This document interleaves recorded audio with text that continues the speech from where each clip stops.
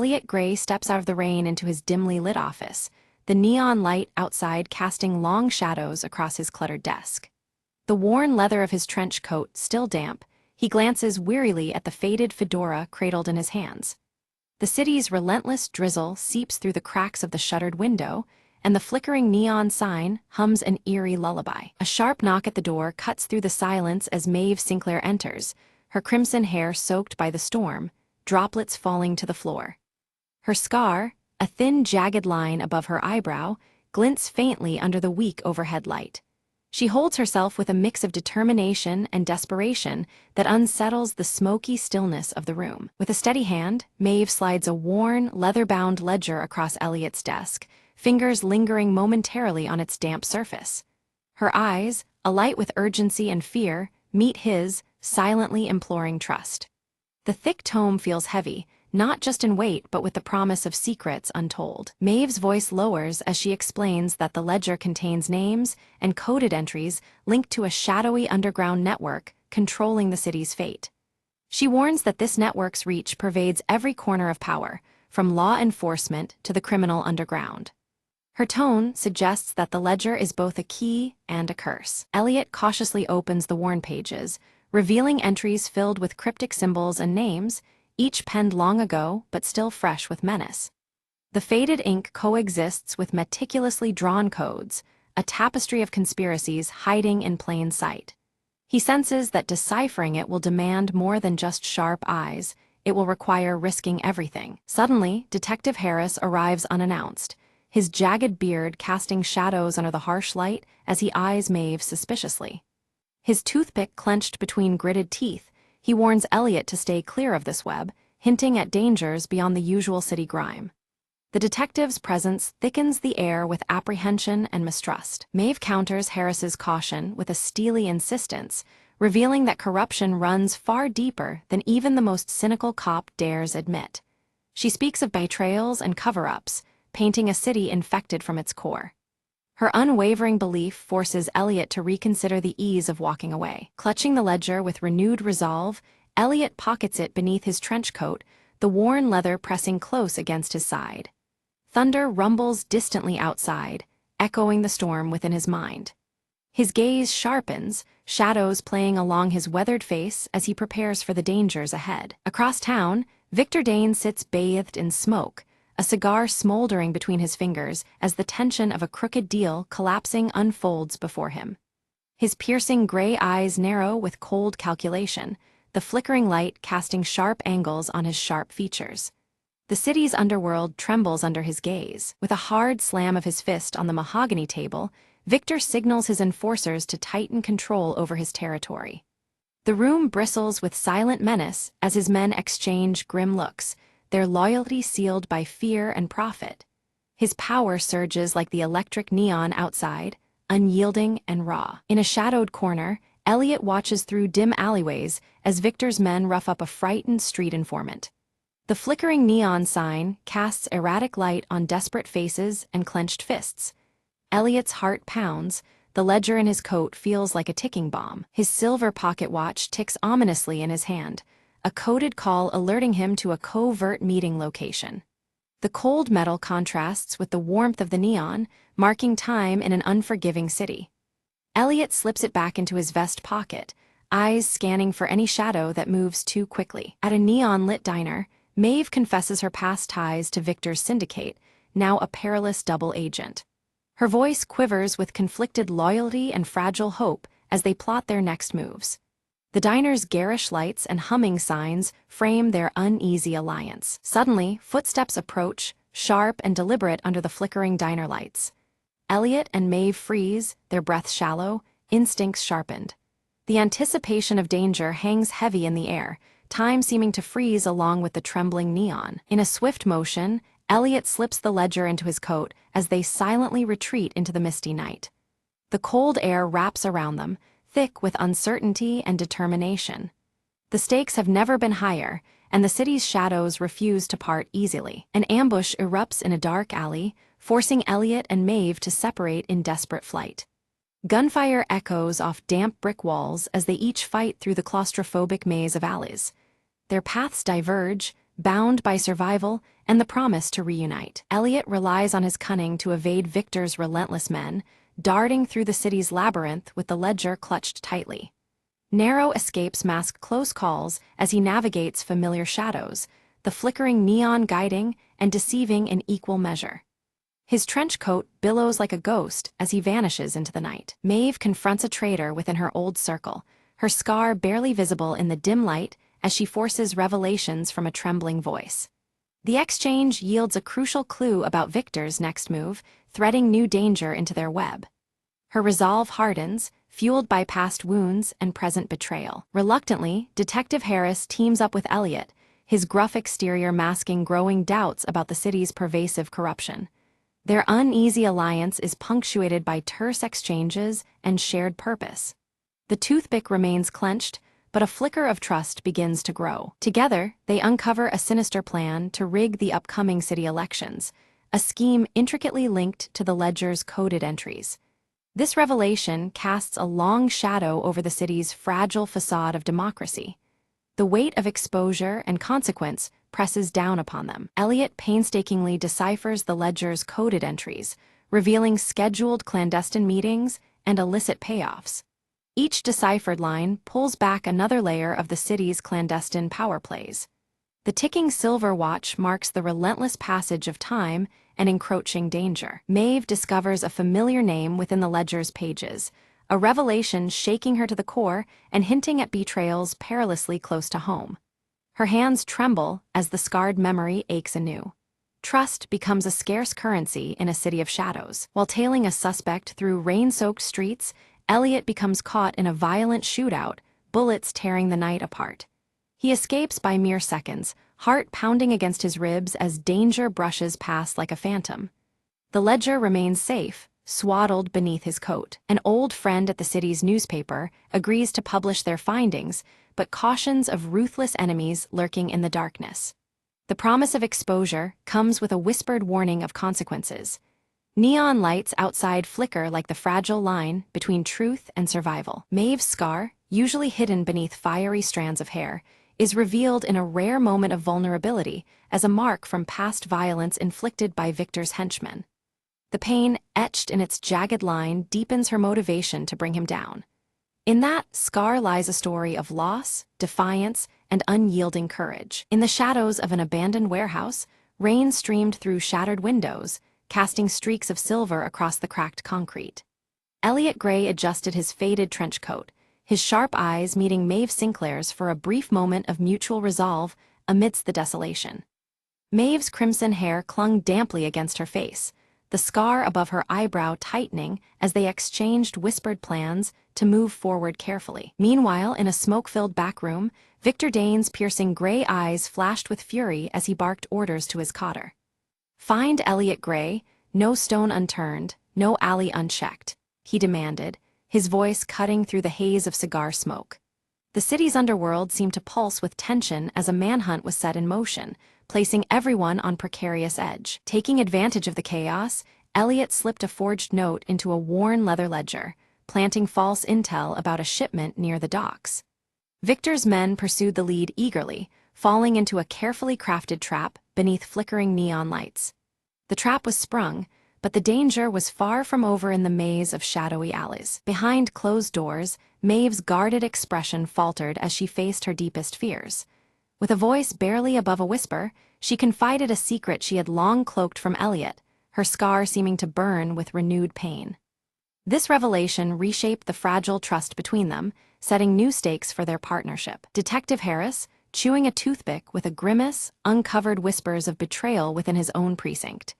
His jagged beard shadowed his troubled gaze as he realized a mole was sabotaging their every effort.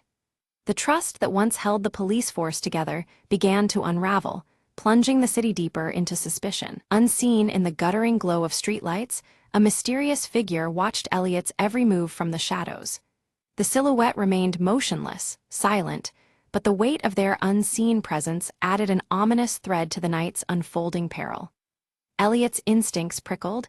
He was being hunted from more directions than he realized. Inside Victor's lair, a late-night meeting revealed fractures in his once impervious inner circle. Whispered accusations and wary glances hinted at a potential informant undermining their operations.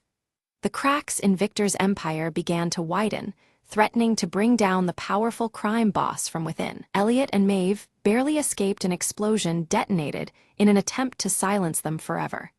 The blast shook the ground beneath the flickering neon signs as flames licked the edges of the warehouse nearby. Shaken, but unbowed, their resolve hardened against the growing danger closing in. The steady ticking of a silver pocket watch filled the tense silence as Elliot raced against time to decode a cryptic final message. Each second brought him closer to a vital truth, the intricate gears mirroring the pulse of the city around him. The watch's relentless rhythm became a heartbeat driving him forward. Maeve held the blood-stained matchbook she had retrieved from the latest grim crime scene, her fingers tightening around it like a lifeline. It was a spark in the dark, a clue pointing toward the tangled web of Victor's operations. This new lead set the duo on a fresh trail through the labyrinthine city streets. Detective Harris arrived just in time, navigating his conflicted loyalties to provide critical backup. His gruff presence and toothpick still clenched between his teeth gave a fleeting sense of stability in the chaos. Though hesitant, his alliance with Elliot and Maeve marked a crucial turning point in their struggle. Victor gathered his closest allies in a tense meeting, asserting control with an iron fist coated in doubt. His piercing eyes scanned the room, revealing vulnerabilities beneath the tough exterior. The gathering underscored the mounting cracks spreading through his criminal network. Elliot confronted one of Victor's trusted lieutenants in the shadows of a dimly lit alley, extracting vital information that shifted the balance of power. The lieutenant's guarded expressions faltered under Elliot's relentless questioning. This new intel hinted at surprises lurking in the city's darkest corners. Betrayal cut sharply when a trusted ally was unmasked as working for Victor all along. Elliot's jaw clenched against the sting of deception as alliances were revealed to be far more fragile than they appeared. Trust became a rare and dangerous commodity under the flickering neon glow. In a risky gambit, Maeve confronted a heavily guarded key witness to extract a confession. The tension was palpable as the witness's resolve crumbled under Maeve's unyielding pursuit. This breakthrough illuminated new facets of the tangled conspiracy, engulfing them. A frantic pursuit through rain-slick streets ended with Elliot cornered, the city's shadows closing in. Yet his resourcefulness and quick thinking kept him one step ahead, leveraging flickering neon signs as cover. The chase embodied the relentless danger of the night's deadly game. At last, the significance of the worn leather ledger became clear. It contained incriminating proof of crimes capable of dismantling Victor's syndicate. Each page turned was a dagger aimed at the heart of corruption, unlocking secrets long buried. The ledger was the key weapon in their fight for justice. Victor's network began to fracture as paranoia and distrust seeped through his ranks. Allies questioned each other, while suspicion poisoned every interaction under the shadowy city lights. His empire's foundation trembled as enemies within gathered strength. Elliot planted fabricated evidence implicating corrupt officials who stood complicit in Victor's schemes. The gambit aimed to expose the rot at multiple levels of power, using deception as a weapon against deceit. This blow struck wider than Victor expected, unsettling the entire criminal hierarchy. With nerves steeled and resolve as hard as forged steel, Maeve prepared to face Victor directly. Her crimson hair seemed aflame beneath the neon glow, the scar above her eyebrow a testament to battles fought and surviving. She stepped into the lion's den with unyielding purpose. Elliot trailed Maeve cautiously, shadows concealing his movements as tension mounted between protective instinct and uncertainty. Each step they took further into danger underscored the fragile alliance holding them together. He vowed to ensure she did not walk into a deadly trap alone. Beneath flickering neon signs, a clandestine meeting unfolded, revealing unexpected alliances that could shift the city's power balance. Suspicious glances and whispered agreements hinted at new players entering the fray.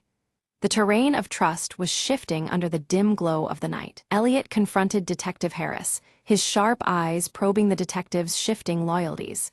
The jagged beard and toothpick remained constant, but the tension between them crackled in the damp air.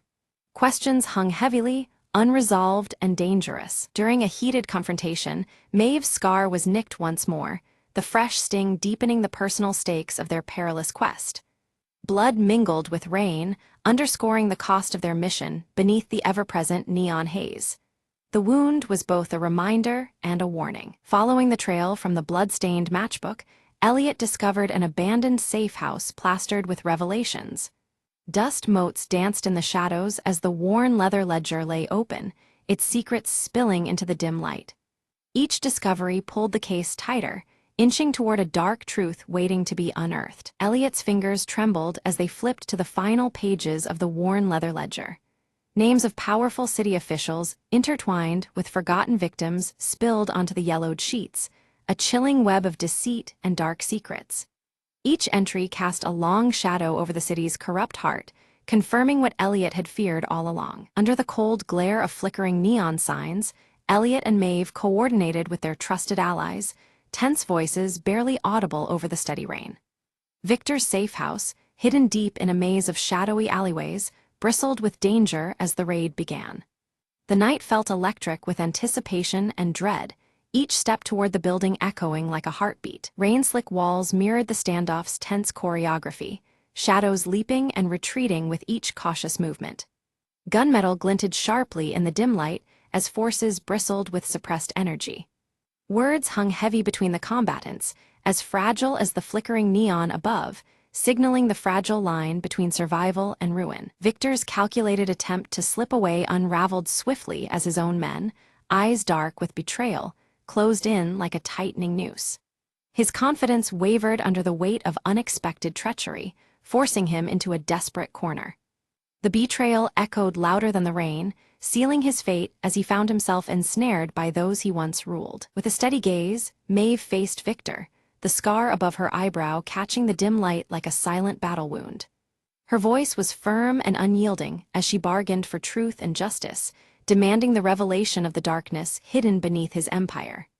In that moment, past and present collided, her calm resolve challenging his fading power. Detective Harris, the jagged beard taut with emotion, stepped out from the shadows and broke ranks publicly, his voice cutting through the tension. He tore open the veil of police corruption, exposing allies turned adversaries in a city tangled in lies. His bold defiance sparked a turning point, lighting a path toward redemption amid the encroaching night. As dawn crept forward, the city's neon lights flickered back to life, piercing through the remnants of night's oppressive cloak. The renewed glow painted the rain-washed streets in hues of hope and renewal, symbolizing a fragile new dawn free from fear.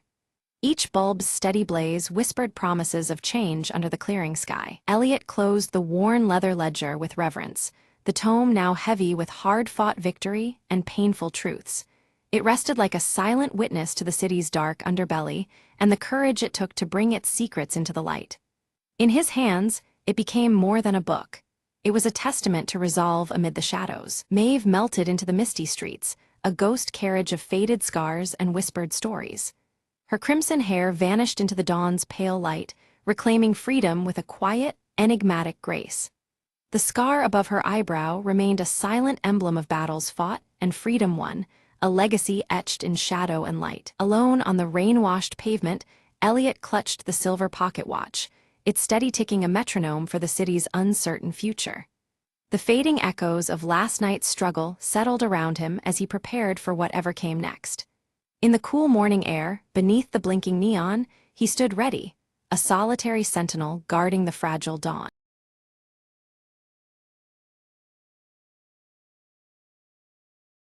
The console blinked to life in the silent command room, a single message flashing on the screen. Captain Arya leaned forward, reading the coordinates aloud.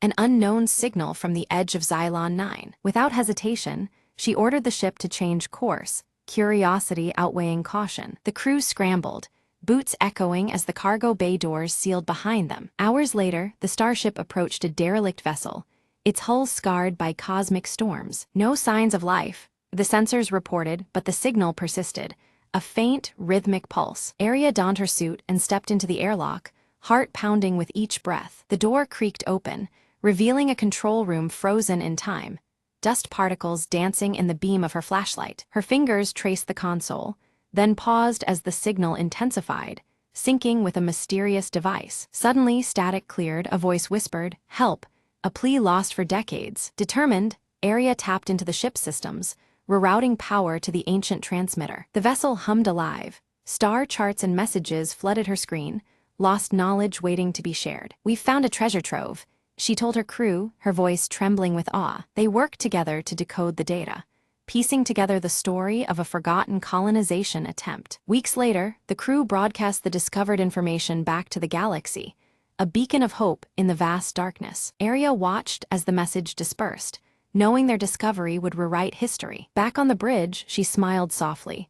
Sometimes, the past finds you when you least expect it. The derelict ship faded behind them, no longer lost, but remembered. The signal ceased, but its legacy had only just begun to echo through the stars. And in the quiet hum of the starship, new adventures awaited, guided by the light of old transmissions.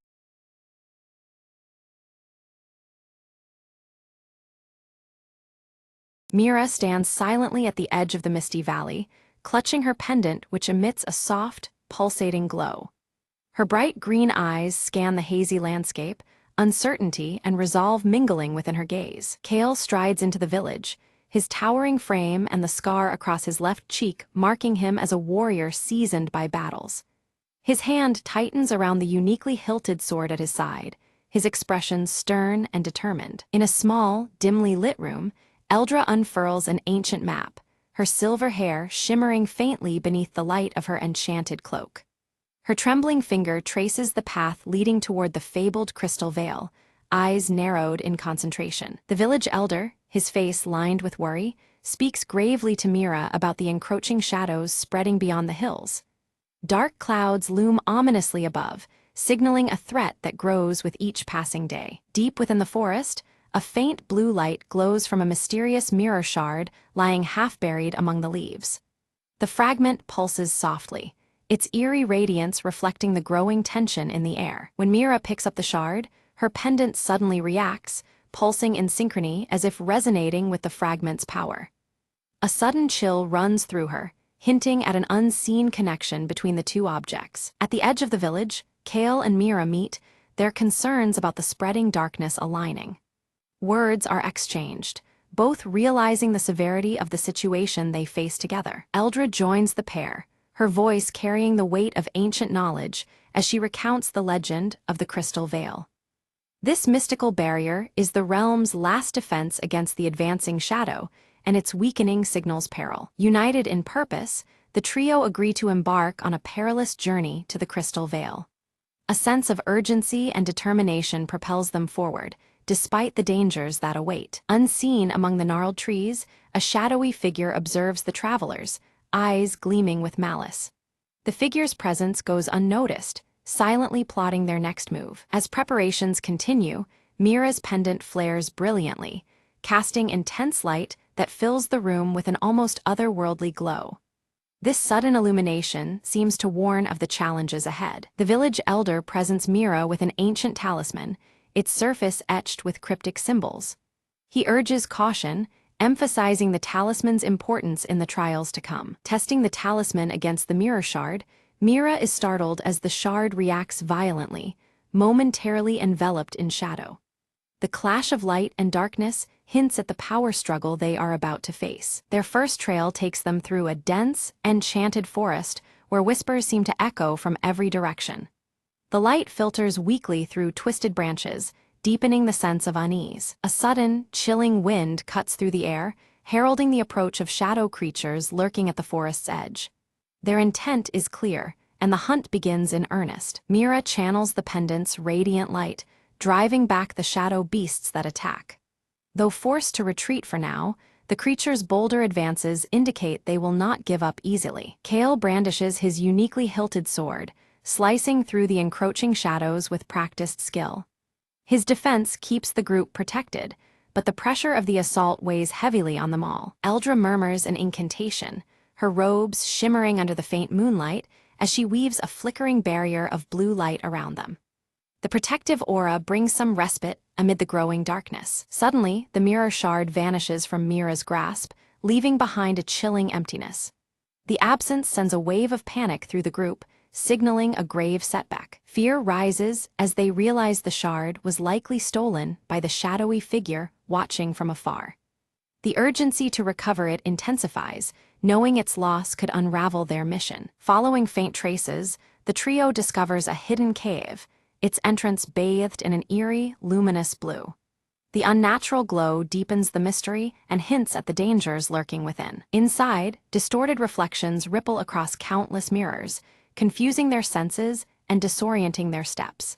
The line between reality and illusion blurs dangerously in the cave's depths. Mira reaches out to touch one mirror and suddenly glimpses a trapped version of herself shrouded in darkness.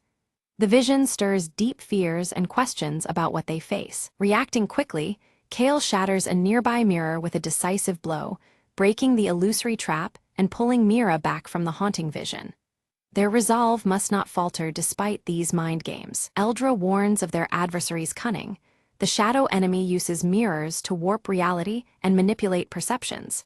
This revelation deepens the shadow's threat, making their journey all the more perilous. As they venture deeper into the cavern, a shimmering figure emerges, a spectral guardian manifesting from swirling mist and light. Its presence radiates a challenge, testing the strength and resolve of each traveler without a word spoken. The air thrums with tension, the faint blue glow of the crystal veil pulsing softly around them. Mira steps forward, her bright green eyes softening the guardian's fierce gaze. Rather than drawing weapons, she speaks gently, her words woven with understanding and compassion. This unexpected kindness causes the guardian's form to shimmer and retreat, granting them safe passage forward through the eerie silence. Kale scans the rocky floor, noticing footprints deeper in the dust, not just one, but many.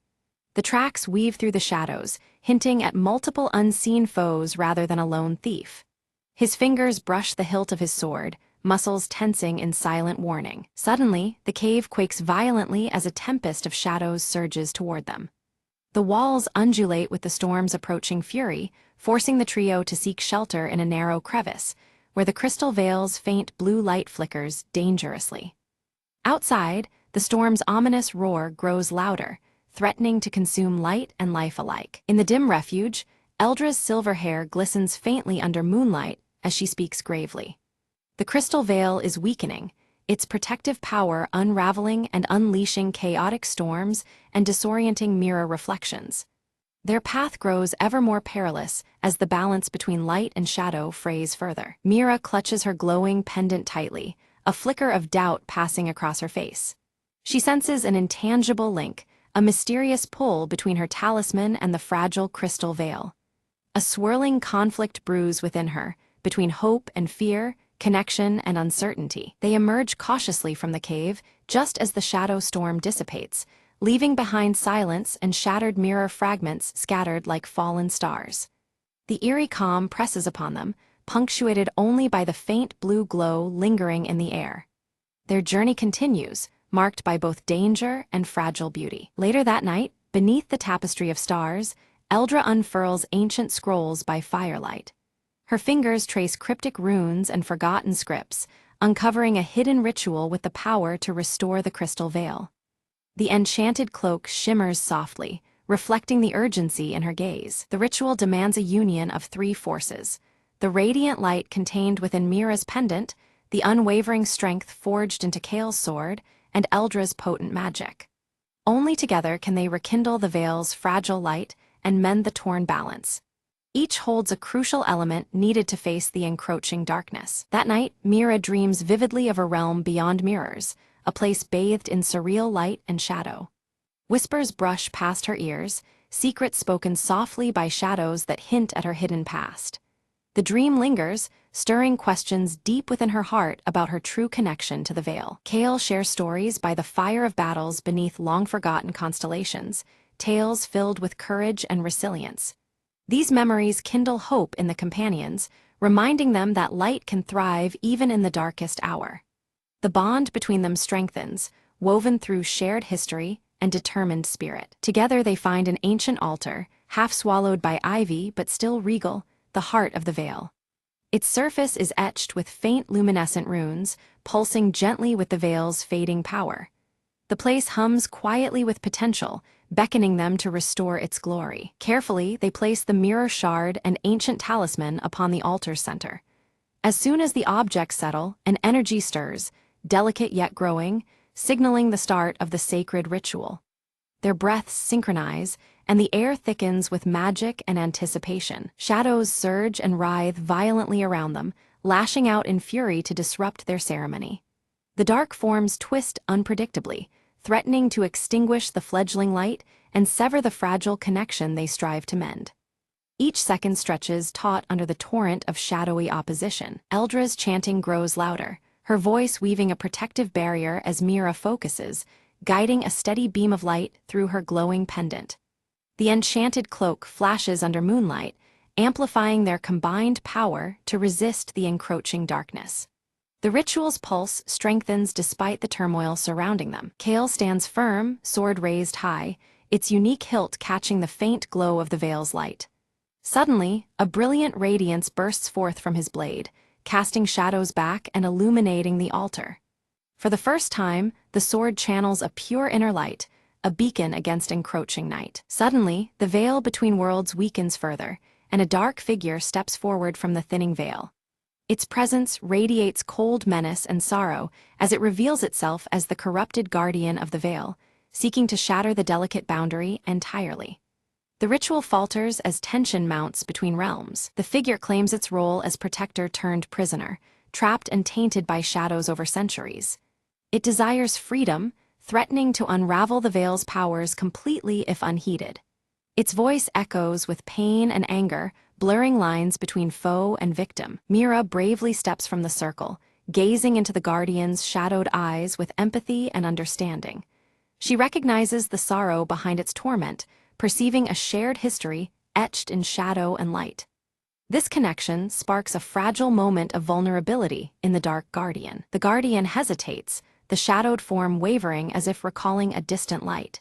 Seizing the moment, the trio recommits their energies, voices, and wills united, renewing the powerful ritual. Their synchronized strength weaves a shimmering web of resistance against the encroaching darkness. Raw energy floods the altar, and the battle between light and shadow erupts violently around them.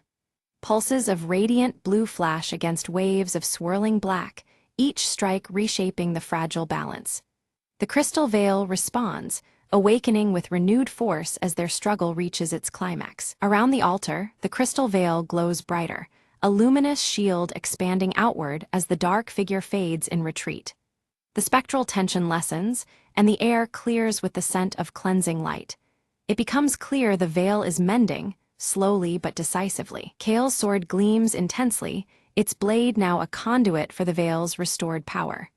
The light dances over its unique hilt, casting bold reflections across the clearing.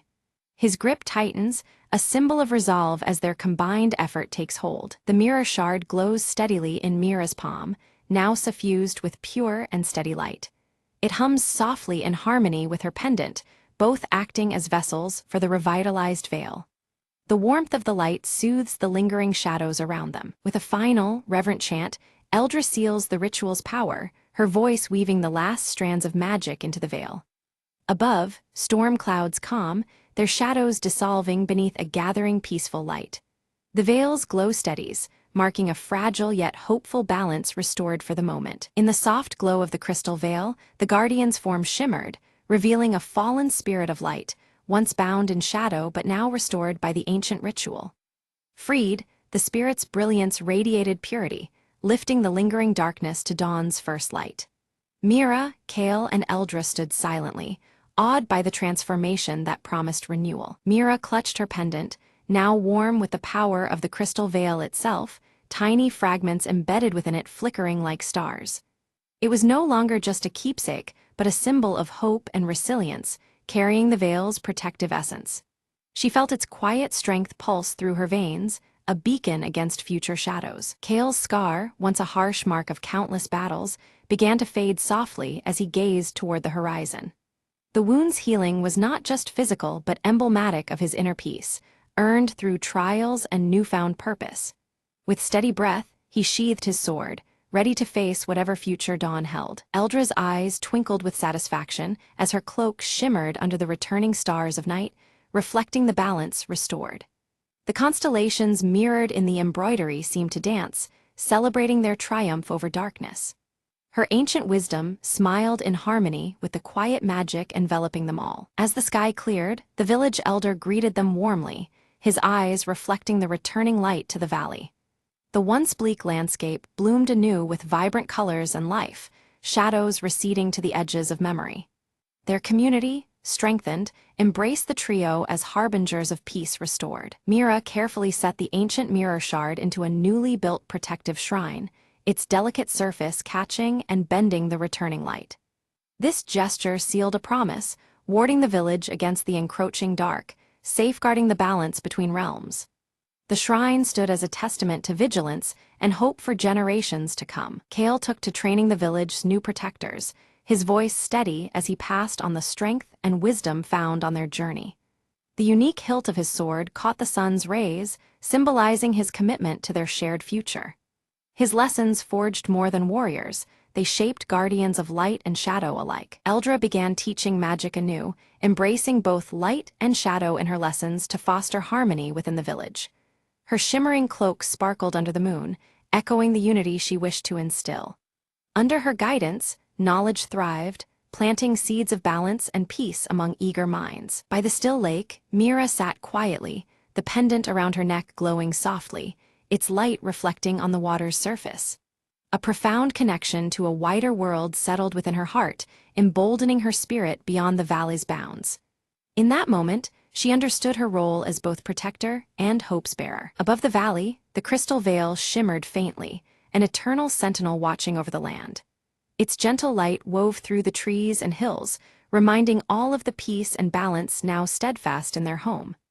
The veil remained, a lasting guardian where light and shadow coexisted in harmony.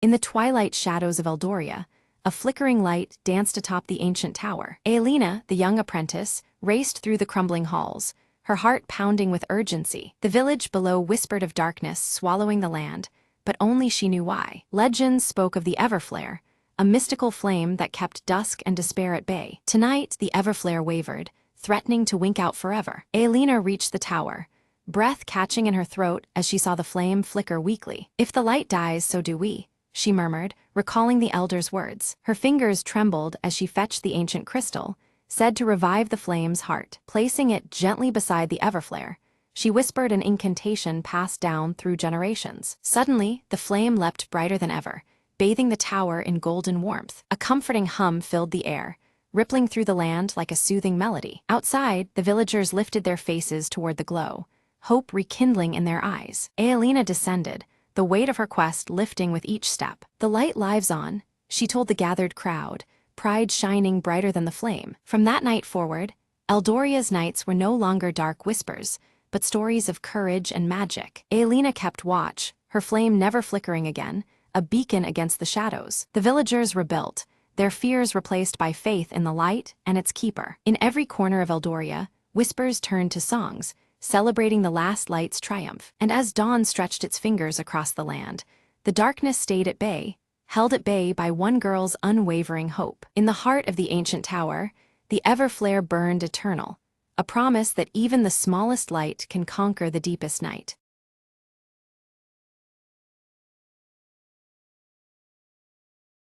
Aelina sat alone in her dimly lit apartment, the rain tapping steadily against the window pane.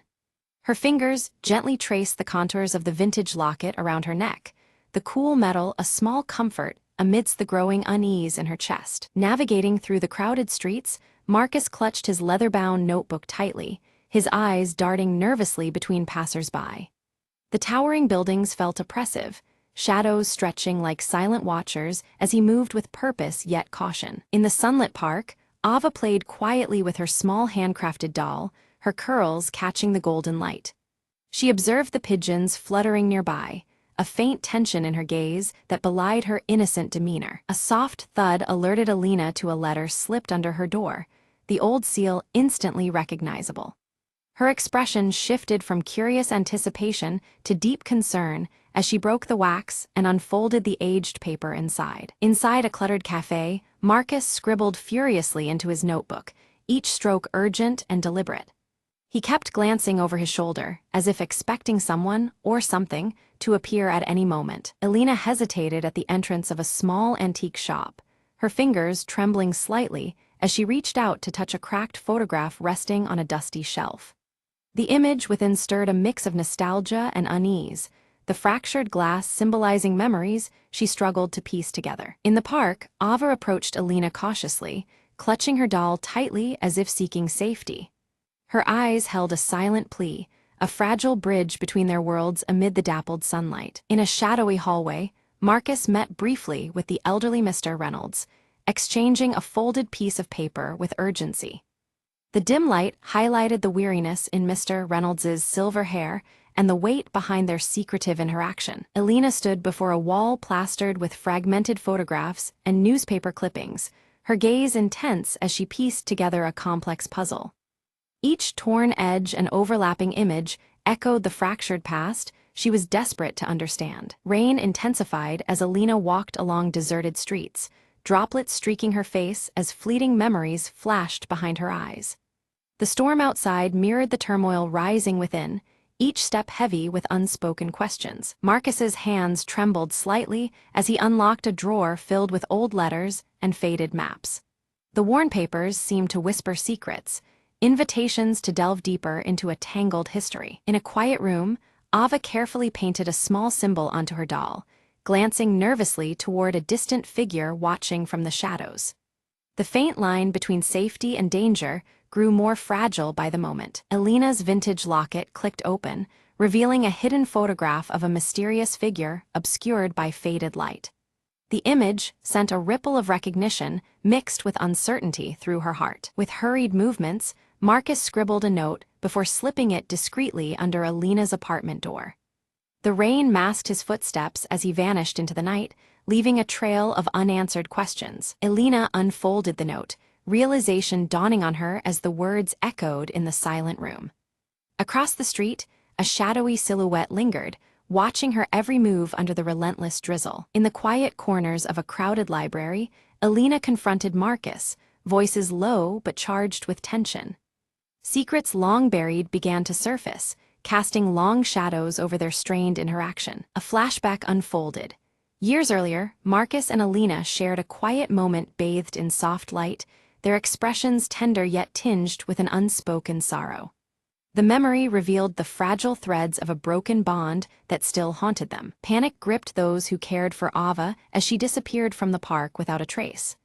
The sun seemed to dim, the vibrant life draining away with her sudden absence. Alina and Marcus searched frantically through rain-drenched alleyways, calling Ava's name into the cold, empty air. Each echo replied only with silence, deepening the growing dread between them. Mr. Reynolds appeared suddenly, his worn cane tapping softly as he warned Alina of dangers lurking unseen. He pressed a cryptic key into her hand, his eyes grave with unspoken truths. With shaking hands, Alina unlocked a hidden compartment inside her locket, discovering a worn photograph of Ava's family carefully folded within. The discovery linked their fates in ways she was only beginning to comprehend. By flickering candlelight, Marcus pored over his leather notebook, drawing meticulous connections between the lost girl and Alina's fragmented past. Each revelation pulled them deeper into a mystery few dared to confront. Hidden in an abandoned building, Ava clutched her doll tightly as footsteps drew closer, her breath shallow with fear. The shadows seemed to close in, the silence fractured only by the slow creak of the floor beneath approaching feet. Tempers flared as Alina and Marcus argued fiercely over trust, their shared history casting long, painful shadows. Muted earth tones surrounded them, the weight of unspoken betrayals thick in the air. A mysterious figure left a subtle clue at the park, a silent offer of alliance amidst the chaos. Alina and Marcus discovered it, their search steering toward unexpected allies as the rain began to soften once again. Rain cascaded steadily over the city streets as Alina and Marcus weaved through twisting alleys, their footsteps echoing softly. Streetlights flicker through the downpour, casting muted earth-toned glows on wet cobblestones as they follow a tenuous trail.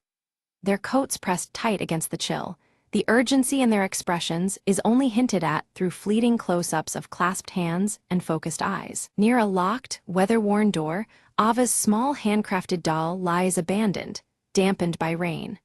The lock is adorned with an unfamiliar symbol, carved deep into the wood, its jagged lines catching droplets that slide down slowly.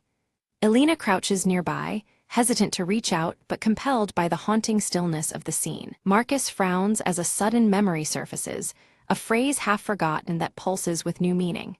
He murmurs it aloud, words that once felt meaningless now revealing their connection to Ava's disappearance. The leather notebook at his side seems to hum with dormant significance as he clutches it tighter. Back in her silently lit apartment, Elena carefully moves a painting aside, revealing a faded map hidden behind it. The map is jagged at the edges, marked with cryptic symbols that tug at her memory's edge.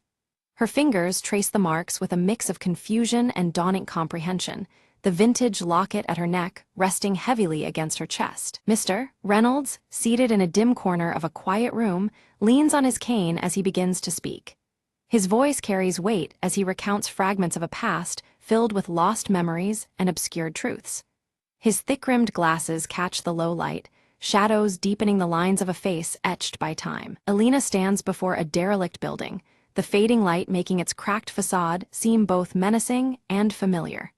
A flicker of hesitation crosses her face, a silent struggle with the choice to enter this place tethered to her family's hidden history.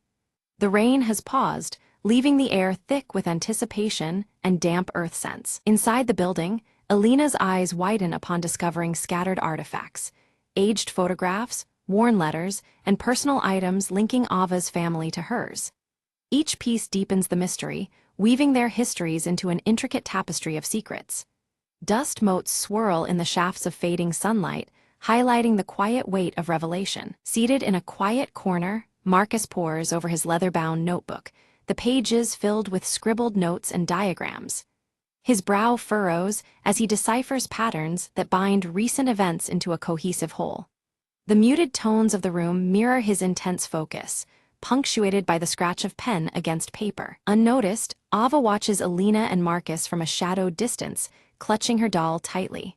Her eyes flicker between fear and hope, torn by the uncertainty of approaching trust.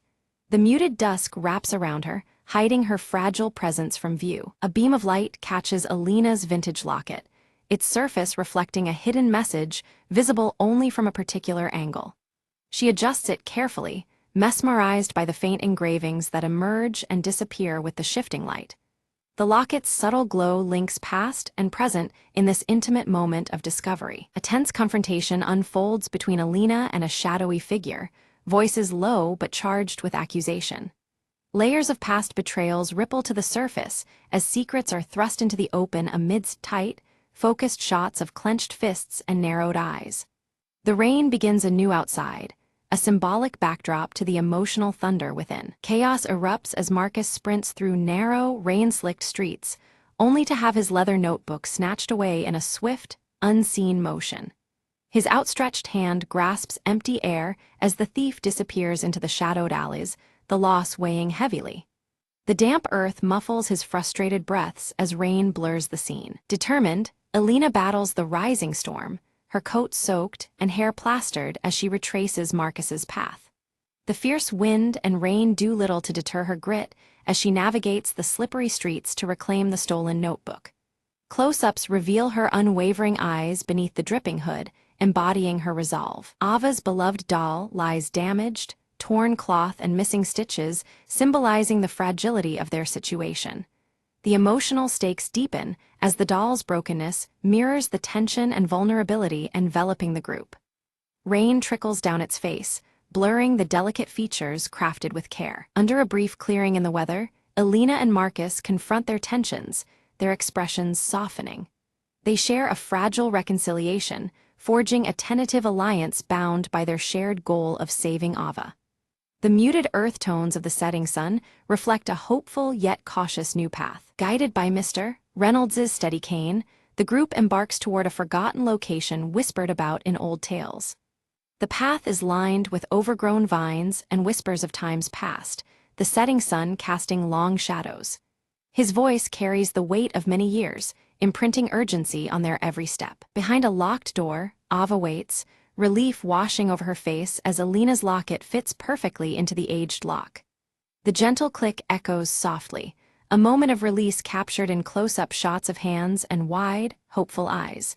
The muted colors around them seem to brighten subtly, signaling a fragile victory. As the building begins to collapse around them, the group escapes amid falling debris, embodying the breaking of long-hidden secrets. Dust clouds swirl in the dim light, enveloping them as they sprint toward safety. The crumbling walls mirror the destruction of old pain and closing chapters. Alone in quiet reflection, Alina confronts her fragmented memories, embracing painful truths shaping her identity. Tears glint in her eyes as she holds the vintage locket close, understanding now the depths of her past. The subdued palette of earth tones reflects the somber yet necessary acceptance. Marcus places a steady hand on Alina's shoulder, promising protection for both her and Ava moving forward. Their destinies now intertwined, a quiet determination settles between them. The first hints of clear skies appear beyond the window, symbolizing fragile hope. Alina examines the recovered notebook carefully, uncovering a letter addressed to her, penned years ago. The words hint at concealed histories and warnings wrapped in metaphor, deepening the intrigue. The flickering candlelight throws dancing shadows over the faded handwriting, enhancing the mysterious aura. Marcus visits an old mentor in a cozy, book-lined study, seeking insight into the cryptic events. The mentor's calm explanations unveil perspectives that shift Marcus's understanding, shedding light on the tangled web they navigate. Muted earth-tone decor surrounds them, grounding the weighty conversation. Ava tentatively begins to open up, sharing fragmented memories that reveal surprising connections to Alina's past. Her voice is soft yet determined, weaving a delicate bridge between their histories. Close-ups focus on Ava's expressive eyes and the worn doll she still cradles. Together, Alina and Marcus uncover evidence suggesting a trusted figure's manipulation of their lives over many years. The revelation cuts deep, casting doubt on previous alliances and infusing their quest with new urgency. Shadows lengthen in the dimly lit room as they piece together the betrayal. The storm finally clears, sunlight breaking through heavy clouds and spilling golden warmth over the cityscape. This shift in weather mirrors a turning point in tone, signaling hope and the possibility of clarity amid chaos. Alina, Marcus, and Ava stand together, their silhouettes etched against the brightening horizon. Alina's trembling hands unfold the fragile letter, her eyes scanning words long concealed. The letter reveals the tangled history of betrayals that shattered their lives, stories stitched in shadows and silence. The muted daylight casts a fractured glow through a nearby broken window, reflecting the painful truth's ripple. Marcus faces the manipulator in a quiet, dimly lit room, leather notebook clutched tightly. Their confrontation is charged, raw emotions surfacing amid whispered accusations and trembling breaths. The rain taps softly against the windowpane, mirroring the storm within them. In the soft afternoon light, Ava's doll is carefully restored, its delicate stitches mended with loving hands. The once worn and tattered companion now gleams gently, symbolizing newfound hope and the mending of fragile hearts. A close-up captures the doll, nestling peacefully in Ava's small hands. Alina stands beneath the sprawling branches of an ancient tree, the air warm and calm as sunlight filters through leaves. This peaceful spot from her childhood offers a quiet solace, a refuge for reflection and renewal. Her vintage locket catches the light, a beacon of strength and closure. Marcus places the final copy of his article on a local newspaper's editorial desk, each word exposing the hidden corruption uncovered. The muted earth tones of the office reflect the gravity of his revelations, a testament to perseverance and truth. Outside, clouds part, allowing soft sunlight to spill in. Under a sky clear and bright with sunshine, Ava laughs freely, her joy pure and unrestrained. She runs across a sunlit garden, the restored doll clutched close as a symbol of healing.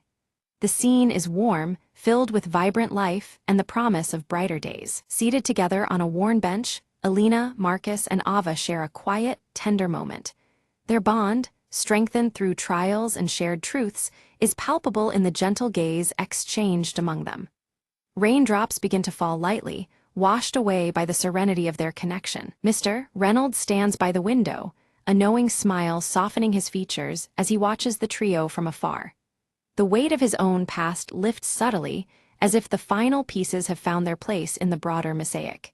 His cane rests forgotten beside him, the room filled with calm acceptance. The vintage locket gleams softly on the windowsill, bathed in golden light as dawn breaks gently over the city. Its delicate chain casts slender shadows that dance with the morning breeze, a silent guardian of memories once fractured. The scene is intimate, full of quiet hope and enduring love. Together, Elena, Marcus, and Ava walk down a sunlit path, their steps steady and hearts lightened by newfound hope. The muted earth tones of the world around them embrace the promise of a future rebuilt from fragments of yesterday. Their journey continues forward, united and unbroken.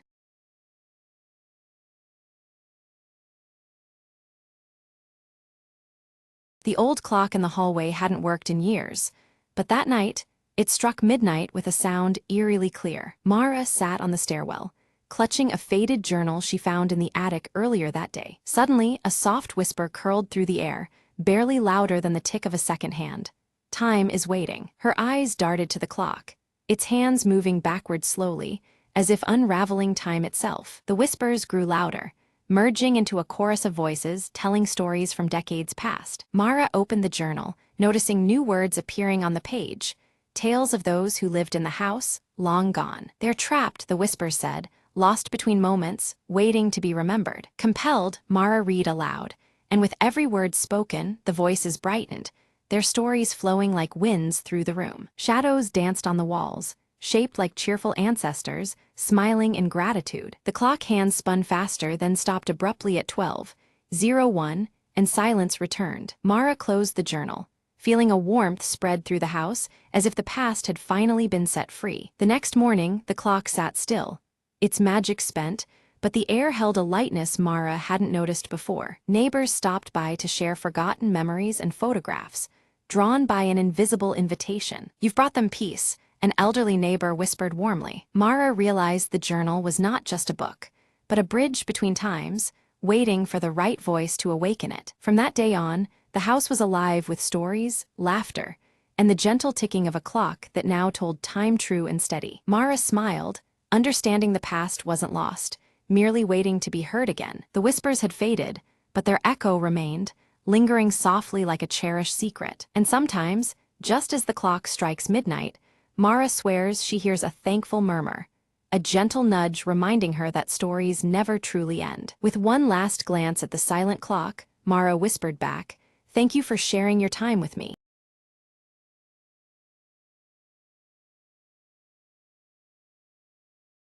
Lena had never believed the old stories about the forest beyond her village, until the day she found the ancient map tucked inside an old book at the market. The map wasn't just any map.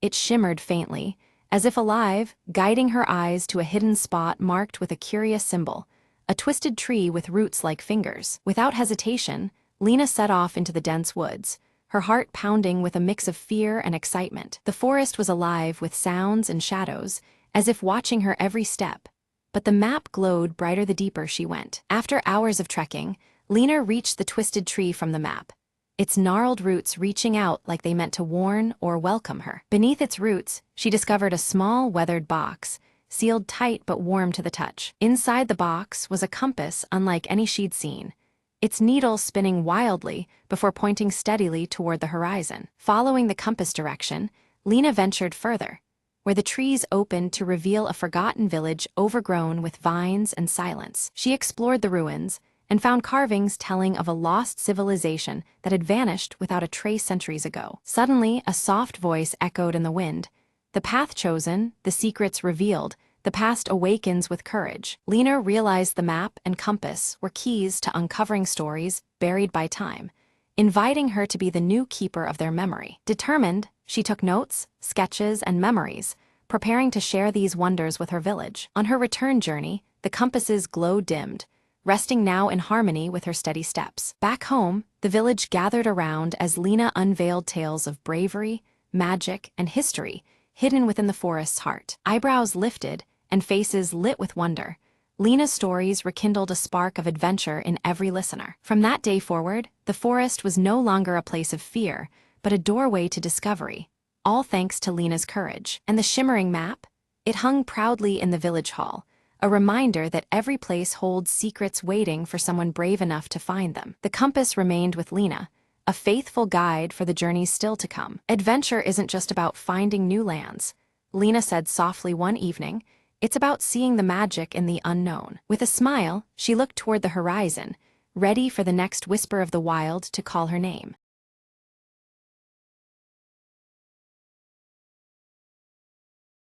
The train was nearly empty when Alina boarded at dusk, the dim lights flickering overhead. She slid into the last car, noticing an old man sitting alone, staring out the window without blinking. Curious, she sat opposite him, catching a faint scent of jasmine and something metallic. Suddenly, the train jerked violently and the lights went out, plunging the car into darkness. When the lights returned, the old man was gone, leaving behind only a small, folded note on the seat. Alina unfolded it carefully.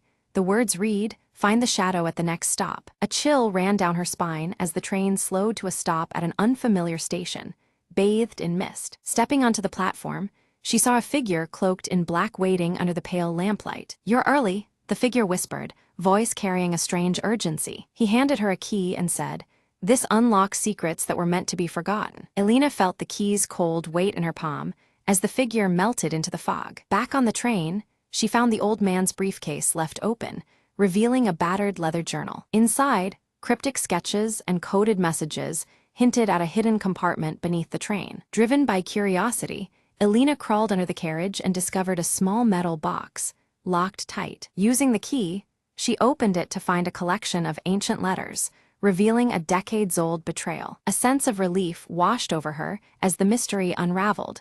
The old man had been protecting these truths. As the train rolled onward, Alina placed the letters safely in her bag, resolved to bring the story to light. The final verse in the journal read, "Truth rides the rails, unseen but never gone." Alina looked out the window, the horizon glowing with the promise of a new day. With a quiet smile, she whispered to herself, "Some passengers leave more than footprints behind."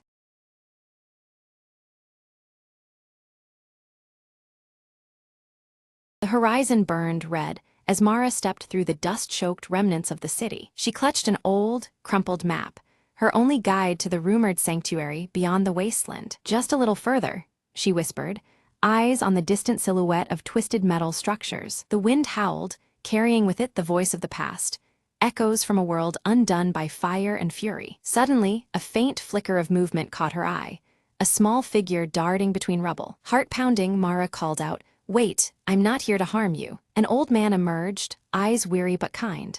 "You seek the horizon's edge, don't you?" Mara nodded, hope fighting despair inside her chest. "It's not just a place," he said.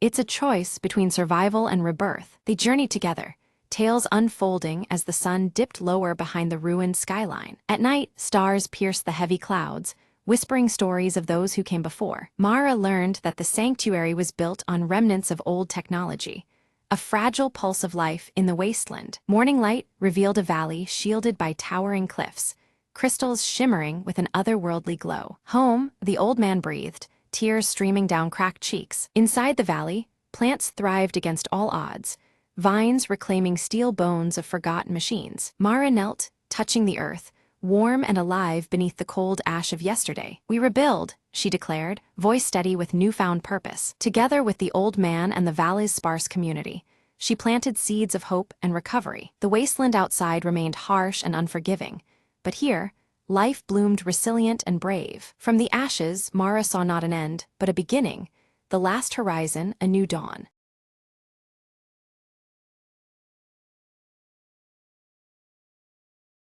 Under the dim glow of a street lamp, Detective Marlowe crouched beside the shattered glass of the old music shop window. Inside, among the scattered shards and broken strings, lay the body of Victor Chen, the town's renowned harpist. A single, crumpled sheet of music rested in his hand, untitled and unfamiliar. "What were you playing, Victor?" Marlowe whispered, eyes scanning the note for any clue. "The shop owner, Mrs. Grady," appeared from the shadows, clutching her shawl tight. "He came in earlier, scared. Said someone was after the composition he discovered." Marlowe examined the sheet again. The note seemed ordinary, yet there was an odd symbol scratched in the margin.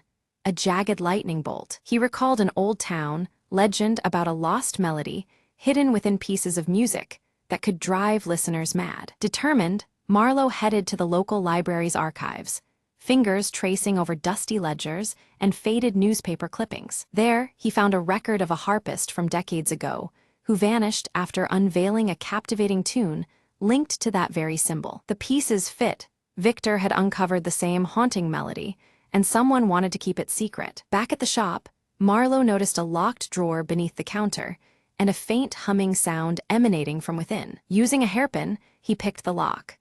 Inside lay a small, intricately carved music box playing the melody from the mysterious sheet. The tune floated eerily in the air. Marlowe felt a strange dizziness, but clenched his jaw in resolve. Suddenly, a shadowy figure emerged from the back room. A rival musician desperate to silence Victor and claim the composition. "You don't understand its power," the figure hissed, lunging toward Marlowe. Quick reflexes saved him, and during the scuffle, the music box fell silent as it shattered on the floor. The intruder fled, leaving behind a trail of whispered threats and unfinished secrets. Marlowe secured the scene, deciding to safeguard the sheet music and the broken box pieces, vowing to uncover the full story. As dawn broke, the quiet town stirred, unaware of the melody that almost consumed its soul. Marlowe glanced at the crumpled notes one last time. Some tunes, he mused, are better left unplayed.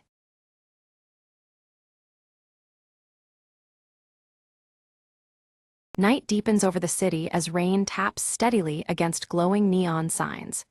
Detective Marlowe stands outside a smoky jazz club, flicking open his silver lighter, its flame briefly illuminating his weathered face. Inside, Evelyn Shaw captivates the crowd, her scarlet dress vivid amidst the haze of smoke and shadowed figures.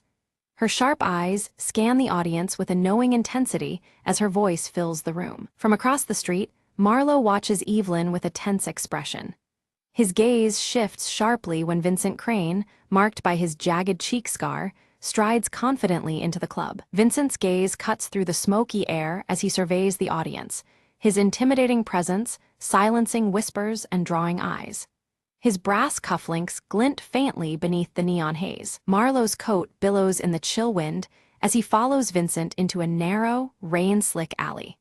The atmosphere tightens as tension coils between the towering figures under flickering neon. Vincent pauses, throwing a dark, threatening glance toward a neon-lit apartment window where Evelyn's silhouette can be faintly seen, the night rain distorting the scene. Returning to the jazz club entrance, Marlowe clutches his silver lighter, a knot of unease tightening in his chest as the rain trickles down his trench coat. Evelyn slips out of the club, rainwater soaking her scarlet dress. Her fingers close protectively around a vintage locket as she moves down the narrow, neon-glowing lane. Shadowed beneath his fedora, Marlowe trails Evelyn carefully, blending with the wet darkness to keep her in sight without drawing attention. A rough thug steps into Evelyn's path, blocking the wet street and demanding the gleaming locket. Her defiant expression hardens as she refuses to hand it over. Marlowe steps from the shadows into the pale streetlight, his calm voice and posture confronting the thug with silent authority. The thug backs away reluctantly as Evelyn glances quickly at Marlowe, her grateful eyes reflecting the flickering neon as they disappear into the rain-soaked maze. In a deserted warehouse, Vincent leans coldly over his henchman, his voice sharp as he outlines chilling plans centered on Evelyn's hidden secrets. Under an unstable, flickering neon sign, Marlowe meets Officer Doyle, who puffs on his cigarette and warns him of Crane's deep corruption and reach in the city. Evelyn stares into a puddle distorted by rain, the vintage locket gleaming clearly as she steels herself for the dangerous confrontation looming ahead. Investigating Crane's hideout, Marlowe discovers encrypted notes hinting at a conspiracy intricately tied to Evelyn's mysterious past and the locket's significance. Visiting an old confidante, Evelyn learns a secret about the locket's origin, revealing its potential to unravel the dangerous web surrounding her. Vincent's men capture one of Marlowe's trusted contacts, deepening the threat and tightening Crane's iron grip on the city's shadows. Beneath a flickering neon sign reading Solace, Marlowe and Evelyn exchange low whispers, rain pelting around them as plans intertwine amidst growing danger. A coded message guides Marlowe to a clandestine meeting, where he narrowly escapes an expertly planned ambush lurking within the rainy night's shadows. Back at the club, Evelyn's voice sharpens, her fiery song carrying hidden warnings and cryptic signals to Marlowe waiting among the smoke and neon. Officer Doyle uncovers damning evidence linking city officials to Vincent Crane, complicating Marlowe's pursuit as loyalties fray under neon lights and rain. In a private encounter, Vincent confronts Evelyn, revealing knowledge of her darkest secret and delivering an ominous threat that jeopardizes her future. During a tense stakeout in relentless rain, Marlowe's silver lighter fails to ignite, the flickering neon casting shadows as a subtle sign of impending peril. Evelyn carefully slips the vintage locket inside an old, worn book, an unspoken symbol of trust and secrets yet to be shared, as rain continues to fall softly around her. The night erupted in gunfire, shadows scattering as Marlowe lunged to shield a trembling boy. The child gripped a crumpled letter, the address unmistakably marked for Evelyn. Marlowe's silver lighter sparked briefly in the rain, illuminating the urgency in the boy's wide eyes. Vincent's voice cut through the chaos, commanding a citywide blackout to tighten his grip. Neon signs flickered and died, plunging the streets into smothering darkness. His jagged scar seemed to catch the last glimmers of fading light, a sinister reminder of the power he wielded. Under muted neon ghosts that flickered weakly in the downpour, Marlowe and Evelyn slipped through treacherous alleys. Each step brought new dangers, but Evelyn's vintage scarlet dress and Marlowe's steady gait pushed through the gloom. Their eyes met briefly, a silent vow exchanged beneath the relentless rain. In defiance of commands, Officer Doyle appeared from the shadows, cigarette smoke swirling in the damp air. He handed Marlowe encrypted files, the paper damp but intact, a lifeline in the creeping darkness. Doyle's stoic gaze carried unspoken trust as he disappeared back into rain-soaked alleys. A piercing betrayal shook Marlowe's circle to its core, forcing him into the sanctuary of a hidden refuge. Outside, rain hammered relentlessly, blurring the city's fractured edges under neon glows.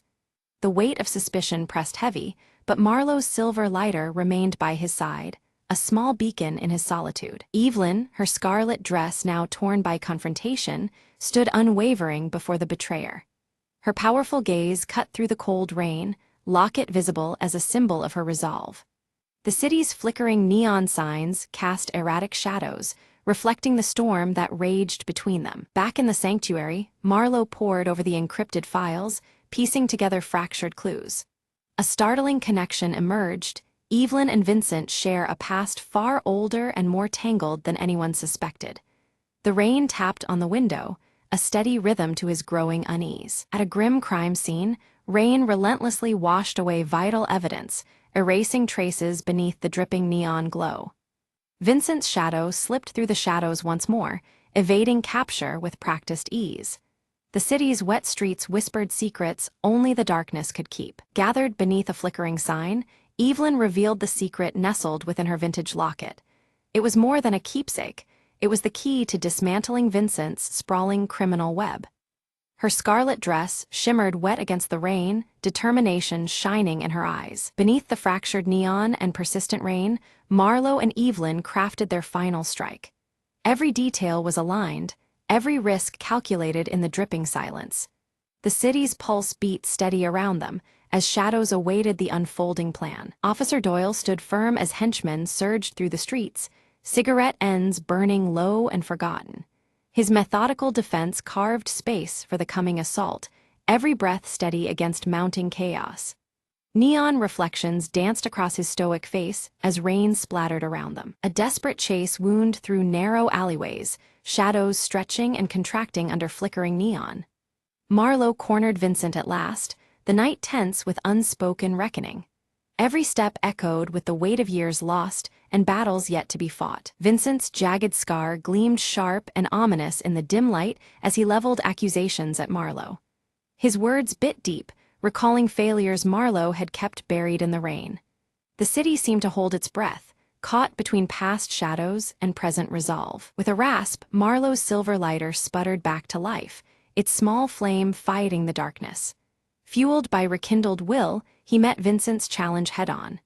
The dance of light and shadow blurred as the decisive struggle erupted amidst dripping neon. Evelyn's fingers trembled slightly as she used her locket to unlock secret files within Vincent's safe house.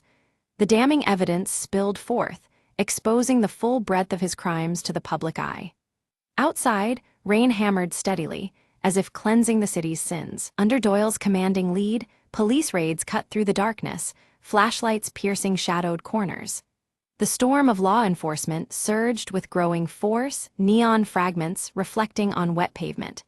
Each step pushed Vincent closer to exposure. Cornered and defiant, Vincent's smirk suggested layers deeper than anyone anticipated. His scar caught the residual neon glow, hinting at conspiracies yet concealed beneath city streets. The web of shadows tightened, threatening to ensnare all involved. Marlowe chose protection over selfish safety, escorting Evelyn through rain-slicked, neon-streaked streets. His trench coat billowed with the storm's fury as he moved steadily toward refuge. The silver lighter's glow was a quiet reassurance in the unrelenting downpour. Evelyn's voice crackled through the radio, a beacon of hope amid the relentless shadows. Her words carried strength and resilience, cutting through mist and static.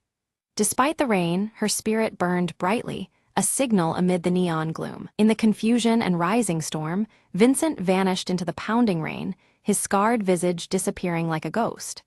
The city's heartbeat faltered as uncertainty swept through the soaked streets. The chase was far from over, shadows still whispered his name. Marlowe and Evelyn sought refuge atop a secluded rooftop, where neon rain cascaded around them. Plans and promises were exchanged beneath flickering lights and storm-soaked skies. Their alliance forged stronger, united against the dark forces still lurking below. Doyle arrived bearing critical news, a witness prepared to break silence and expose Vincent's operations. The cigarette between his lips burned steadily, his eyes keen with cautious optimism. The pieces were aligning, though danger still loomed. Evelyn's locket caught the neon glow as she readied to disclose the final truth to the city's underground press. Her scarlet dress clung to her in steady defiance against the rain and shadows. The moment to shatter silence was near, and the stakes couldn't be higher. Marlowe worked feverishly to decode cryptic clues leading to Vincent's hidden vault beneath the neon-lit streets. Each revelation peeled back another layer of the tangled conspiracy. Outside, rain continued its ceaseless fall, drumming a tense rhythm to his discoveries. The city held its collective breath as the last fragment of the puzzle slid into place in the relentless rain. Neon signs flickered uncertainly, casting ethereal light over rain-soaked streets. The moment of truth approached, cloaked in shadow and anticipation. Beneath the flickering neon haze, a concealed panel slid open in the damp alley, revealing a narrow passage cloaked in darkness. Detective Marlowe adjusted his trench coat, steeling himself as he stepped inside, the persistent rain muffled behind thick stone walls. His silver lighter flickered briefly, casting fleeting light on the graffiti-scarred walls, leading him deeper into the heart of the city's shadows. From the suffocating darkness, Vincent Crane emerged, his bulky frame stepping forward as if risen from the underworld itself. The jagged scar across his cheek caught the light ominously as he declared himself the architect behind the betrayals that fractured the city's unsuspecting underbelly. His brass cufflinks gleamed with sinister pride, a chilling testament to his ruthless reign. Suddenly, the door burst open, and Evelyn Shaw emerged, her scarlet dress a vivid flame against the bleak chamber. Clutching her vintage locket tightly, she confronted Vincent with undeniable proof of his betrayals, her sharp eyes never wavering. The underworld figures assembled behind them exchanged stunned glances as the truth surfaced under the harsh glow of flickering neon. A heavy silence broke as the rain hammered the broken windows, each drop echoing the shattering of old alliances. Tension thickened the stale air, crackling like static before a storm, the neon signs outside casting eerie shadows through fractured glass. Trust dissolved like mist, the underworld fracturing beneath the weight of unveiled lies and whispered threats. In the claustrophobic chamber, Marlowe lunged at Vincent, their figures merging and breaking apart in the shadows cast by the wet walls.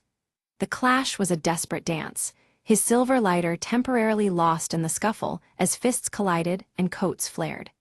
Each movement etched against the neon-lit gloom, their battle a raw testament to years of deceit and defiance. Evelyn's steady voice cut through the chaos, lifting a small device from within her coat.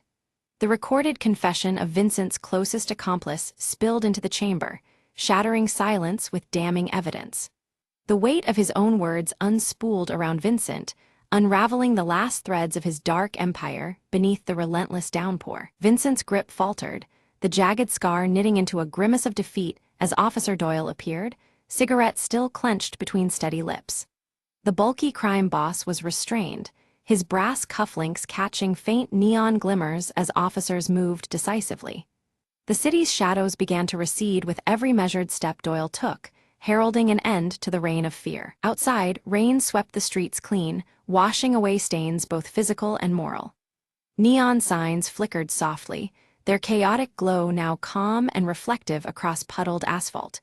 Vincent's silhouette faded into the night, detained and broken, as the city exhaled beneath the storm's lingering rhythm. On a rooftop above the soaked streets, Marlowe and Evelyn stood close, the breaking dawn framing their silhouetted figures. The vintage locket hung between them, glimmering briefly as the first light touched the city below. Rain still whispered against neon, a gentle promise lingering between the two in the quiet aftermath. The city breathed anew beneath soft neon glows, its pulse steadying after the tempest. Marlowe lifted his silver lighter, sparks flickering one last time before igniting into a small, steady flame. The glow marked a delicate balance of hope and uncertainty, signaling a future still unwritten beneath the shimmering shadows.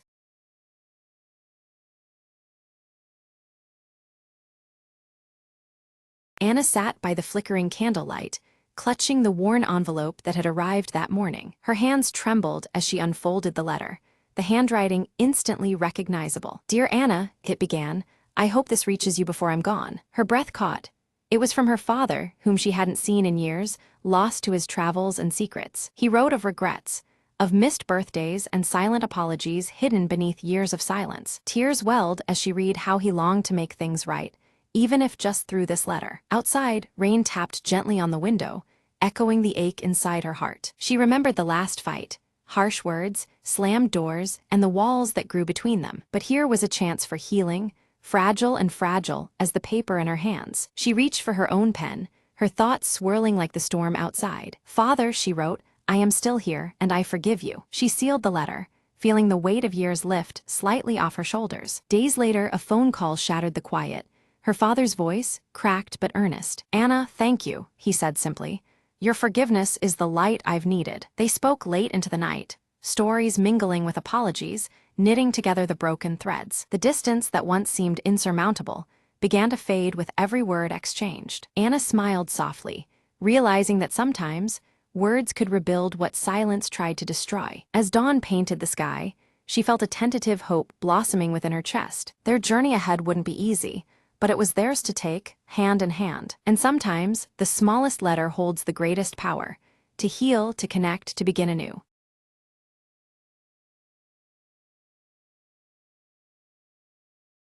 Smoke wreathed the crumbled skyline as Mara stepped over rusted debris, eyes scanning for any sign of life. Her voice was a whisper, barely heard over the cold wind.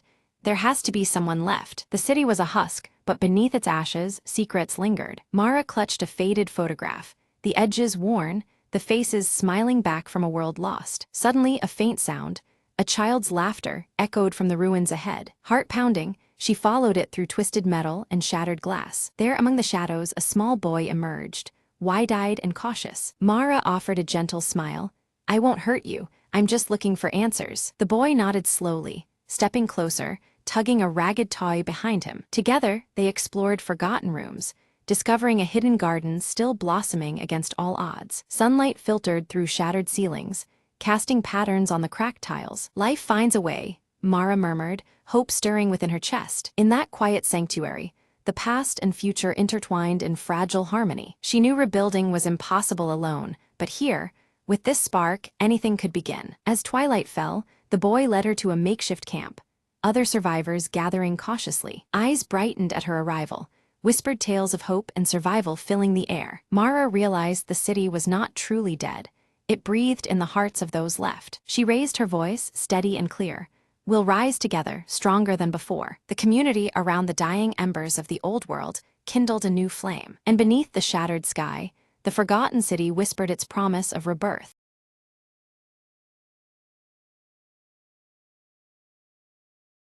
In the village of Elderglen, where magic was a whispered legend, a hollow tree stood forgotten at the edge of the Mistewad. One cold morning, Mira, a curious child with eyes full of wonder, found a glowing key lodged in the tree's bark. The key pulsed softly, beckoning her to follow an unseen path deep into the forest. Whispers in the wind guided her steps until she reached a shimmering door hidden among ancient roots. Mira hesitated, then inserted the key, feeling it warm beneath her fingertips as the door creaked open. Beyond the threshold lay a realm of twilight shadows and silver light, where time seemed to dance. A figure emerged, a small, elusive creature with eyes like stars and a voice like the rustling leaves. "Welcome, Seeker," it said. "You've unlocked the hollow tree's secret, a sanctuary of forgotten magic." Mira listened as the creature spoke of a time when the village thrived on enchantments, now lost to fear and doubt. "You carry the hope to revive the magic," it whispered, handing her a glowing seed. Mira promised to plant it in Elderglen, to bring back the wonder that once bloomed. With a flash, she found herself back by the hollow tree, the key fading in her hand. She ran home, clutching the seed, feeling its warmth pulse like a heartbeat. The villagers gathered, skeptics and believers alike, as Mira planted the seed at the village square. Hours passed, and as the sun set, sprouts of light burst from the ground, weaving through the air. Magic returned in bursts of color and shimmering threads, filling Elderglen with awe and joy. The hollow tree whispered its farewell, its purpose fulfilled, as the seed grew into a new enchanted guardian. Mira smiled, knowing that some keys unlock more than doors. They unlock the spirit of a place. From that day forward, Elderglen thrived, its magic alive in the hearts of all who believed. And beneath the stars, Mira often heard the softest whisper, "Thank you, Keeper of the Light."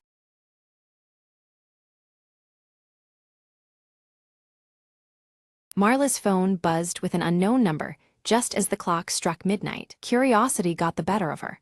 She answered hesitantly, hearing nothing but a faint, eerie silence. Shrugging it off, she returned to her reading, but the silence persisted, growing heavier in the still night. Suddenly, a whisper floated through the speaker. "I see you." Heart pounding, Marla dropped the phone.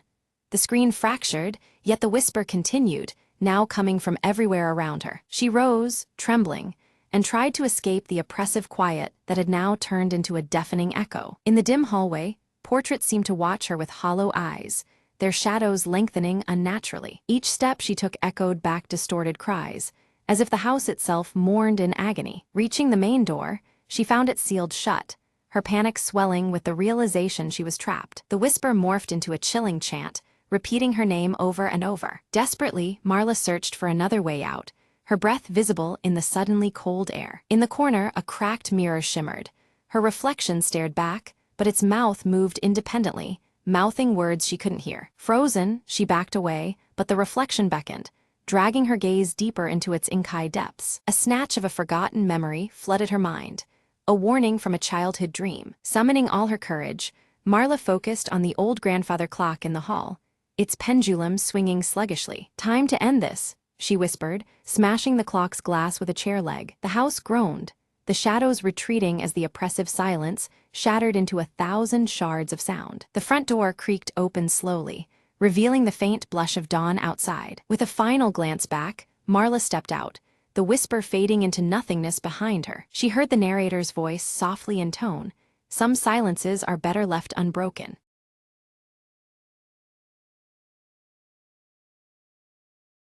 The morning sun spilled golden light across Maple Hollow, where ivy crept lazily over weathered stone walls. Evelyn clutched a faded map, its edges soft from years of handling, and stepped through the garden gate. "It's just an old legend," she mumbled, eyes scanning for the mysterious landmark marked by a tiny star. Her footsteps stirred the crunch of leaves, as the village seemed to hold its breath in the quiet hum of dawn. At the heart of the hollow stood an ancient oak, its branches tangled like stories waiting to be told. Evelyn circled the tree, fingers tracing the carved symbols worn smooth by countless seasons. Suddenly, a tinkling laugh floated on the breeze, and from behind the trunk hopped a tiny creature. "Looking for something special," whispered a voice as soft as moss underfoot. Startled, Evelyn met the bright eyes of a sprightly forest spirit, shimmering in shades of amber and emerald. "I guard the secrets of Maple Hollow," the sprite said, "and I've been waiting for someone brave enough to believe." Evelyn smiled, feeling the weight of the map lighten in her hands. Together, they ventured deeper into the thicket,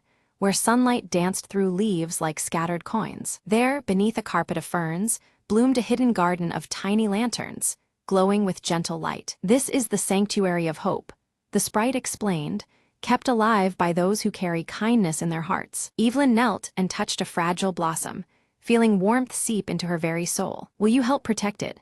the sprite asked, eyes wide with trust. With a determined nod, Evelyn promised she'd keep Maple Hollow's secrets safe, nurturing its magic every day. As she rose, the garden's glow seemed to ripple outward, painting the hollow in hues of soft gold and green. "Remember," the sprite called as they parted, "sometimes the smallest light can brighten the darkest place." Evelyn walked back home, the map now glowing faintly in her pocket, her heart full of newfound magic and hope.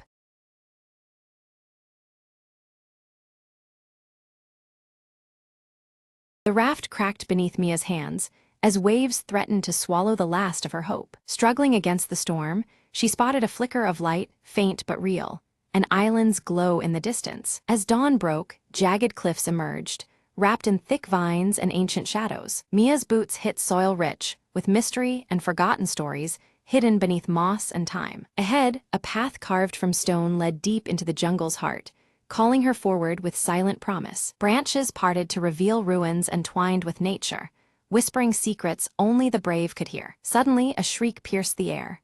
A wild creature bounded from the underbrush, eyes glinting like embers. Heart pounding, Mia remembered her grandfather's words.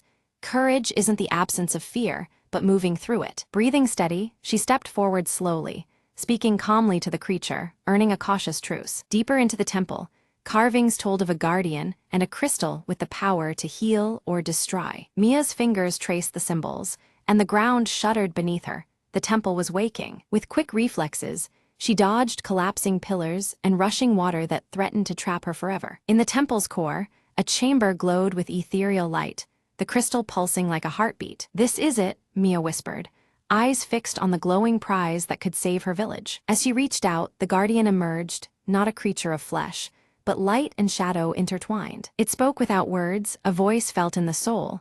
"Balance must be kept. What you take, you must give." Mia nodded, understanding that power came with responsibility beyond her own desire. She placed the crystal on the ancient altar, offering her own courage and hope in exchange. A wave of warmth spread through her, mingling with the island's song, sealing their pact forever. Stepping back onto her raft, Mia looked toward home, the horizon bright with promise and new beginnings.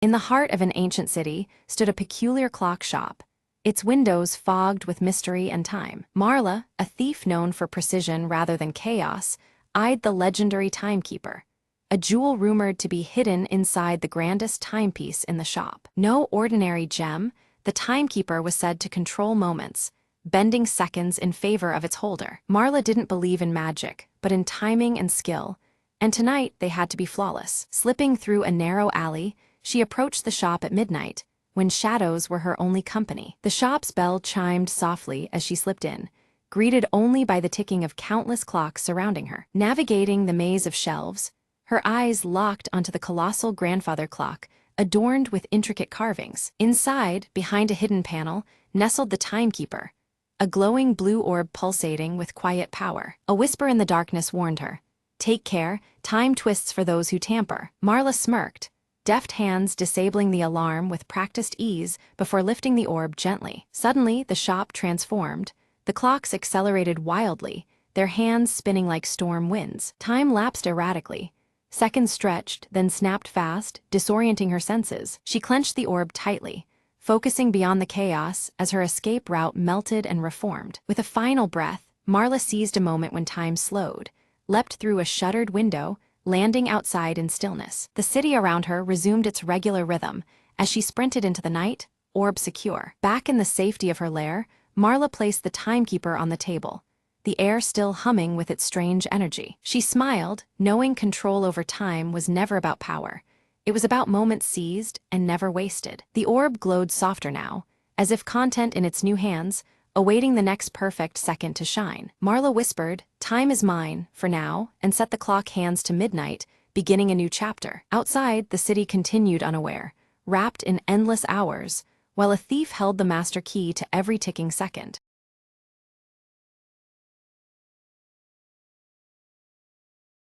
Ilara stands poised at the vast forest's edge, her silver hair shimmering in the soft morning light, while the crystal heart pendant pulses faintly in her grasp.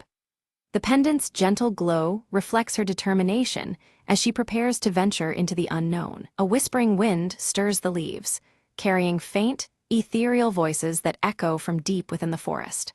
The voices seem to blend promise with warning, beckoning Ilara onward, yet hinting at lurking dangers ahead. By a cracked stone altar, Ilara encounters Phelan, whose amber eyes scan the dense trees warily, his scar reddened by the crisp morning air.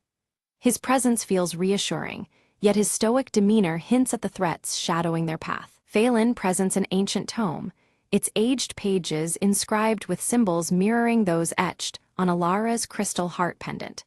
The book seems to hold forgotten knowledge vital to navigating the mysteries ahead. Myra bursts into view, her iridescent wings casting shimmering patterns as she grins mischievously.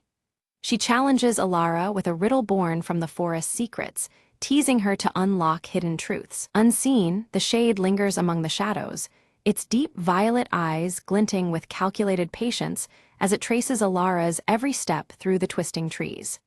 Its silent presence casts an uneasy pall over the group. Ilara's fingers brush the pendant, prompting beams of radiant light to shoot forth, painting a luminous map across the ancient tome's pages. The glowing paths lead deeper into the heart of the forest, guiding their next steps. A sudden rustle stirs the underbrush, startling all as elusive forest creatures vanish swiftly among bioluminescent mushrooms that pulse in rhythmic beats. The eerie glow seems to synchronize with the pendant's faint pulse of warning. Phelan's voice carries a grave warning of an impending storm, his scar intensifying in color beneath the darkening, swirling clouds above. The tightening air presses upon them as tension mounts. Ilara steps carefully across a crystal-clear stream, her gaze drawn to the water's surface, where reflections shimmer and shift unnaturally. The warped images hint at hidden enchantments manipulating reality around them. Guided by Myra's fluttering light, they reach an ancient tree with serpentine roots twisting wildly and ancient symbols carved deep into its bark, symbols matching those in the tome. The tree seems alive with history and magic. From Myra's palm appears the silver key, glowing softly against the tree's bark as it slides effortlessly into a concealed lock. A silent mechanism stirs, unlocking passage to secrets guarded for centuries. A hollow within the tree opens to reveal a passage glittering with multicolored crystals. The pathway beckons the trio forward, deeper into a shadowed realm alight with flickering colors. Ilara hesitates, clutching the crystal heart tightly as dancing shadows flicker around them, and the forest's usual chorus falls into an eerie, unnatural silence. The stillness presses, warning of unseen threats. Suddenly, the shade emerges from the shadows, blocking their retreat with an aura of chilling silence. The crystal heart reacts instantly, emitting a faint, unsettling pulse that resonates through their very bones. Summoning resolve, Ilara steps forward boldly, wielding the crystal heart to cast a radiant shield against the shade's encroaching darkness. Her light pushes back the shadows, momentarily holding the looming threat at bay. Phelan draws a blade etched with ancient runes that shimmer with captured light, readying for confrontation. His steady hands and fierce gaze speak of unwavering protection and skill. Myra darts skillfully through shafts of light, scattering fractured reflections across the cavern walls. Her nimble distractions confound the shade, drawing its attention away from Ilara and Phelan. The shade recoils, dissolving into a mist that seeps silently into the crystal-strewn floor, leaving an uneasy calm in its wake. Its retreat feels only temporary, a pause before it strikes again. Descending even deeper, the group finds a chamber where ancient symbols slowly rotate, aligning precisely with the shifting seasons. The room pulses with quiet energy tied to the natural cycles that govern the world around them. Ilara carefully places the crystal heart upon a central pedestal, triggering a soft, harmonious hum as surrounding crystals begin to resonate with vibrant light. The chamber seems to awaken, responding to their presence. Without warning, the path behind them collapses with a thunderous crash, sealing off their retreat. Forced onward, the group advances into unfamiliar, shadowed tunnels fraught with uncertainty. Echoes of distant, indistinct voices envelop them, as the tunnel walls appear to breathe and warp subtly. Time itself feels distorted, bending in strange rhythms around their moving shadows. Phelan pores over the tome, his keen eyes decoding a prophecy of a guardian lost to ages past, whose fate is entwined with their own. This revelation adds weight to their quest, hinting at a deeper purpose awaiting discovery. A shimmering silhouette materializes briefly, its form flickering like a mirage as it hints at the guardian's presence nearby. But just as quickly as it appears, the figure vanishes, leaving behind only a whisper of hope and mystery. Myra's delicate fingers trace the glowing runes carved deep into the tunnel walls. As she touched each symbol, a hidden map illuminated beneath their feet, its lines pulsing softly with light. The etched pathways revealed a path leading deeper underground, filled with promise and unknown dangers. Ilara's hand instinctively went to the crystal heart pendant hanging at her neck. Its faint pulse quickened as their footsteps drew near a locale marked by a radiant crystal grove on the map. The pendant's steady glow warned them of the proximity of powerful magic and possible peril. They entered a vast underground garden where crystalline formations dangled like luminous fruit from ancient, gnarled branches. Soft light bathed the cavern, casting shifting patterns across walls adorned with ancient symbols. The stillness of the grove was almost sacred, touching something deep within them all. Without warning, the shade emerged, more solid than ever, shadows twisting around his form like living darkness. His presence blighted the shimmering crystals, causing them to dull and fade under his corrupting influence. A cold chill fell over the grove as the battle for light and shadow reignited. Ilara gripped the crystal heart pendant tightly, channeling its subtle energy into the gleaming crystals. One by one, they shattered the shadows that the shade wielded, turning malevolence into harmless sparkles of light. The radiant bursts weakened the figure, forcing it to stagger back into the gloom. While the shade recoiled, Phelan's sharp eyes caught an outline behind the crystal canopy, a hidden door carved into the stone. The lock bore ancient symbols correlating with the turning seasons, their mechanisms delicate and complex. It became clear this door guarded secrets long forgotten. Myra sprinkled her sparkling dust over the lock's intricate gears, watching as they shimmered and began to move. Slowly, the latch slipped, accompanied by flickering light that danced across the door's surface. With careful patience, she coaxed the mechanism open, revealing what lay beyond. The door creaked open onto a chamber filled with swirling mist, an ethereal collection of forgotten memories and whispers of the past. The air was heavy with echoes that twisted and turned, as if the very walls wished to tell their story. The trio stepped forward, drawn into this timeless space. Ilara moved deeper into the chamber, visions unfolding around her of a past guardian's ultimate sacrifice. The images painted a lineage linked by duty and sacrifice, a lineage to which Ilara herself belonged. Her connection to the ancient guardianship was undeniable, settling like a steady fire within her. Suddenly, the shade lunged again, desperate to halt the truths from surfacing. But Ilara's newfound resolve hardened her stance, and she met his attack without flinching. The revelations within had strengthened her spirit more than any weapon could alone. Phelan came to her side, his scarred cheek set in determined silence as he raised his glowing blade. Years of guarding the forest had honed his skill, and with steady strikes, he deflected the shade's shadowy assaults. Together, they formed an unbreakable front against the encroaching darkness. The crystal heart pendant flared brightly, casting a warm radiance that carved a path of light across the chamber. This luminous trail led them to a crystalline altar crowned with ancient carvings. It beckoned them closer, a silent invitation toward revelation and hope. Ilara inserted the silver key into the altar's ancient lock, feeling the cool metal turn with a satisfying click. A radiant beam of pure light shot upward, piercing the chamber's darkness and bathing the room in clarity. The air vibrated with power, signaling a turning point in their journey. From the light emerged a spectral figure, the guardian of ages past, who extended a solemn hand toward Ilara. His eyes held wisdom beyond words and a silent blessing that echoed through the soul. This ethereal presence validated the path Alara had chosen to walk. The shade emitted a shriek of fury as the guardian's light weakened its form. Shadows began to loosen and disperse into harmless motes, drifting away like smoke on the breeze. Its hold on the grove faltered, nearing the end of its dark reign. With the shade vanquished, the crystal grove blossomed into radiant life, colors vibrant and light pure. The forest itself seemed to breathe anew, the ancient balance restored. Every crystal shone with a brilliance that promised renewal and protection for seasons to come. Phelan explained that the cycle of seasons and light must remain in harmony to keep shadows at bay. This eternal balance was the key to sustaining peace and preventing the shade's return. Understanding this duty deepened Alara's commitment to her newfound role. Alara stood tall, her emerald eyes shining fiercely with determination and hope. She fully embraced her role as the guardian, a protector woven into the forest's very essence. The weight of responsibility settled comfortably on her shoulders, a mantle she was ready to bear. Myra flitted back toward the high canopy, her iridescent wings catching the light as she laughed gently. She promised to watch over the forest's secrets, the mischievous sprite forever entwined with the grove's magic.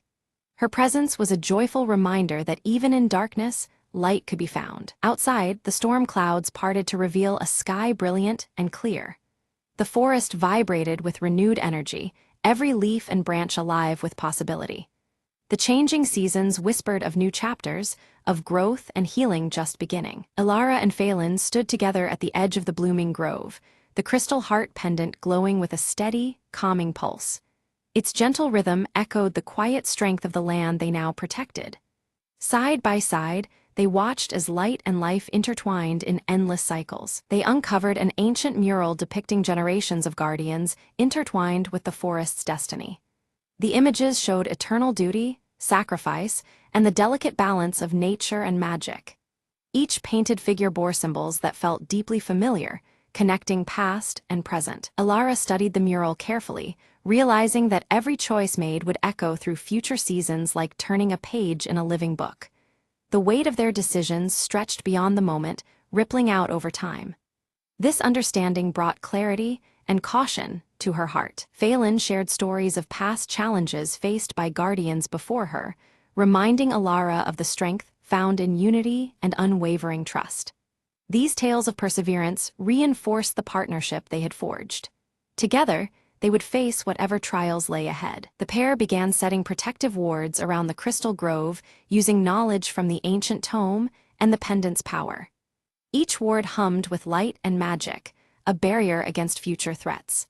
Their collaboration marked the beginning of a vigilant and hopeful era for the forest. Alara carefully flipped through the ancient tome, her fingers trembling as she discovered a hidden compartment nestled between the worn pages. Inside, a delicate parchment glowed faintly, revealing a message left by the original guardian, filled with words of hope and guidance. The ink shimmered with an ethereal light, echoing the path that lay ahead. The message spoke of belief and courage as the greatest powers to overcome the darkness lurking beyond the forest's protective borders. It urged the reader to trust in the strength within and the light that shines even in deepest shadows.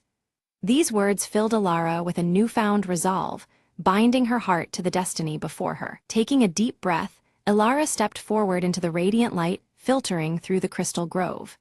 The glowing crystals pulsed softly around her, welcoming her presence as she embraced her role as protector and guide of this sacred place.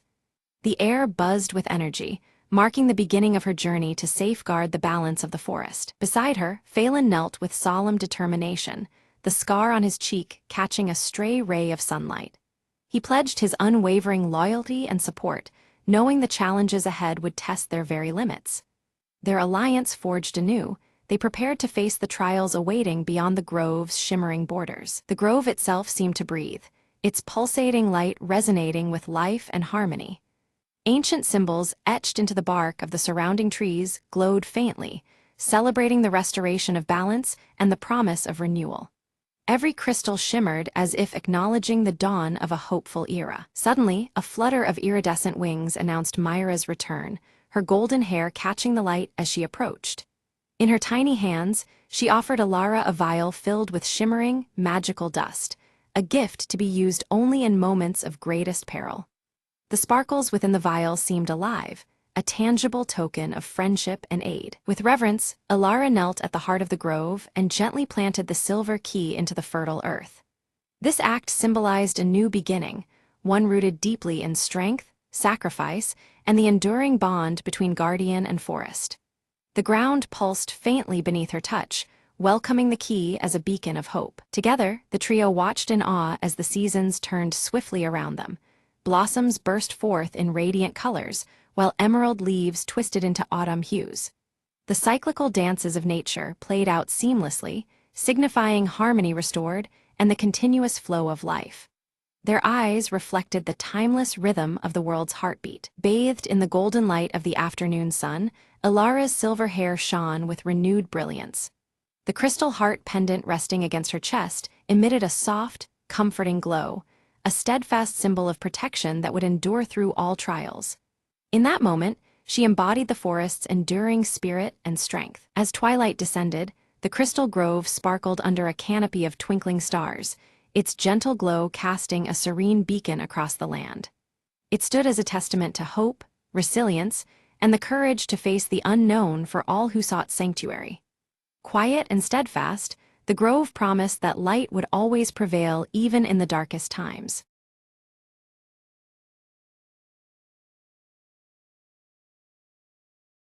Under a deep indigo sky embroidered with twinkling stars, Eris stands quietly, her silver hair catching the soft, celestial light. A gentle yet unshakable pull stirs within her, drawing her thoughts toward an ancient prophecy whispered through the ages. In the warm glow of his chamber, Elder Thalos unfurls a weathered scroll, its edges brittle with time. He points to an image of a delicate veil separating two realms, his voice heavy with warning that the veil's power is waning on this very night. Kalen approaches from the shadows, his tall frame adorned with celestial tattoos that pulse gently with radiant light. Meeting Eris's gaze, he pledges his unwavering protection along her foretold journey, the stars reflecting fiercely in his steady eyes. Suddenly, the peaceful night fractures as shadow wraiths emerge from the forest's edge, their faceless forms marked by ominous glowing red. They slide silently, yet threat looms palpable, their presence turning the tranquil hues to sharp crimson. Eris seizes the crystal star staff from Elder Thalos's grasp. Its luminous glow flickers precariously as the wraiths close in. She tightens her grip, the staff's light casting trembling patterns that dance against the surrounding darkness. Before them, the veil dissolves into a visible shimmer, a translucent curtain of ethereal light dividing the celestial stars from the mortal world below. Its presence hums with ancient power, both fragile and infinite. With determination, Eris steps through the shimmering veil, entering a realm alive with swirling constellations and radiant celestial wonders. The air pulses with the energy of countless stars, illuminating her path through the cosmic expanse. Kalen follows closely, his armor catching and reflecting the distant starlight, making him appear as a beacon amidst the unfamiliar celestial surroundings. Together, they move cautiously, eyes alert to the mysteries and dangers that lie ahead. The wraiths cross the veil's threshold, their forms writhing menacingly as the outer realm shudders in response. The cosmic light twists erratically, signaling turmoil and the fragility of the boundary between worlds. A glimmer beneath the stars catches Eris's eye. There, embedded in the ground, lies a radiant star fragment pulsing softly. She senses its importance immediately, as though it carries the very essence of power needed to sway fate. Echoing in her mind, Elder Thalos's dire warning visits her. This glowing fragment holds the dual power to seal or shatter the veil. Its fate now rests uncertain in her hands, burdening her with grave responsibility. Raising the star fragment, Eris feels her violet eyes flare with intensified light, a ripple coursing through the starry realm in resonance. The energy around her vibrates, responding to the fragment's awakening force. Kalen's vigilance sharpens as a wraith lunges toward them. He conjures a shield of brilliant celestial light, intercepting the strike. His tattoos blaze brighter, the shield's radiance momentarily pushing back the encroaching darkness. The veil flickers violently in response to the clash, trembling as if on the brink of rupture. Unseen forces strain against the fabric of the boundary, threatening to unravel the divide between worlds. Eris's heart tightens with realization. Her choice now carries the fate of both realms. Hesitation grips her, weighed down by the rising stakes and the uncertain consequences of her decision. The wraiths close in, surrounding Eris and Kaelin with unnerving certainty. Their forms multiply unnaturally, pressing the attack with relentless shadows that grow more menacing with every moment. Kaelin's celestial tattoos flare with fierce light as he summons a spear shaped like a constellation. With swift precision, he strikes back against the unseen enemy, the spear glowing brightly as it swings through the air. Drawing upon the star fragment's potent energy, Eris projects beams of shimmering light that sear through encroaching darkness. Her power holds the advancing wraiths at bay, though the effort strains her very being. The veil pulses erratically, its shimmering border quivering under the violent exchanges. The delicate balance between the realms weakens visibly, threatening to collapse with each surge of battle. Out of the veil's trembling surface emerges a shadowy figure, a lost starborn spirit cloaked in faint celestial glow.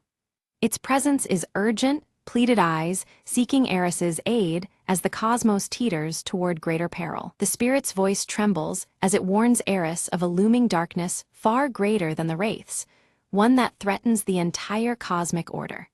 Its plea ignites a spark of alarm and curiosity within her heart. Clouded with doubt, Eris struggles to decide whether to trust the enigmatic spirit.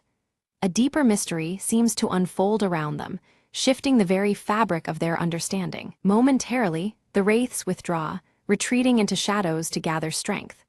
Above the veil, a dark storm swirls violently, its red hues casting ominous light over the celestial fight. Kaelin's voice cuts through the tension as he counsels vigilance, preparing for the next confrontation. His tattoos flicker nervously, a reflection of the looming threat awaiting their resolve. The starborn spirit reveals the existence of a hidden celestial forge, a place of ancient power pivotal to restoring balance to the veil. This revelation offers a glimmer of hope and a new direction amid the gathering dangers. Eris took a deep breath, her violet eyes glowing softly as she chose to follow the ethereal spirit deeper into the celestial realm's mysteries. Each step felt lighter yet filled with the weight of destiny, the shimmering stars above guiding her into the unknown. Around them, the stars shifted and realigned, forming new constellations unfamiliar yet beckoning. These celestial patterns glowed in deep purples and blues, casting a mystic light that traced their path through the vastness. Suddenly, jagged star-shaped portals burst open from the darkness, and shadow wraiths emerged, their glowing red marks contrasting sharply against the sky.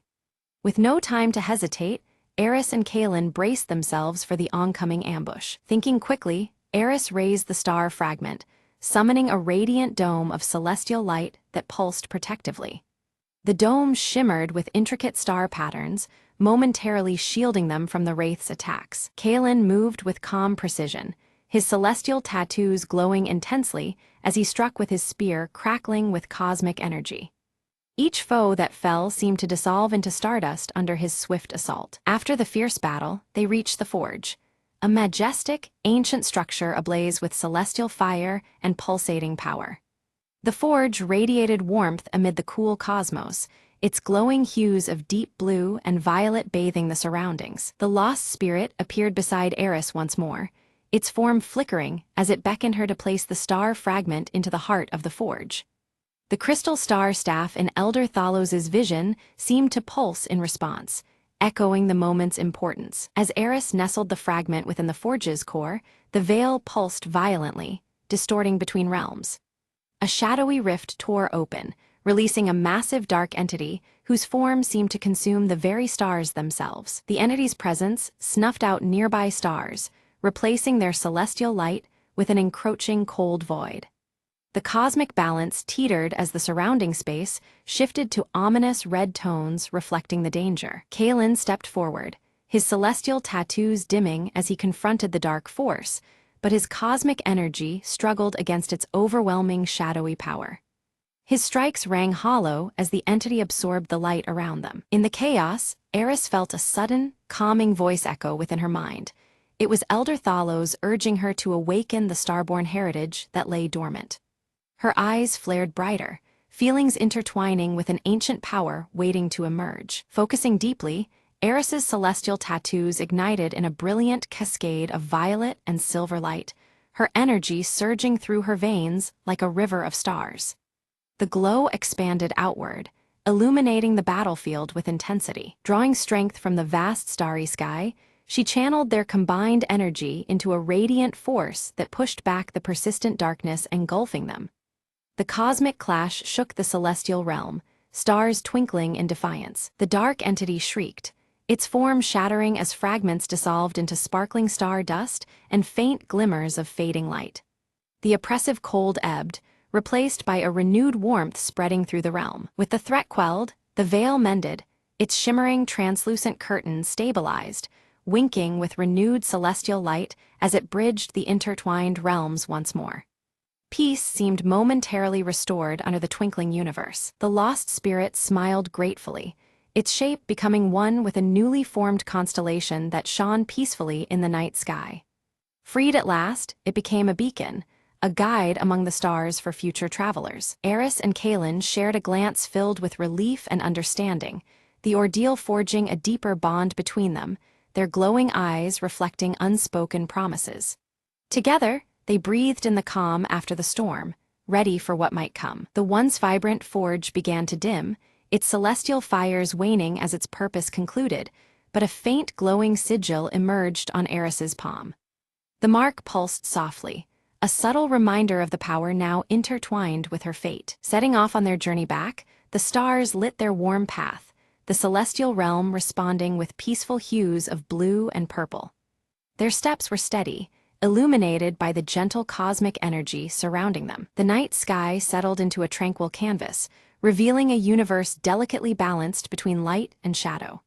It spoke of calm, but also whispered that the equilibrium remained fragile and ever-changing. Beneath the veil, Elder Thalos awaited their return, his eyes gleaming with newfound respect and renewed hope. The crystal star atop his staff glowed steadily, a sign that destiny's wheels continued turning. Eris recounted the saga of the Forge and the Starborn Spirit, the ancient prophecy held within the scroll now fulfilled.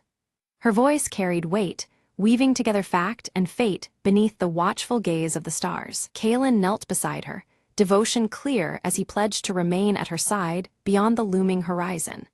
His vow resonated quietly, binding him to the path ahead and to Eris's luminous journey. The cosmic sigil on Eris's palm pulsed faintly, an omen of trials yet to come, hinting at shadows lurking beyond the restored balance. Its gentle glow reminded them both that vigilance must be constant. Together, they prepared to guard the veil vigilantly, fully aware that though order was restored, the balance remained delicate. Their intertwined destinies and shared resolve set the stage for all that awaited beyond the stars. Eris traced her fingers over the sigil, feeling a surge of light pulsing beneath her skin. Suddenly, visions blossomed before her eyes, stars that had yet to grace the night sky, twinkling with ancient promise. This celestial guidance pointed her toward the path she must take next, intertwining fate and hope. A subtle disturbance rippled through the cosmos, a tremor of imbalance Eris could almost hear. Her glowing violet eyes narrowed in concern as she felt the celestial harmony falter in a distant corner, warning of shadows stirring beyond her sight. An unseen threat was creeping closer, wrapped in the dark tones of danger. Kaelin moved with a focused intensity beneath the deep purple night, his celestial tattoos shimmering brighter with each controlled breath. With every strike and parry, he channeled the cosmic energy into his armor, mastering its glowing power. His renewed purpose was clear, to stand as an unyielding guardian in the coming storm. Beneath the vast night sky, Elder Thalos wove intricate wards around the shimmering veil, his staff's crystal star blazing with unwavering light. Threads of starlight intertwined with his spells, fortifying the barrier that balanced fate's delicate weave.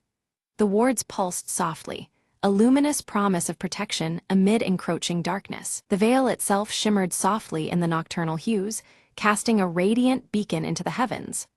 Around it, other starborn souls began to gather, drawn by its luminous refuge. Their forms shimmered faintly as they found solace beneath the veil's protective embrace, a sanctuary amidst the cosmic expanse. Under the open night sky, Eris sat cross-legged, her gaze steady and serene. Her violet eyes glowed gently, a quiet power radiating from within as she meditated on the stars' silent wisdom. The celestial light around her flickered in harmony, a silent song of strength and resolve. Far beyond the stars, the fading remnants of the dark entity dissolved into nothingness, a final wisp of shadow extinguished by cosmic light. The red marks that once bled through the darkness vanished, restoring balance to the celestial tapestry. It was a fleeting glimpse of victory, reminding them of the fragile peace secured. Silhouetted against the vibrant night heavens, Eris and Kaelin stood side by side atop a hill. Their forms solid and unyielding, framed by deep blue and purple hues swirling overhead. Together, they kept vigilant watch, guardians bound by purpose and the glowing stars above. The veil swayed gently, alive with shimmering cosmic energy that twinkled like distant galaxies. Its translucent fabric shifted in the soft night breeze, a living emblem of fate's intricate design.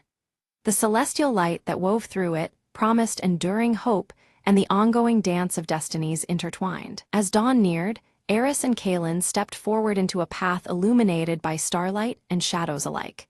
Their journey would continue, bound forever to the mysteries of the cosmos and the realms they vowed to protect. Together, they embraced the infinite secrets held beneath the endless sky.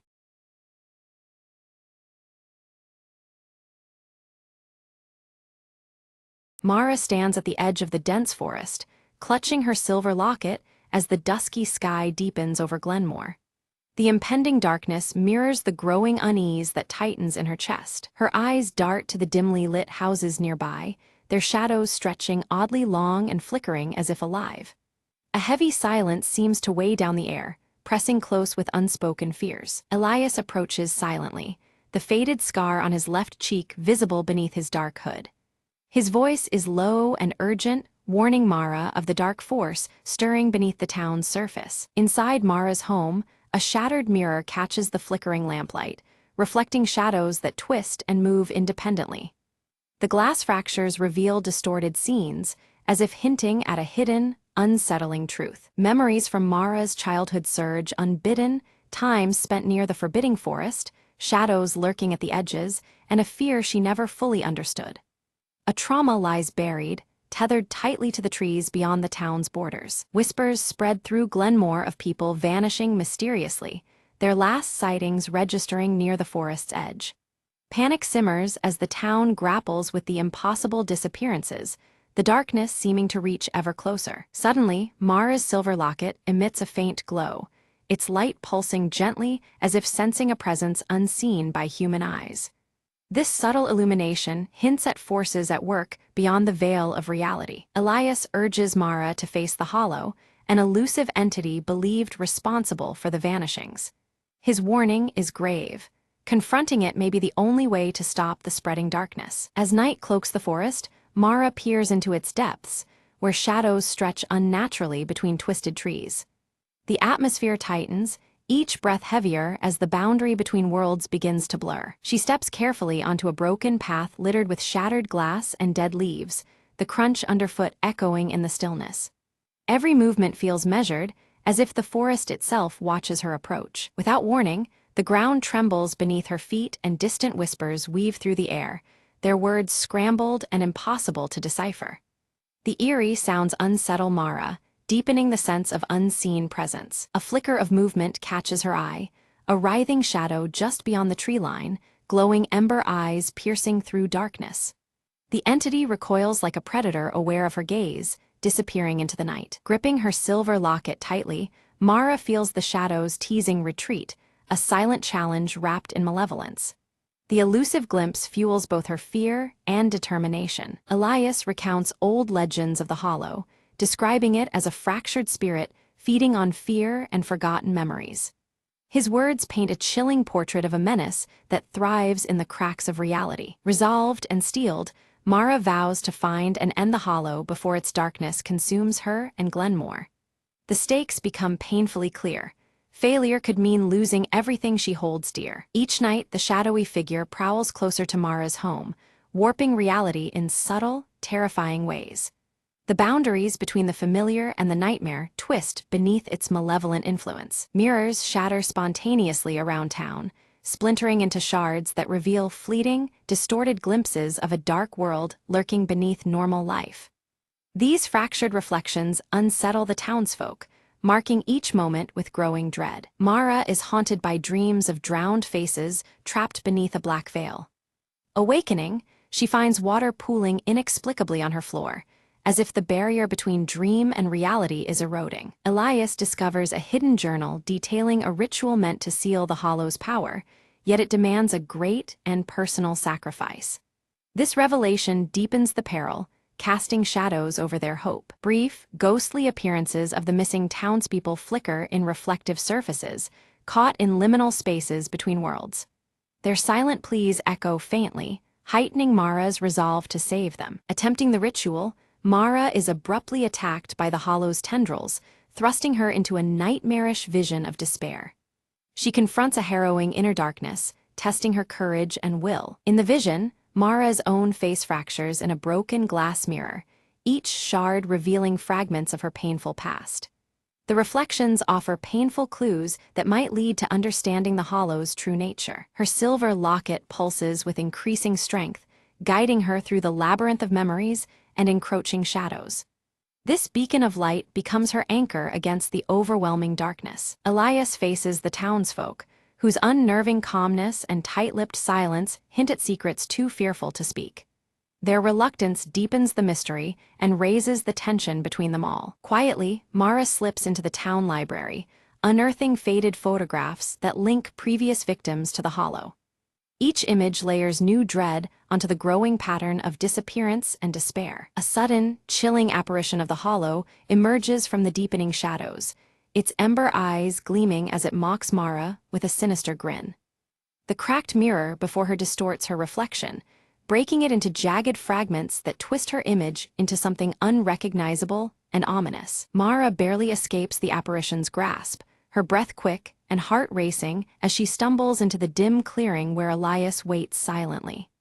He reveals the secret of the silver locket, a key more powerful than she imagined, silently tethered to the Shadow's very existence. Elias explains that the locket was once fused to the Hollow's heart, a fragment torn away long ago to diminish its power and bind its darkness.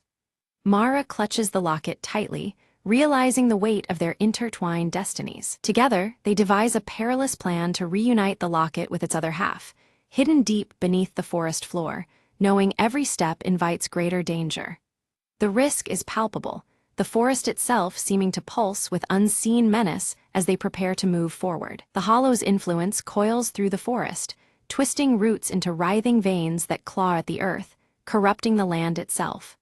The very air thickens with creeping darkness, as if nature rebels against their quest. Shadows deepen around Mara, her clothing darkening subtly as if absorbing the creeping gloom, blurring the edges between waking and nightmare. Each breath feels heavier, the line between reality and dream whispering its fragility. At last, Mara approaches the hollowed tree, faintly glowing with an ethereal light that marks the rumored resting place of the locket's counterpart. The fractured mirrors embedded in the bark reflect the dim light, casting eerie patterns upon her face. Her path is twisted with traps and illusions, each forcing her to confront fears and puzzles designed to break her will. Mara pushes forward, her mind and body tested by challenges both physical and psychological. Elias offers steadfast support, but when an unseen force lashes out, he is wounded, blood darkening his clothing and heightening the urgency of their mission. His injury snaps the fragile calm, the stakes growing ever more dire. Determined, Mara presses on alone, the silver locket's soft glow entwining with the ember hue of the encroaching darkness, illuminating her path as she ventures deeper into the unknown. The weight of her resolve is palpable in the thickening air. Facing a fractured mirror, Mara confronts the hollow as it partially reveals a shifting, shadowy form, never fully seen yet filled with seething menace. The shattered reflections ripple with unease, echoing the entity's unpredictable nature. The hollow's voice slithers through the stillness, taunting Mara with a dire promise. Fail, and she will remain trapped within its eternal shadow forever. The cruel stakes hang heavy in the cold air, testing her resolve. With trembling hands, Mara reunites the locket's two halves. A burst of searing light ricochets through the darkness, fracturing the shadow's form and pushing back the lingering dread.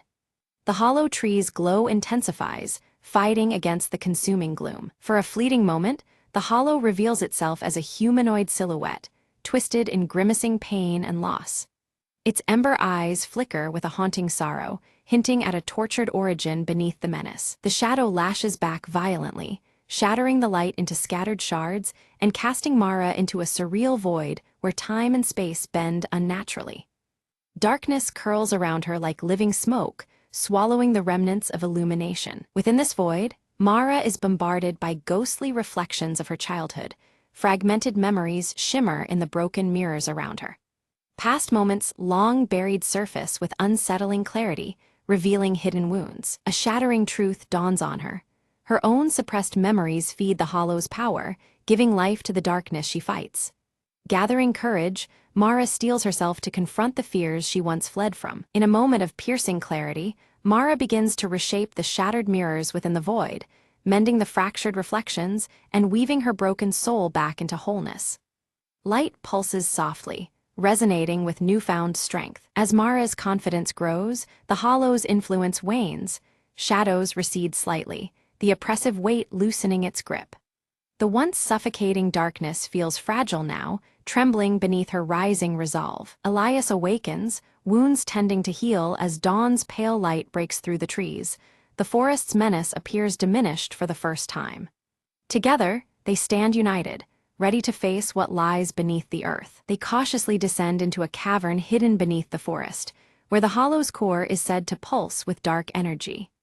The air turns colder, the walls slick and cold, as shadows writhe in patterns against the stone surfaces. The cavern throbs with a malevolent energy. Walls seem alive as tendrils of shadow twist and writhe, pushing back against the intruders. Every echo carries whispers of lost souls, heightening the tension with spectral unease. Before them rise spectral forms, distorted visages of past victims, their expressions twisted in desperation, yet pleading silently for release. Each one reflects in cracked mirrors that seem to float in the stale cavern air. Mara offers words of forgiveness and remembrance, her voice steady as the spirit's anguish begins to soften. Their fading presence weakens the hollow's hold, the cavern's darkness flickering uncertainly. At the cavern's center, a cracked crystalline heart pulses faintly, the source of the hollow's power and pain entwined.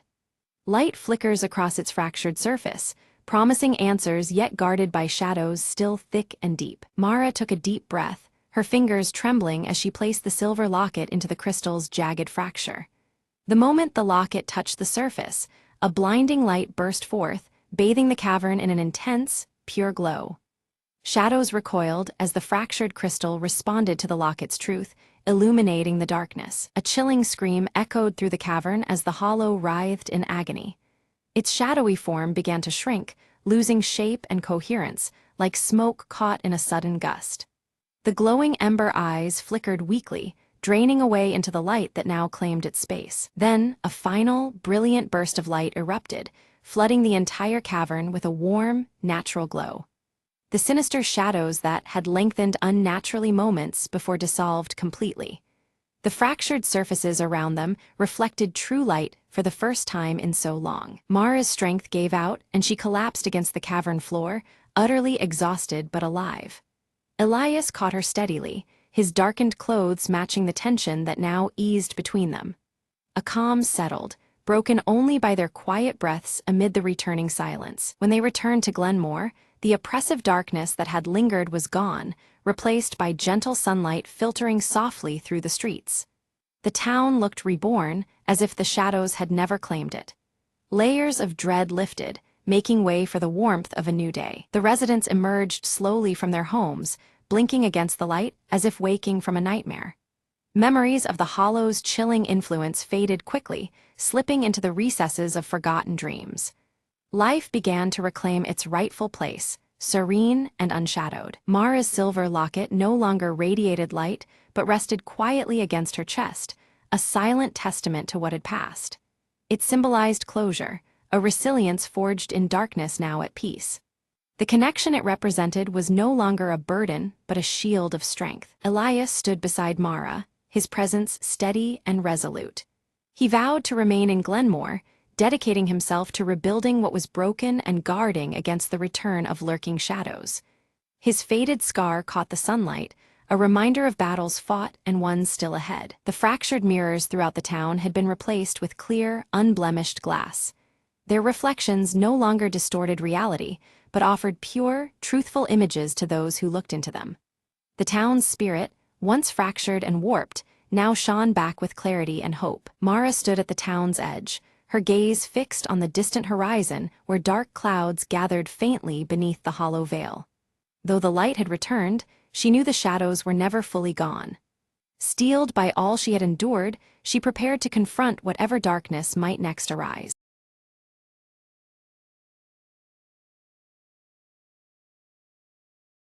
The rain tapped softly against the old wooden window, each drop a reminder of time slipping away. Clara stared at the faded photograph on the mantelpiece, her fingers tracing the outline of a once familiar face. Her heart tightened. 20 years ago, she had left this town, chasing dreams that felt too big for this small place. But dreams, she learned, have a way of circling back, much like the seasons. A knock blended into the rhythm of the storm outside. Clara's breath caught. Who would come after all these years? Opening the door, she found him standing there, soaked but unmistakably him. "I never stopped thinking about you," he said softly, the vulnerability in his voice clearer than the rain. Clara's eyes searched his face, memories flooding in like the tide. There was anger, yes, but also a profound sadness that mirrored her own. They sat in silence, the storm a backdrop to years of unspoken words. "Why now?" she finally asked, her voice barely above a whisper. He looked down, struggling before meeting her gaze. "Because it took me this long to understand what I lost." The room filled with a fragile hope, delicate as the rain outside. They talked, shared stories of lost time, and the paths that led them astray. Each word was a stitch, weaving a tapestry of healing and forgiveness. Though the past was a shadow, it no longer defined them. As the storm slowed, a quiet peace settled between them. Clara smiled, a weight lifting from her chest. "Maybe some echoes are meant to bring us home." He nodded, reaching out to take her hand with gentle certainty. Outside, the clouds parted, revealing a clear, hopeful dawn.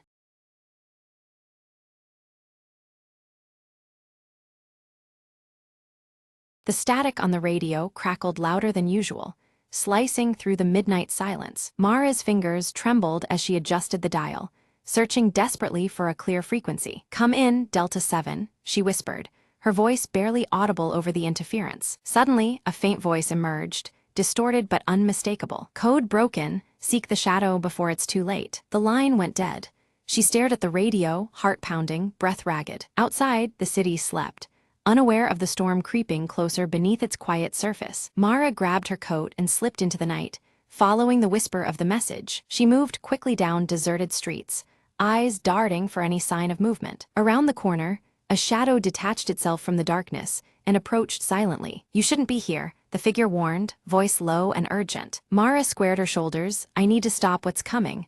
Help me." The figure hesitated, then handed her a small, encrypted device. "This holds the key. Find the truth before they shut it down for good." With no time to waste, Mara felt a surge of determination. Every step brought her closer to unraveling the mystery buried under layers of lies. She reached the hidden control room, lights flickering ominously as she entered. Connecting the device, the screens lit up with invaluable data just as alarms blared. "Got it," she muttered. "Now to escape before they find me." Bursting into the cold night air, Mara vanished into the shadows, clutching the last hope for truth.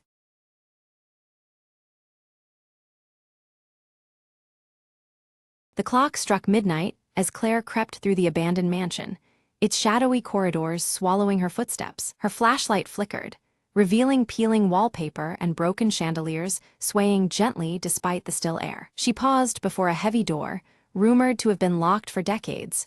Tonight was the night she'd uncover its secret. With trembling hands, Claire searched for the rusted key she'd found in an old diary the day before. Click! The lock gave way, and the door creaked open to reveal a dust-laden chamber filled with old portraits and a single, ornate box. As she approached, whispers grazed her ears, soft, unintelligible murmurs that made her skin prickle. Ignoring the chill, she opened the box to find a faded photograph of a woman with eyes that seemed to follow her every move. Suddenly, the whispers grew louder, morphing into urgent voices. "Remember us, free us," clamored in the shadows. Heart pounding, Claire realized the portrait's eyes weren't painted, but real, trapped souls pleading for release. She glanced around and noticed a diary lying open on a cracked pedestal, the final page stained with tears and desperation. Piecing together the story, Claire learned the mansion's owner had cursed these souls after a bitter betrayal. Determined, she recited the incantations scrawled in the diary, her voice steady despite the mounting tension. The room trembled, the portrait's eyes shining brighter, the air thick with restless energy. Then, silence. The whispers ceased. The oppressive weight lifted as a gentle breeze brushed Claire's face. Suddenly, the box glowed faintly. Inside, a small, ancient key appeared, as if offered in gratitude. Claire took the key, knowing it was the mansion's true secret, a promise of peace for the forgotten souls. As she stepped out, the dawn's light pierced through the broken windows, illuminating a mansion no longer haunted but free. With a soft smile, Claire whispered, "Rest now. Your story is told." The mansion, once a prison, stood serene, its dark past finally dissolved in the light of day. And Claire walked away, carrying the weight of the past, knowing some whispers must be heard to set others free.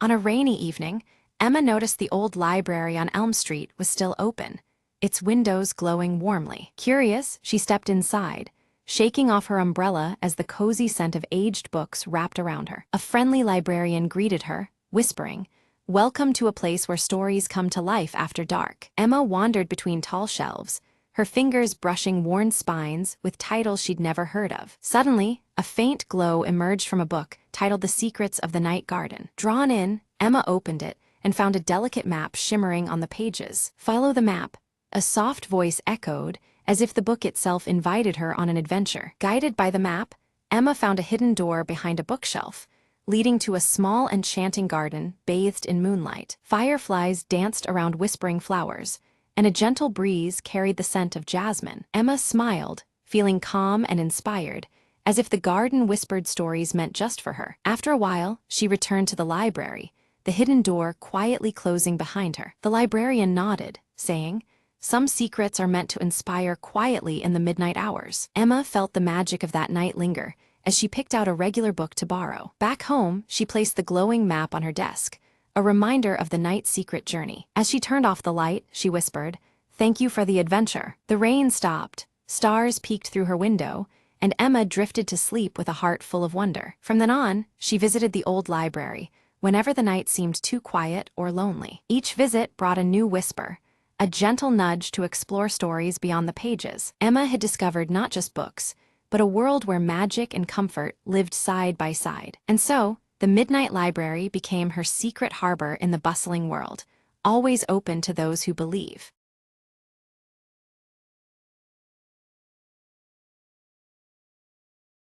Under a tapestry of stars, Leora bent over her cluttered workshop desk, piecing together a fragmented star map whose faded lines whispered secrets of the cosmos. Her freckled face was illuminated by the soft glow of lantern light as she traced constellations long forgotten. Uruk arrived quietly, his braided dark hair slightly tousled by the night breeze, the jagged scar on his cheek catching the dim light as he spoke of a lost constellation rumored to unveil a hidden realm. His stoic demeanor masked the urgency in his voice. Silently, Vina appeared beside them, her flowing silver hair shimmering faintly under the starlight and her luminescent eyes fixed intently on the star patterns. Without a word, she offered her rare insight, promising to help decode the mystery behind the lost constellation. Together, the trio gathered their attention on the ancient celestial compass resting on the table, its faint glow pulsing steadily like a heartbeat, as if alive with anticipation. The compass was etched with glowing runes matching those on the star map, linking past, present, and unknown futures. Leora's fingers gently brushed the compass needle, and suddenly it spun wildly before abruptly settling, boldly pointing east toward an unknown horizon.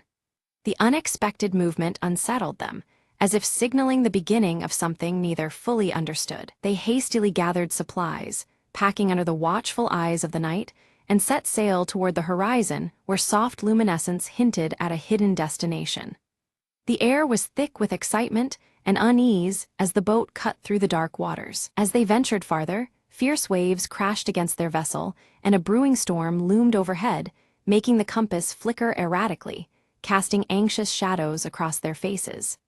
The unpredictable weather foreshadowed the obstacles ahead. That night, beneath a canopy of roiling clouds, Leora dreamt of a silver staircase ascending endlessly through the stars, bathed in ethereal light. The vision felt strangely familiar, as if calling her toward a realm beyond mortal reach. At dawn, Vina shared an ancient legend she had deciphered, revealing that the silver staircase was said to bridge the mortal world and the hidden realm marked by the lost constellation. Her eyes glowed softly, embodying the mystery woven into the tale. Uruk voiced his doubts aloud, questioning the legends and their perilous journey. Yet as he spoke, the compass needle steadied unwaveringly, reaffirming their path and strengthening their resolve despite growing uncertainties. Morning mists parted to reveal a strange island shrouded in dense fog, its shadowy outline bearing uncanny resemblance to a marking on their star map. The air was thick with anticipation as the island seemed to pulse with concealed secrets. They disembarked cautiously, the star amulet around Leora's neck pulsing softly in resonance with the island's aura, as if awakening alongside her spirit. Their footsteps stirred the ancient ground, the journey deepening in mystery. Navigating through dense undergrowth, they discovered ancient ruins etched with glowing runes that aligned perfectly with the star map, drawing connections between celestial patterns and earthly remnants. Each symbol seemed alive, humming with dormant energy. As they ventured deeper, fleeting shadows flickered just beyond the tree line, unseen but palpably sinister, evoking a sense of unseen watchers lurking in the periphery of their vision. Unease crept steadily among them. Suddenly, with a resonant crack, the celestial compass shattered in Leora's hands, scattering fragments that mirrored the broken trust in their surety. Panic surged as they realized the delicate thread guiding them home was severed. Lost and vulnerable under gathering twilight, tensions flared. Whispered fears and unspoken doubts threatened to unravel their unity as the unknown pressed in from all sides. Night's arrival carried a heavy weight of isolation and dread. Vina stepped forward, her luminescent eyes glowing with quiet authority as she led them deeper into the ruins, asserting that the star amulet around Leora's neck would now serve as their beacon. Hope flickered anew amidst the growing shadows. Within the heart of the ruins, they uncovered a carved wooden box nestled beneath ancient stones, its surface worn but holding fragments of an ancient star chart that might mend their fractured map. The discovery rekindled purpose and curiosity alike. Leora carefully assembled the fragmented star chart, the edges aligning slowly to reveal a new constellation and a hidden pathway through the cosmic expanse. The chart's revelations suggested a route filled with both peril and promise. A sudden rustle shattered the stillness, drawing their attention to ghostly figures emerging silently from the swirling mist, eyes fixed and movements deliberate yet cautious.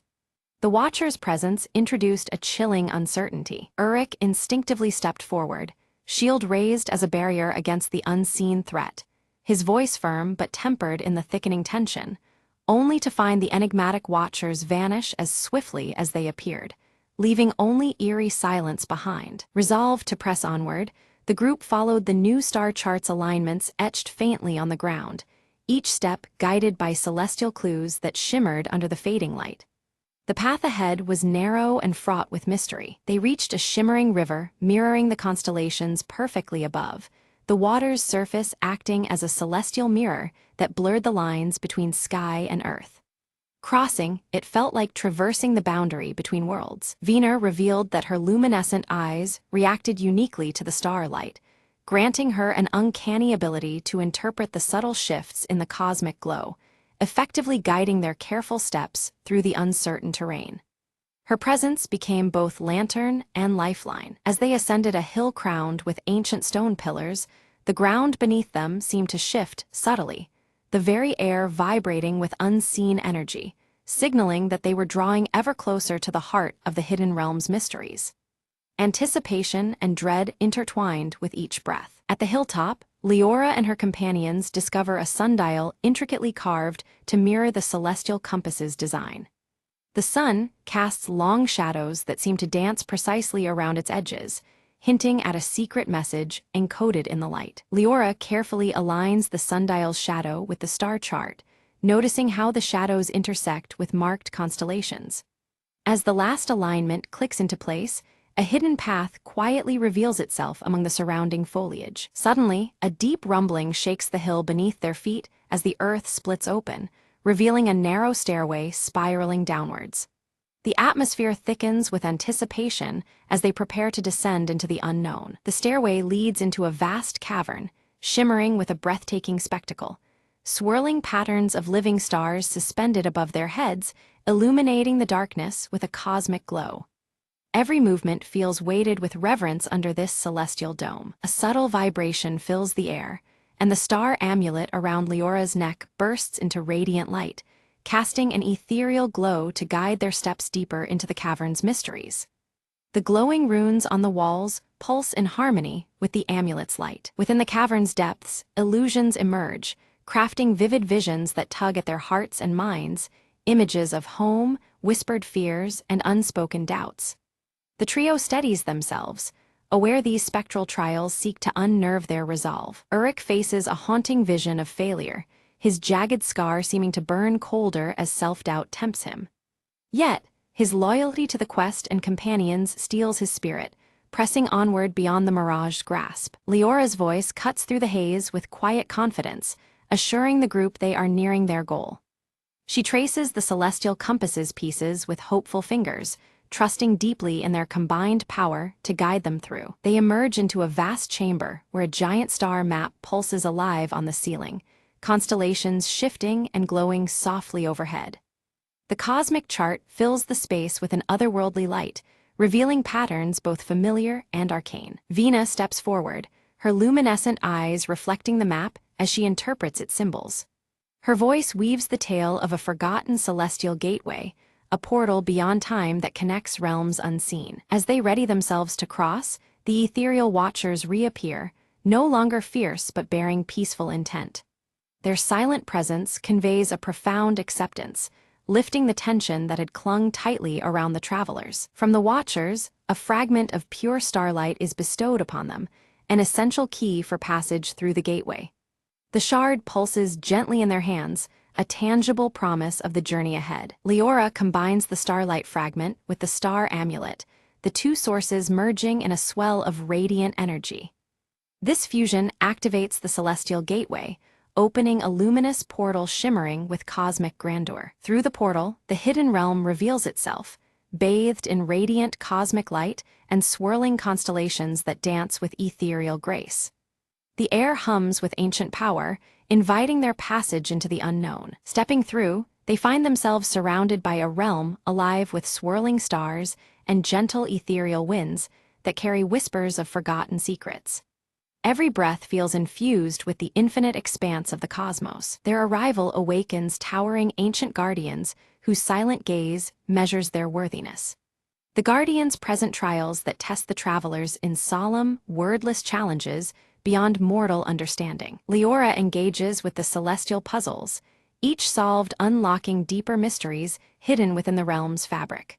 Her keen mind and the compass's clues illuminate paths long obscured by starlight and time. Uruk confronts daunting physical challenges, demanding unwavering courage and precision. Each trial hones his strength and will, forging him further as protector of their shared quest. Vina's deep knowledge interlaces the realm's lore with prophetic insights into their own world's destiny. She guides the group by weaving connections between cosmic truths and earthly pathways. Having proved their worth, the Guardians grant them passage to the hidden realm's very heart. The air shimmers with heightened energy as they move closer to the source of the celestial mysteries. Within this sanctuary, a luminous tree stands tall, its roots intertwining seamlessly with twinkling stars above. The tree radiates ancient power, bridging the expanse between earth and sky. Leora gently places the carved wooden box at the tree's base, activating a flow of celestial knowledge emanating from the stars. The tree responds, its energy awakening long-dormant secrets woven into the cosmos. The tree's radiant energy flows into the shattered compass, which begins to glow anew with vibrant, restored power. The restored compass pulses like a beating heart, alive with fresh celestial light. They realize that this renewed power holds the ability to realign the constellations, promising the restoration of balance between realms.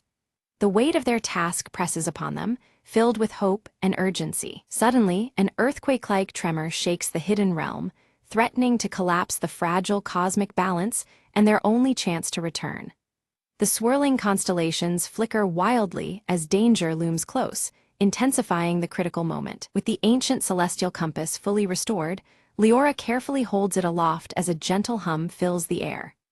Uruk and Vina join hands, focusing their energy alongside her, channeling the celestial power through the compass to stabilize the realm's fragile foundation. The night sky above shimmers in response, a tapestry of light expanding across the horizon. As the compass's energy pulses, the glowing runes etched into the carved wooden box ignite with radiant light. These ethereal symbols weave delicately across the celestial pathways, sealing cracks and mending rifts with their protective glow. The sense of safety grows tangible, wrapping the realm in an invisible embrace. In the midst of the luminous glow, the star amulet around Leora's neck begins to shine with newfound intensity. It casts a guiding light that aligns seamlessly with the shifting constellations, pointing the way toward their safe exit.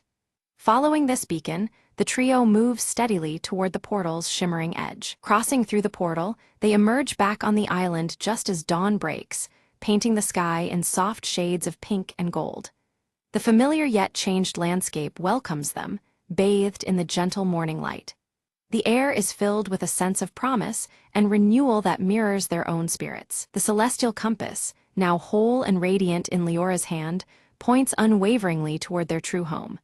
Its steady glow casts a warm light that feels like a heartbeat, constant and sure. This artifact, once fragmented, now serves as their steadfast guide for the journey ahead. Renewed with hope and determination, they board their vessel and set sail across the calm sea. Above them, the stars realign in their rightful places, twinkling with clarity and purpose. The vast expanse echoes their resolve, a celestial symphony bearing them onward. Back on deck, Leora unfurls her parchment and begins to sketch the new star map, integrating every star and path they have discovered. Each line and curve reflects the trials and revelations of their quest, a testament to their shared journey. Her fingers move with confidence, capturing the cosmos with delicate precision. Uruk stands at the helm, his eyes tracing the horizon with steady certainty. The jagged scar on his cheek softens under the embrace of the rising sun's golden glow, a silent witness to their passage. In this light, his stoic demeanor reflects a quiet pride and calm assurance. Nearby, Venus smiles softly as her once luminous eyes dim to a gentle silver hue, signaling the completion of her guiding role. The flowing silver strands of her hair catch the morning breeze, framing her serene expression. Her presence feels lighter now, her purpose fulfilled in the balance they restored. Once ashore, the trio gathers beneath the emerging night sky, gazing upward with reverence and wonder. Stars, familiar and new, sparkle above them, forever linking their spirits to this celestial adventure. United by the cosmos and their shared voyage, they stand quietly, knowing this journey has forever changed them.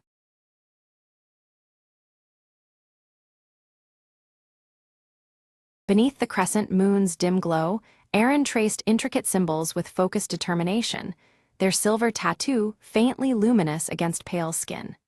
Each mark seemed alive, pulsing subtly as if resonating with a hidden power. Outside the ancient temple, Soren stood firm under the sable sky, his grip tightening around the worn obsidian blade. The darkness pressed in, but his stoic expression betrayed no fear, only readiness for what was to come. An unsettling shadow flickered briefly on the temple's weathered walls, unnoticed by both guardian and seer. The sable light shimmered momentarily, casting a strange shift in the atmosphere that set nerves on edge. From the swirling mist emerged Leora, cloaked in shifting shadows, her sharp emerald eyes locked onto Aaron's glowing tattoo with an unreadable intensity. She moved silently, an enigma appearing at the edge of their fate. Aaron felt an abrupt chill crawl down their spine and looked up, only to see Leora vanish as mysteriously as she had appeared, swallowed by the deepening darkness. The fading glow of the tattoo flickered in response, as if warning of unseen threats. Soren's voice cut through the silence, grave and unwavering, cautioning Eren about a new darkness rising alongside the sable light, an all-consuming shadow that could engulf everything they knew. His eyes never left the horizon's blackening edge. The crescent moon overhead intensified its ethereal glow, casting longer, deeper shadows that seemed to dance and writhe around the ancient stone temple.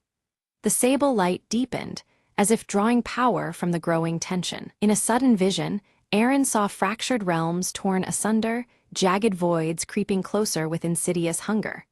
Reality itself quaked on the brink of unraveling, threatening to dissolve into endless night. Leora's silhouette blurred and merged with the sable light's ever-shifting form, and unexpectedly, the edge of Soren's obsidian blade began to shimmer with a strange, otherworldly glow. The weapon's reflection revealed truths yet to be spoken. Beneath the sable light's eerie sheen, ancient runes etched on Soren's obsidian blade glimmered to life, revealing a cryptic message written in a forgotten tongue. The symbols hinted at a key to confronting the encroaching darkness. Deciding there was no turning back, Eren and Soren resolved to seek out the mysterious source of the sable light. Their shared purpose strengthened amidst the mounting shadow, threatening to consume their world. As if responding to their resolve, the temple's colossal doors, carved with steady crescents, creaked open slowly, revealing a pathway shrouded in shifting sable light.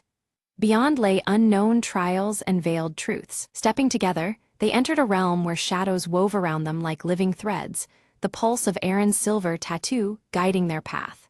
The air was thick with silent murmurs and the weight of ancient secrets. A whispering wind carried fragmented voices, their warnings fragmented and haunting, foretelling dangers lurking just beyond perception. The spectral echoes stirred unease, pressing them onward with both caution and dread. At a twisting crossroads, shadows bent unnaturally, warping the sable light until reality itself seemed fragile and distorted. Every step forward heightened the stakes, each choice tangled in the weaving shadows. Leora emerged once more from the hovering darkness, her cryptic guidance speaking of balance between light and dark realms.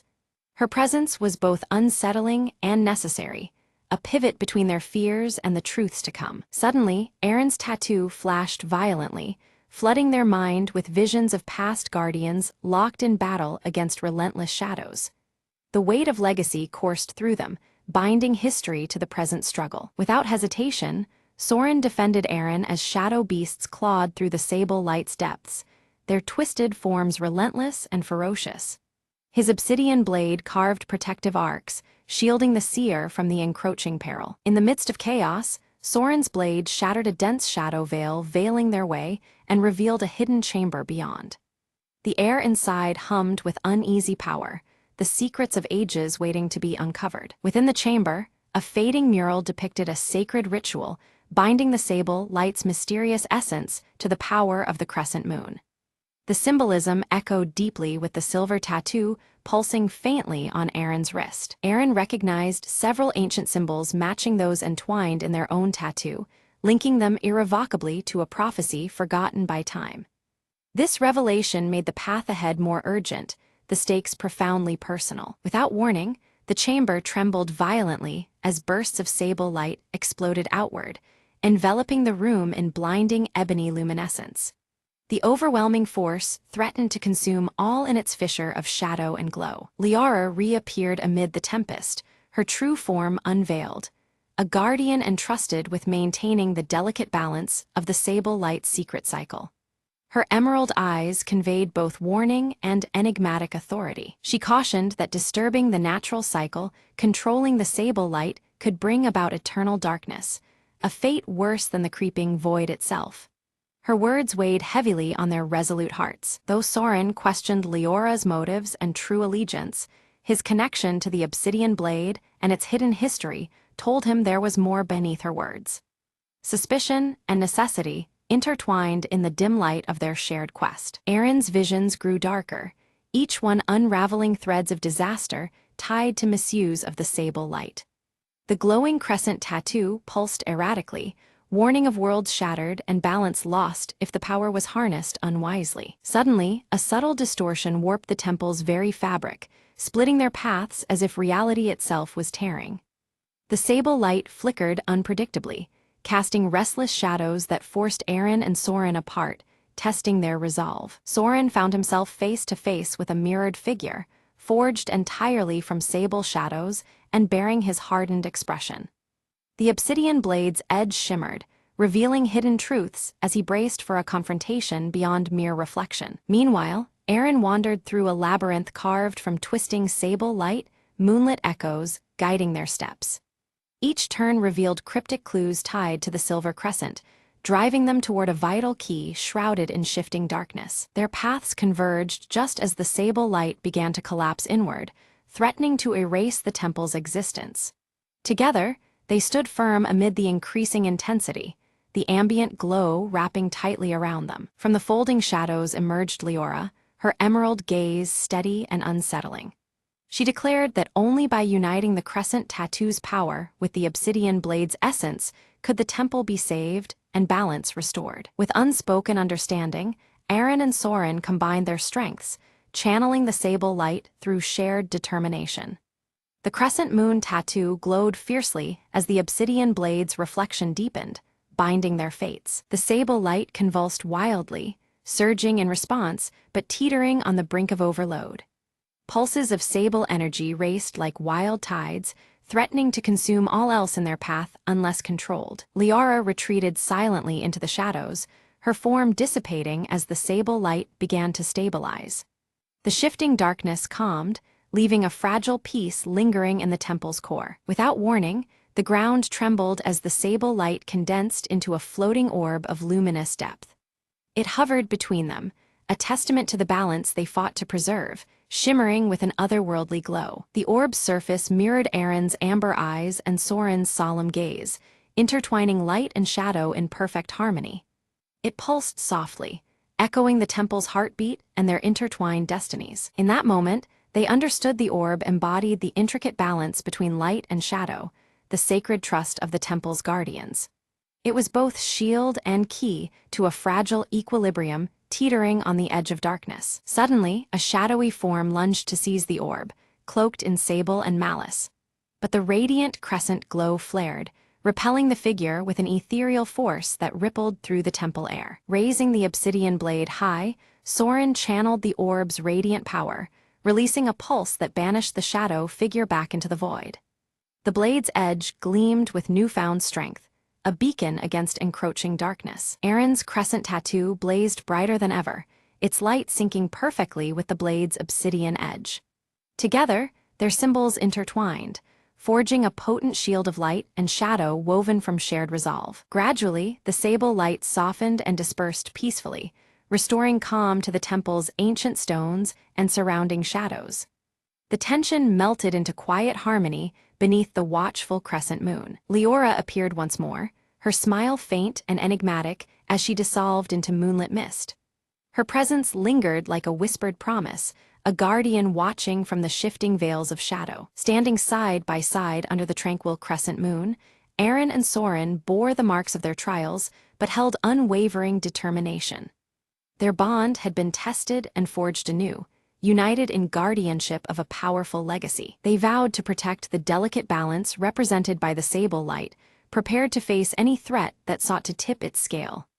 Guardians not only of the temple, but of the truths hidden within shadow and crescent glow alike. Slowly, the temple doors closed with quiet grace, the sable light reduced to a faint and steady gleam that illuminated their oath. The sacred space breathed with calm assurance, shadows and light held in equilibrium. Time moved on as Aaron sat in meditation atop the temple's peak, the silver crescent on their wrist now steady and serene. Their eyes held a calm awareness, reflecting wisdom gained through trials with the sable light. At the temple below, Soren trained fresh guardians in the art of wielding the obsidian blade and understanding the lore of sable light. His teachings passed on the legacy of shadow and crescent symbols, echoing through coming generations. Unexpectedly, a gentle flicker of sable light danced across a quiet corner of the temple, a soft reminder of bonds forged and journeys endured.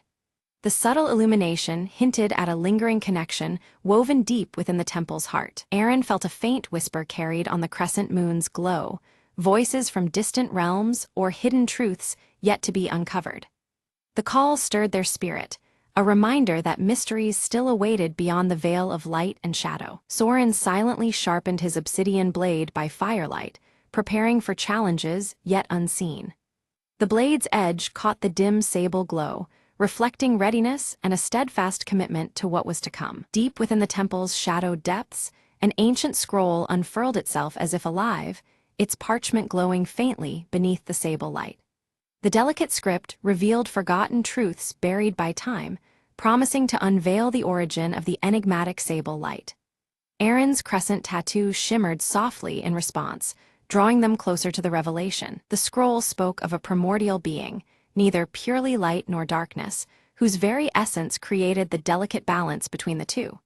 This entity existed beyond mortal realms, harmonizing opposing forces and ensuring the continual cycle of day and night.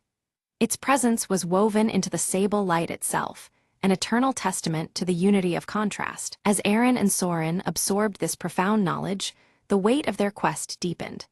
They understood their roles were not isolated acts of heroism, but pivotal links in an enduring chain of guardianship spanning eras.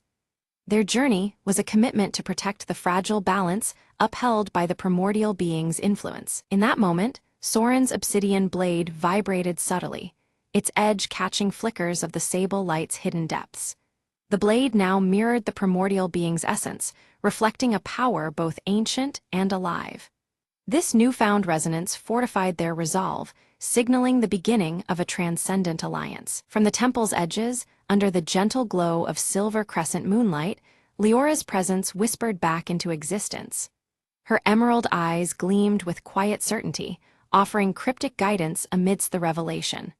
Her subtle influence became a beacon, illuminating the path the two must now take. Aaron's crescent tattoo pulsed in tandem with the blade, both infused with the rhythm of the sable light's essence.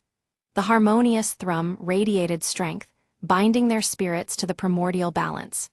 United in purpose and power, they felt the transformative energy course through their very beings. With reverence, they prepared the ancient ritual inscribed alongside the scroll's secrets. Sacred symbols were traced under the sable light, weaving a bridge between their world and the concealed realms beyond. Each movement of the ceremony intensified the bond, affirming their roles as guardians of equilibrium. As the final invocation echoed, the temple erupted into a serene blaze of pure sable light, immaculate and all-encompassing. Its serene glow cleansed lingering shadows and illuminated hidden corners alike. The ritual's success resounded through the air, signaling the restoration of profound cosmic balance. Now guardians of a tranquil world, Aaron and Soren stood vigilant beneath the shimmering sable light's gentle embrace. Their watchful eyes reflected readiness for the cycles to come, ever aware the balance must be maintained. In unity, they embraced the timeless guardianship bestowed upon them. Under the tranquil sweep of the crescent moon, the tale drew to a close, yet the echo of sable light lingered on. Silent and unwavering, it stood sentinel over the night, weaving protection through the darkness. Thus, the legacy of balance and light persisted, eternal and unbroken.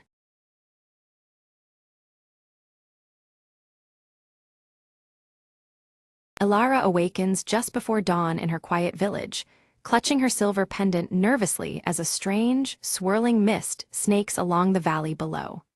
The air feels heavy, almost charged, and the usual morning stillness carries an unsettling edge. Stepping outside, she joins villagers busily preparing for the annual harvest festival. Yet whispers ripple through the crowd, their voices laced with unease about the mist's ominous arrival and what it might portend for the season ahead. Suddenly, Kale appears among the villagers, his dark, curly hair tousled from travel.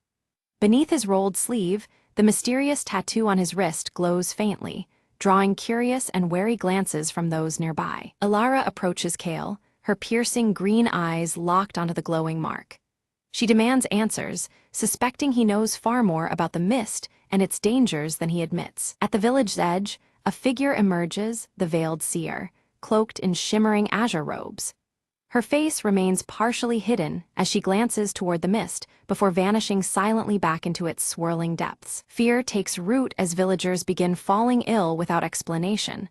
One collapses amidst the bustling marketplace, sparking panic and confusion. The mist seems to thicken around those affected, as if feeding on their plight. Elara clutches her silver pendant, which tingles against her palm. A faint connection stirs inside her, linking the pendant's energy to both the spreading illness and the encroaching mist enveloping the village. Kale confesses he journeyed to seek the veiled seer, hoping to understand the mist's true nature. Yet he hesitates, unwilling to reveal the full scope of what he learned, casting doubt on his trustworthiness. Night descends with unsettling sounds, whispers and shifting shadows that crawl alongside the thickening mist, wrapping the village in ghostly veils. The air chills, and unseen eyes seem to watch from within the haze. Resolved and unyielding, Elara decides she must venture into the mist alone to find the veiled seer and unlock the secrets hidden beneath the veil. Her heart pounds with determination as she prepares for the unknown. While packing, Elara notices Kale watching silently from the doorway. His expression unreadable, yet the glow of his tattoo suggests he contemplates following her into the perilous mist. A mysterious symbol glows faintly on Elara's silver pendant, pulsing in time with the swirling mist outside their homes. The rhythm feels alive, as if the mist itself breathes beside them, warning and beckoning. The village elder confronts Elara, issuing grave warnings about the dire consequences if they tamper with the veil. But the growing menace and urgency leave little room for caution or hesitation. As dawn breaks, Elara silently slips away from the village, stepping boldly into the swirling, hallowed mist. The world around her shifts as the mist envelopes her, the familiar colors of her clothing deepening in tone with resolve. Kale follows her trail, his tattoo on his wrist glowing brighter as he approaches the mist-cloaked forest. The glow intensifies with each step, signaling the rising presence of supernatural energy. Within the mist, Elara is engulfed by shifting shadows that whisper cryptic warnings and riddles. The eerie voices toy with her mind, testing her courage and determination at every turn. Her silver pendant begins to glow softly, illuminating hidden paths and spectral images of past travelers caught within the mist's eternal grasp. These visions offer clues, but also deepen the enigma surrounding the veiled seer. Meanwhile, Kale confronts illusions crafted to undermine his resolve. As darkness presses in, his tattoo pulses rhythmically, forming an unseen protective barrier against the encroaching shadows. They reunite briefly amidst the swirling haze, sharing fragmented clues about the veiled seer's intentions and the mist's formidable power. Yet mistrust lingers, their clothing hues subtly shifting as uncertainty colors their alliance. Suddenly, the mist warps violently, separating Elara and Kale and plunging each into personal trials. The swirling veil becomes an imprisoning labyrinth, testing their resolve and deepest fears. Elara faces harrowing visions of her deepest insecurities and loss. Her pendant's glow dims, but stubbornly resists fading completely. She steels herself, drawing on inner strength to withstand the spectral torment. Kale battles relentless shadow creatures that claw at his defenses. His tattoo flares with an intense blue light, granting bursts of strength as he fights to survive the relentless onslaught. In a hidden clearing, Elara discovers the veiled seer's glowing hourglass, resting reverently atop a pedestal shrouded in the swirling mist.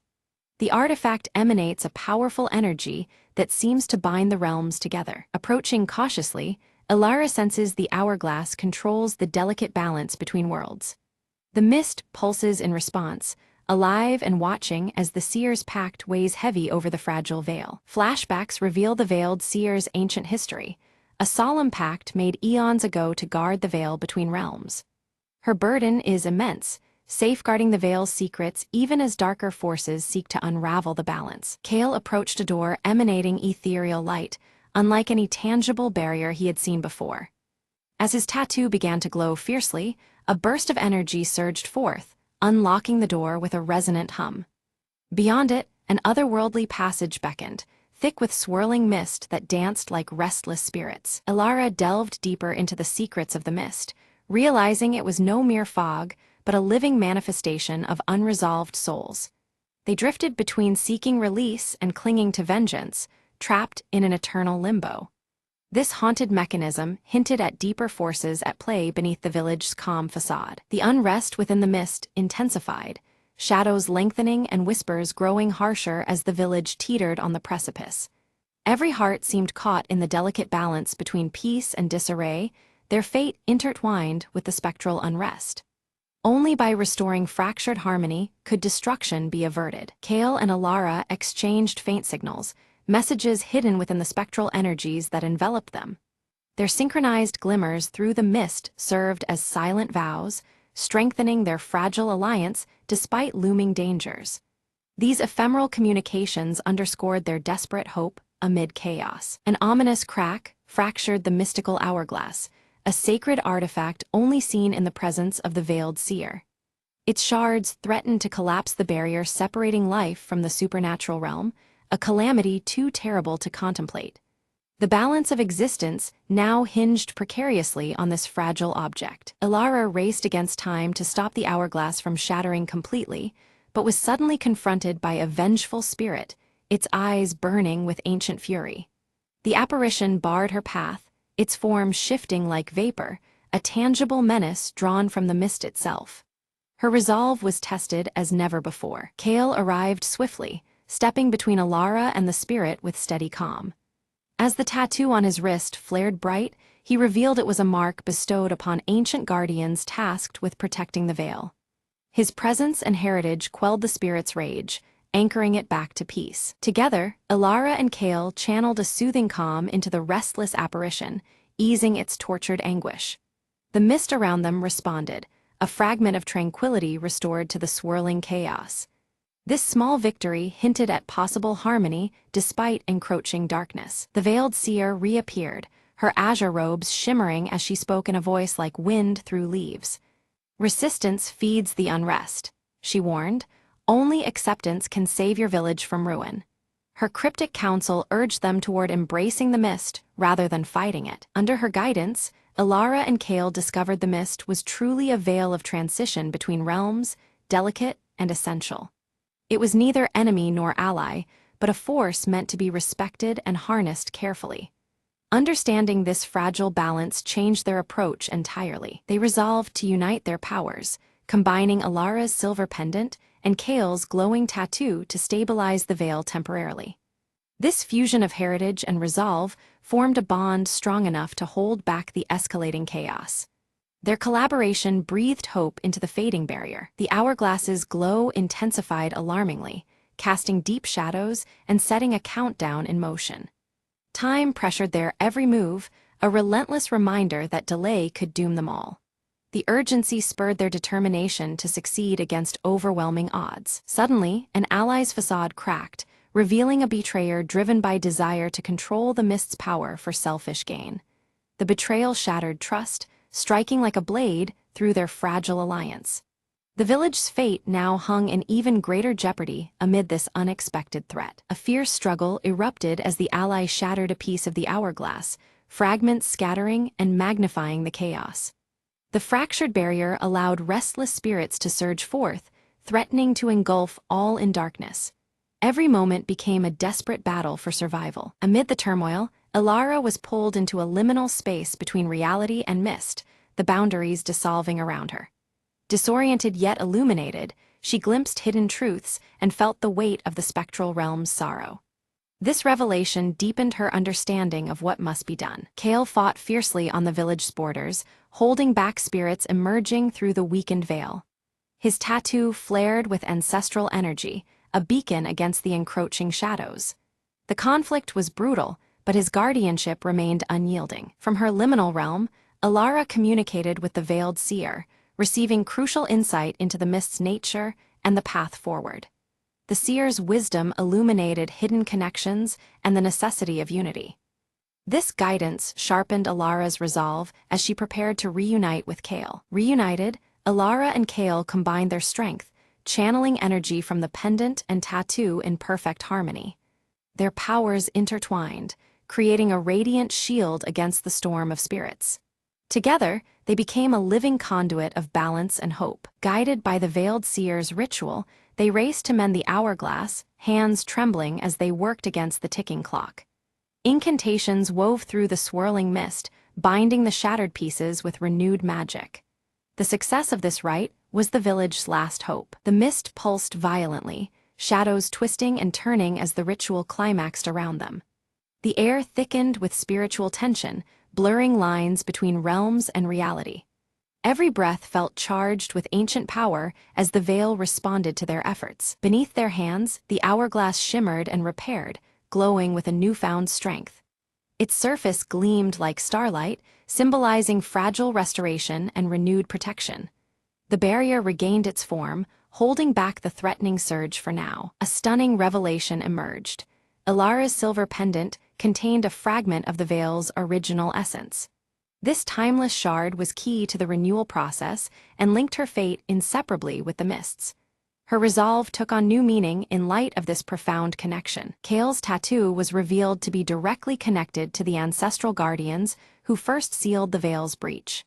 His lineage carried the responsibility and strength of generations, a living thread to the past protection. Together, their combined heritage was a powerful force against dissolution. Their uniting of pendant and tattoo rekindled the veiled bond, halting the mist's destructive surge.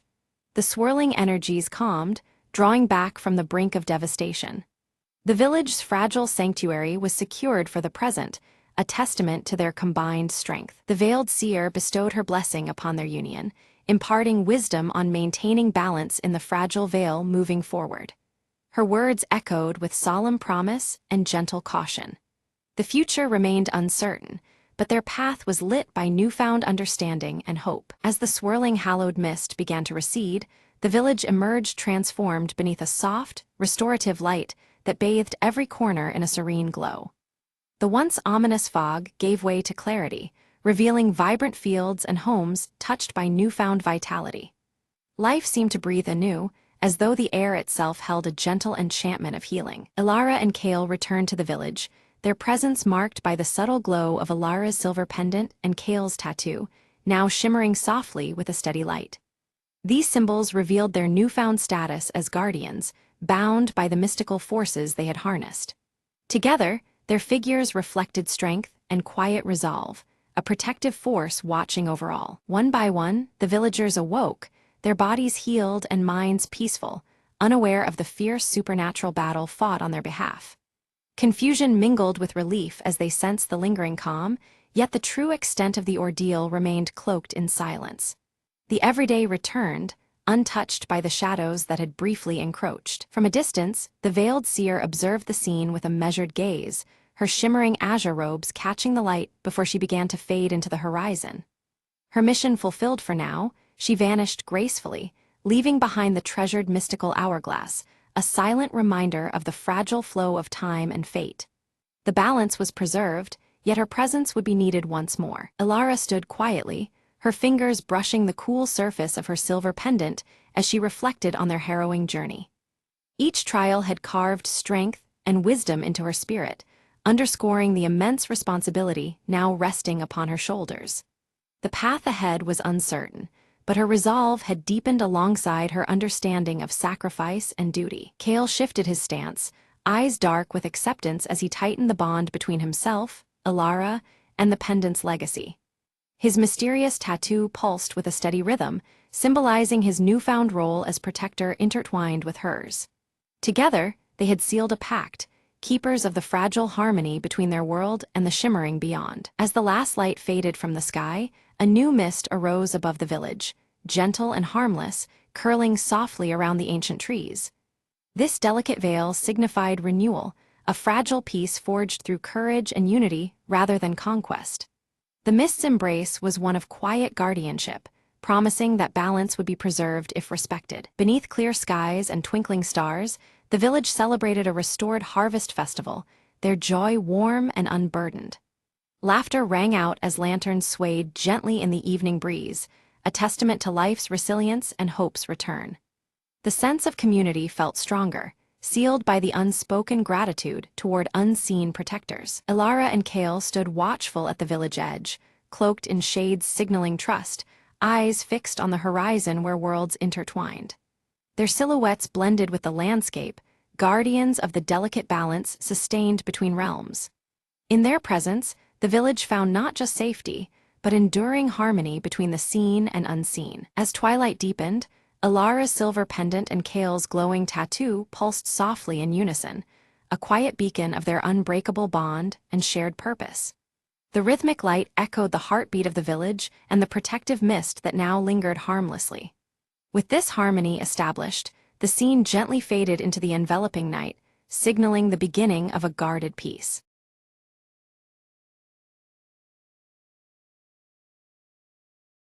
The lights flickered as Dr. Leela Reed activated the quantum communicator, her fingers trembling slightly. "If this works," she whispered, "we can talk across dimensions." In the lab's eerie glow, a humming portal shimmered to life, rippling like disturbed water. She adjusted the frequency, scanning for a response beyond the veil of reality. Suddenly, a voice crackled through the static. It was faint, distorted, yet unmistakably human. "Hello, can you hear me?" came the fragile sound from an unknown world. Leela's heart pounded. It was the proof she'd sought her entire career, but the signals grew unstable, the communicator straining under an otherworldly energy. She realized the contact wasn't just a message, it was a lifeline. Another transmission arrived, clearer this time. "We need your help. Our dimension is collapsing." Determined, Leela dove into the schematics, designing a bridge to stabilize the breach between worlds. Her tools hummed and sparks flew as she synchronized dimensional frequencies. Suddenly, the lab trembled, the air thick with charged particles. Through the portal stepped a figure, tall, shimmering, a mirror of humanity but not quite the same. "Thank you for answering," the visitor said, voice melodic yet urgent. Together, they worked feverishly, merging science and hope to repair the rift. With a final adjustment, the portal steadied, radiating calm instead of chaos. Leela exhaled, exhaustion mingling with triumph as stability returned. The visitor smiled. "Our worlds are saved, but this connection, it marks a new beginning." As the portal faded, Leela looked up, whispering, "We're not alone anymore."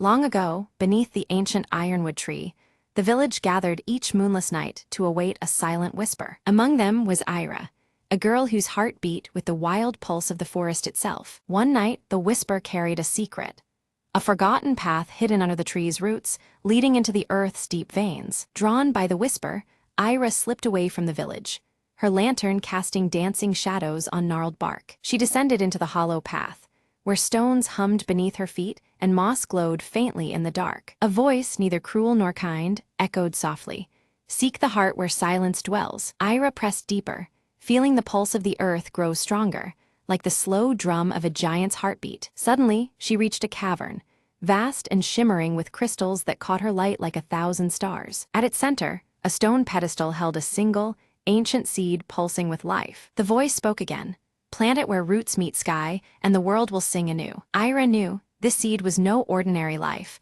but the pulse of the forest itself, waiting to be reborn. She grasped the seed gently, feeling warmth spread through her fingers, a promise of renewal. Climbing back through the winding roots, the forest seemed to watch silently, its breath held in hope. Outside, the sky was just breaking into dawn, the first light touching the ironwood's sweeping branches. Ira planted the seed at the tree's base, whispering a wish into the waking breeze. The earth trembled softly. Roots unwound, leaves shimmered, and a new bud sprouted instantly at the tree's crown. From the newly blossomed leaf, a serene light spread across the village, filling hearts with peace and wonder. Ira smiled, knowing the forest's whisper had become a song, one of life, deep magic, and endless beginnings. As the villagers awakened, they felt the change beneath their feet and the sky above, a world renewed in silent harmony. And the ironwood tree stood taller, its leaves forever holding the whispered secret of the earth's endless heartbeat.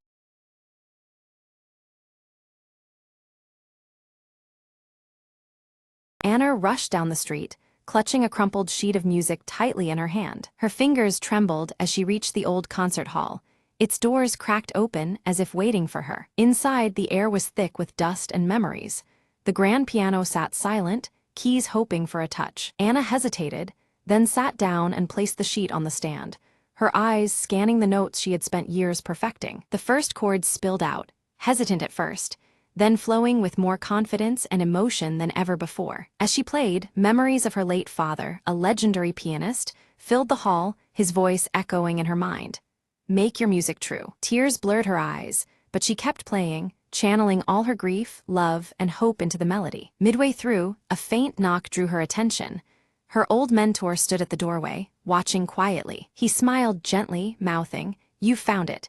Those words fueled her resolve, the final note soaring. When the last note faded, the silence felt full, not empty, a bridge between past and future. Anna stood, inhaled deeply, and looked around, the hall no longer cold, but alive with possibility. Her mentor approached and handed her a worn envelope marked with her father's handwriting. Inside was a letter. "Your music is your story. Play it for the world." Anna nodded, a smile breaking through her tears.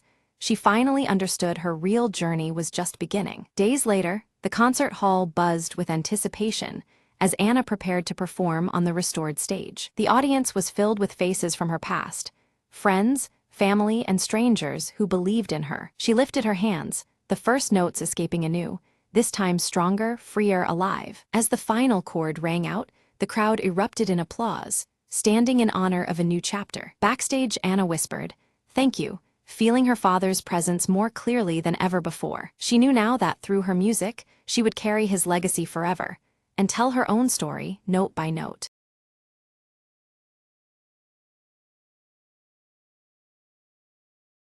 Right when Mark opened his lunchbox, it was empty. "Where did my sandwich go?" he muttered. He peeked under the table, no sandwich. He checked his backpack, also no sandwich. Mark's friend Lily spotted him. "Lost your lunch?" she asked with a grin. "Yep, someone stole my sandwich," Mark declared dramatically, waving an empty wrapper. Determined, they started a serious investigation around the cafeteria. They interrogated the class hamster, who only squeaked back. Then they asked Mr. Brown, the janitor, who shrugged with a chuckle. Next, they surveyed the suspects: Tommy, the cookie thief, Sarah, the sneaky soda sipper, and Jenny, who always had crumbs. Jenny claimed innocence, dusting imaginary crumbs from her sleeves. Tommy looked suspiciously content, licking chocolate off his fingers. Lily found a suspicious trail of lettuce leaves, leading towards the teacher's lounge. Mark followed, whispering, "This is it, the breakthrough." They peeked inside and saw the teacher, Mr. Clark, happily munching on what looked exactly like Mark's sandwich. "Caught red-handed, Mr. Clark laughed and said, "I thought someone left this for me." Mark rolled his eyes. "Next time, just ask." As a peace offering, Mr. Clark promised to buy Mark a new sandwich every day this week. Mark grinned, "Deal, but only if Tommy shares his cookies too." Lily snorted. "Looks like our investigation turned into a snack party." They all laughed together, the mystery solved and hunger satisfied. And from that day on, Mark's lunches stayed mysteriously untouched, except during snack parties.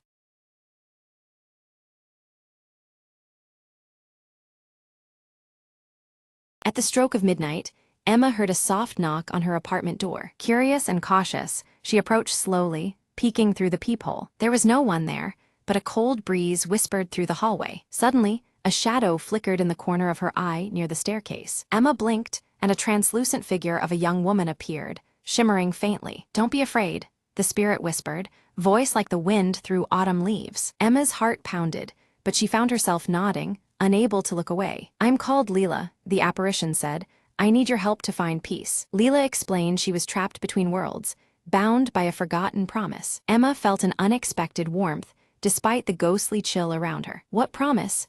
Emma asked, determined to uncover the truth. Leela told her about a lost locket buried beneath the old oak tree in the park nearby. Without hesitation, Emma grabbed her coat and followed the spirit into the night. Under the silver moonlight, they reached the gnarled tree, roots tangled like secrets. Emma dug through the cool earth, fingers brushing against metal, a delicate locket. As she lifted it, Leela's form brightened, the sorrow in her eyes starting to fade. "Thank you," Leela said softly. "Now I can finally rest." With a gentle smile, the ghostly figure dissolved into a shower of twinkling lights. Emma stood alone, heart full, the cold night now feeling warm and inviting. From that night onward, her apartment door never echoed with mystery, just peace.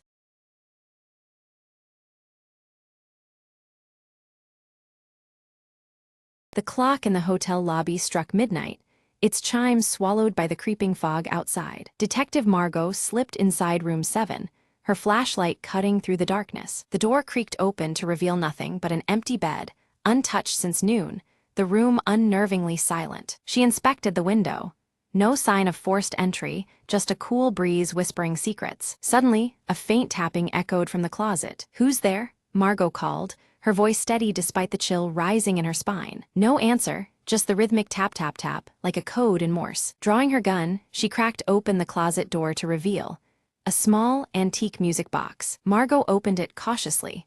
A haunting melody spilled into the air, matching the tapping perfectly. Behind the music box, she found a folded note taped to the wall. Unfolding it, she read, "Find the truth beneath the floorboards." Kneeling, she searched the rug for a trapdoor, fingers brushing against a loose plank. With effort, she pried it open, revealing a narrow space beneath the floor. Inside lay a weathered journal, its pages filled with frantic scrawls detailing secret meetings and betrayals. One entry caught her eye. "The visitor at midnight knows the real story." Margot glanced toward the clock. It was midnight now, the hour when the mystery came alive. Footsteps stirred above. She heard a door shut softly, then silence again. Clutching the journal, she smelled a faint trace of perfume, familiar yet elusive. Emerging from the floor, she whispered. The key was hidden in the echoes all along. As dawn broke, the truth unraveled, and Room 7's secret finally found its voice.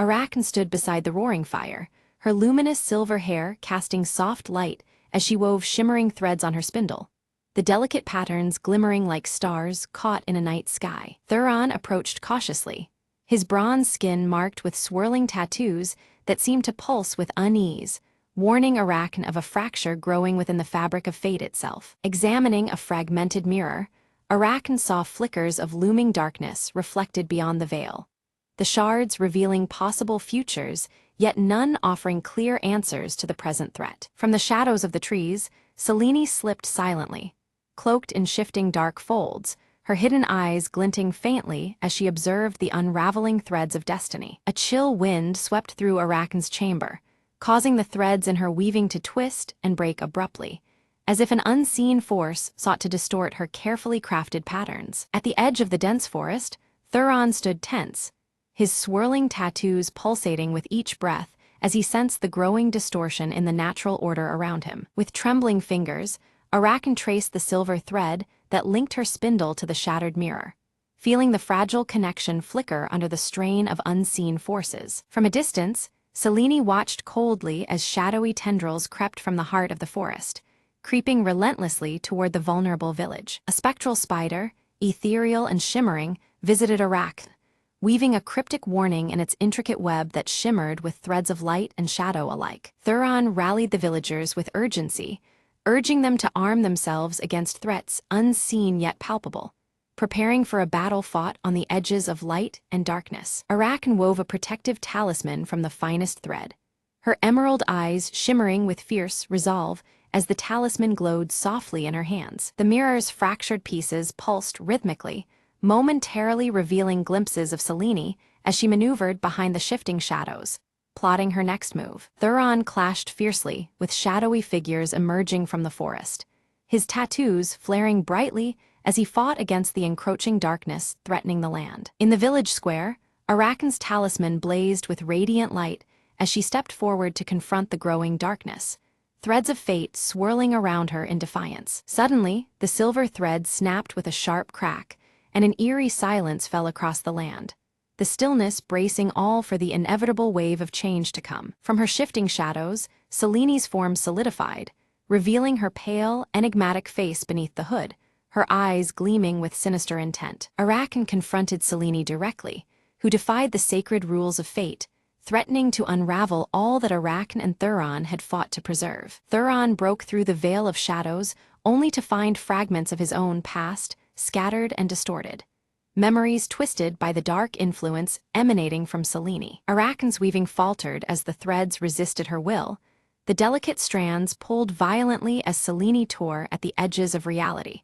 distorting the loom of destiny. Desperately, Arachne reached into the mirror's depths, clutching a glowing shard in her palm as she sought hidden knowledge that might turn the tide. Selene summoned webs of darkness that ensnared villagers, binding their wills to her cause and twisting their hearts with shadow-spun deceit. With fierce determination, Thuron broke free from the suffocating webs, rallying the trapped villagers to fight through the shadowy bindings that sought to consume them. Arakan's luminous silver hair dimmed, reflecting the fierce struggle within her soul, ignited by Selene's relentless challenge to the fabric of fate itself. Selene revealed her true motive: to recreate the tapestry of fate by her own design, shattering the old order and weaving a new world from shadows. Stretching the silver thread taut across the village, Arakan endeavored to mend the damage Selene inflicted, her hands trembling with the fragile hope of restoration. The fragmented mirror shimmered with a chilling vision.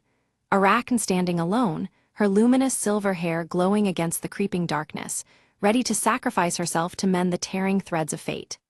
The air was thick with the weight of impending loss, yet a faint silver thread pulsed around her, suggesting a slender hope woven into despair. Beneath the cold moonlight, Thuron confronted Selene, their forms etched in contrast, bronze skin against shifting shadows. Their clash was more than physical. It was a battle of willpower and ancient secrets, each strike sending visible ripples through the webs of possibility overhead. Back in her chamber, Arakan's fingers bled as she wove feverishly, her emerald eyes alight with desperation. Threads of hope and despair intertwined on her loom, reflecting her tenuous grasp on fate's delicate balance. For a fleeting moment, the shadows withdrew, revealing Selene's hooded face. But a sly, knowing smile curled her lips, hinting at deeper plots hidden behind the veil of darkness, layers of intrigue yet to be uncovered. Seeking strength, Arakan whispered to the ancestral spirits embedded within her silk threads, anchoring herself in their ancient wisdom. Their presence shimmered faintly amidst the weaving, infusing her with resolve and guiding her hands through the tangled pattern of destiny. Thuron's strength waned under Selene's relentless assault, his resolve flickering like a candle in the wind. Yet the glowing swirl of his old tattoo flared brightly, a reminder of his sacred duty and buried courage igniting within him anew. Inspired by Arakan's unwavering determination, the villagers gathered their courage, their whispered hopes weaving through the air like fragile threads. The once fearful faces now glimmered with renewed spirit, ready to stand against the encroaching shadows. Selene summoned a tempest of shadows that churned and twisted, consuming earth and root alike. The ground cracked as if the land itself rebelled, a dark web spreading to snuff out the village's fragile light. Anchored deeply to the silver thread of fate, Arakan radiated a shimmering light that pushed back against the consuming storm. Her presence became a steadfast beacon, a living thread unraveled in the face of chaos. Her weaving blossomed into a beacon, a luminous net that reached into shadow's depths.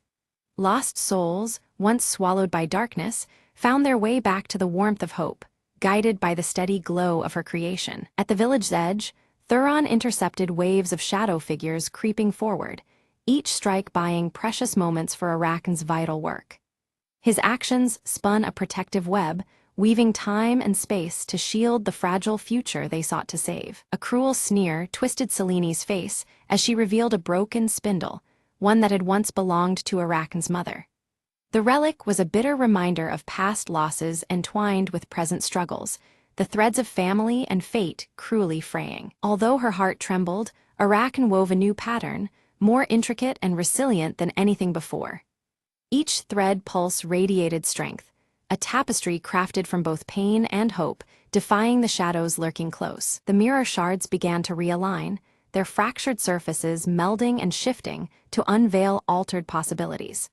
Futures shimmered and blurred, reflecting the ever-changing weave of choice and chance. A sharp glance passed between Thuron and Arakan, heavy with unspoken resolve and trust.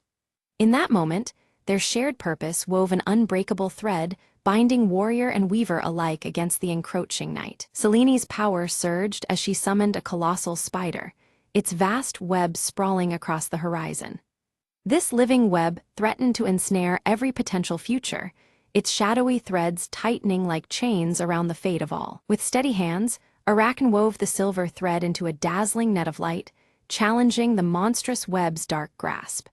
Their struggle was a dance of shadow and radiance, each thread a lifeline in the looming chaos. The giant spider lashed out violently, shards of darkness splintering in every direction. The very air crackled as light and shadow collided, each fragment a volatile echo of the battle's fierce intensity. Seizing a crucial moment, Thuron leapt onto the spider, shattering one of its legs and fracturing the web's hold. The creature's snarls echoed as the integrity of the shadowy snare weakened, opening a fragile path forward. With a decisive cry, Arachne pulled the silver thread taut, preparing to draw the final knot that would bind fate anew.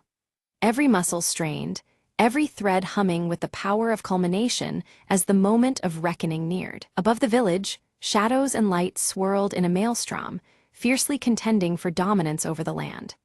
The fabric of reality itself trembled as threads of dark and luminescence intertwined in a chaotic storm. Selene's voice rang with desperation and temptation, offering Arachne immense power in exchange for surrendering the spindle and control over fate. Her plea was a woven trap of promises, dark silk laced with irredeemable consequences. Arachne's refusal was unwavering. She wove a pattern of unity rather than dominion, honoring the sacred laws that governed their realm. Her tapestry radiated harmony, rejecting control and embracing the bound threads that connected all lives. The spindle pulsed with radiant energy, binding Selene's shadow once more to the mirror fragments scattered throughout their world. The dark force was sealed within reflections, a captive strand in the grand weave once again. As the great web unraveled, a surge of brilliant light flooded the land, washing away despair and fear. Hope blossomed across the village, and beyond, threads of possibility woven anew into the tapestry of destiny. Cradling the now whole mirror, Arachne gazed into its smooth surface, where reflections shimmered with a balanced future. The fragmented edges had been mended, and with them, the threads of destiny aligned once more. Each shard fit seamlessly, revealing a harmonious dance of light and shadow within its depths. Thuron knelt beside her, his bronze skin marked from battle but his spirit unwavering. Their shared resolve was written plainly in their posture, guardians not only of the people, but of the fragile threads that tied them all. Together, they bore the weight of what had passed and the promise of what was to come. From the darkened alleys and quiet homes, villagers began to emerge, their faces brightening as the oppressive shadow lifted from their hearts. The once heavy air now sparkled with hope, threads of light weaving through the streets and homes. Their steps were lighter, and whispers of gratitude floated like silver threads in the morning breeze. Arachne's silver hair glowed with an intensity unmatched before, luminescent strands weaving an aura of restored destiny around her.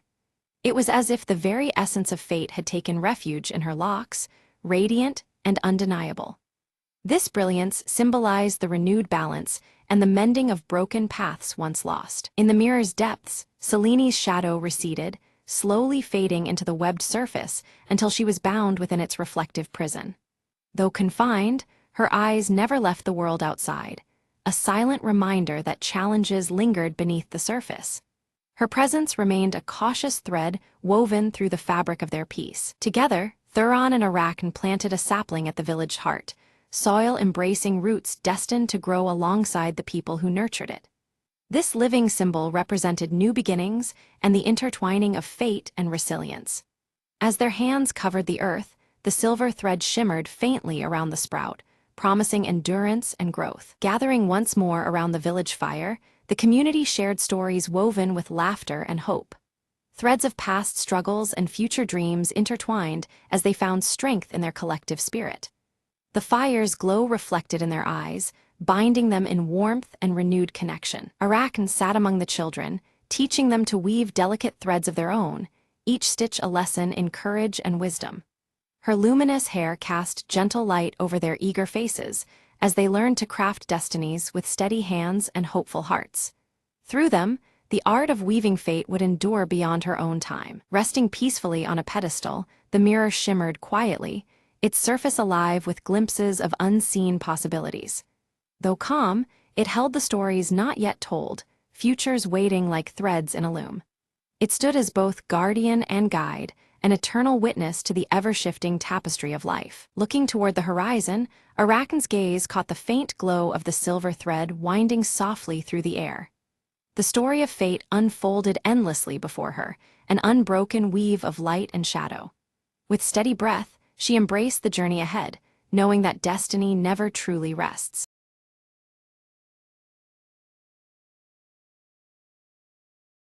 Morning sunlight spills gently into Sarah's cozy apartment as she wraps a vintage scarf around her neck, its soft fabric comforting her.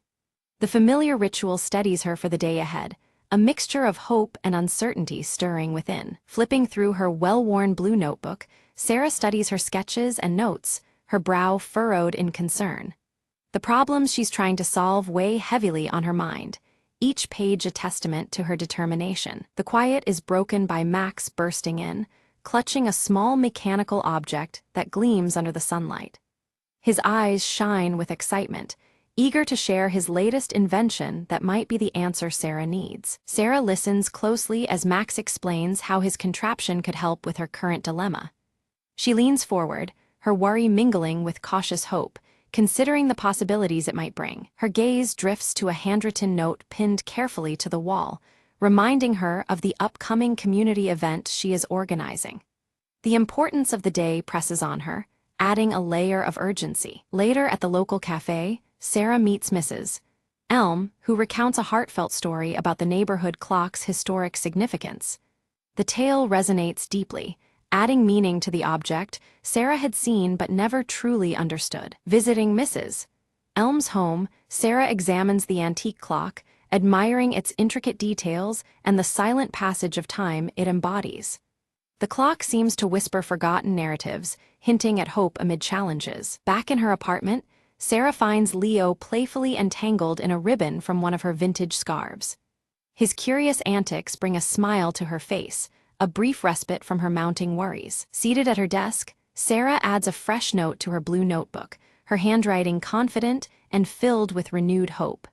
It's a quiet vow to keep moving forward despite obstacles. The bustling city streets embrace Sarah and Max as they set out, scarves fluttering behind them like banners of determination.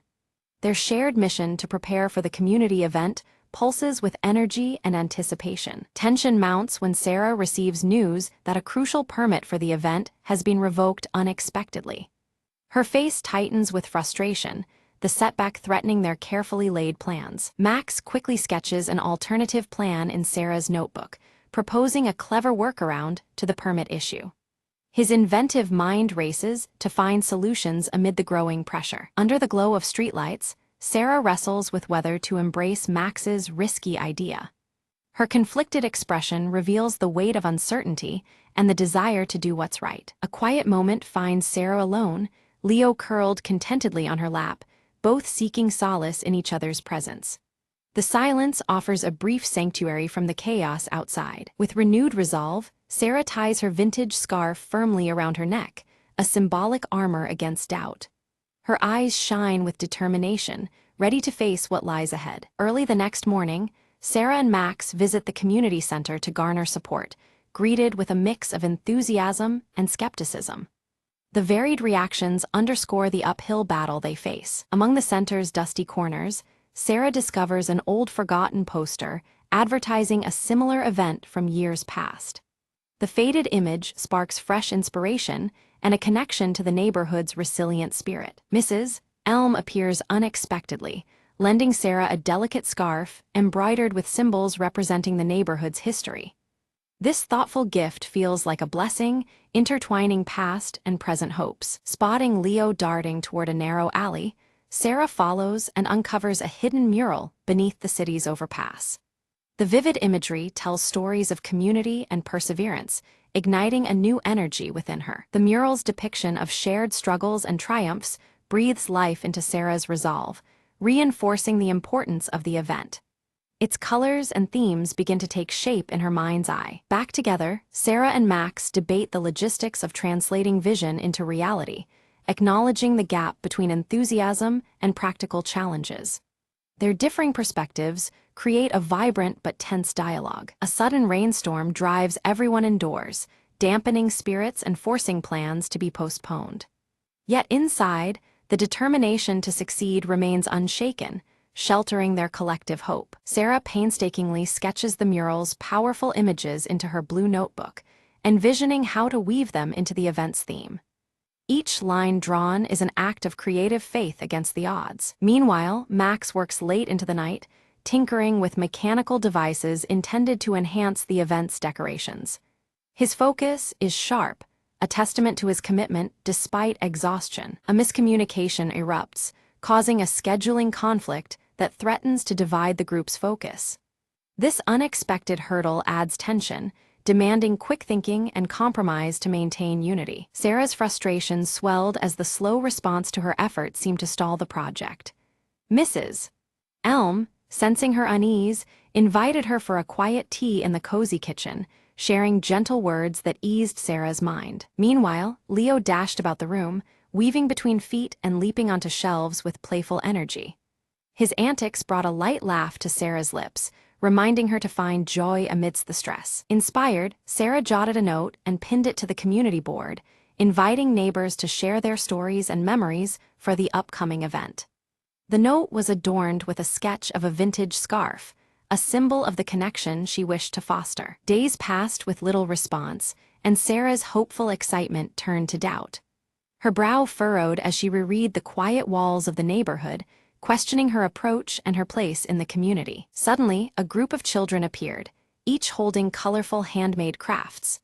Their enthusiastic arrival reignited the energy around the project, filling the room with bright smiles and renewed momentum. Sarah laughed freely for the first time in days, the weight of responsibility lightened by the infectious joy of the children.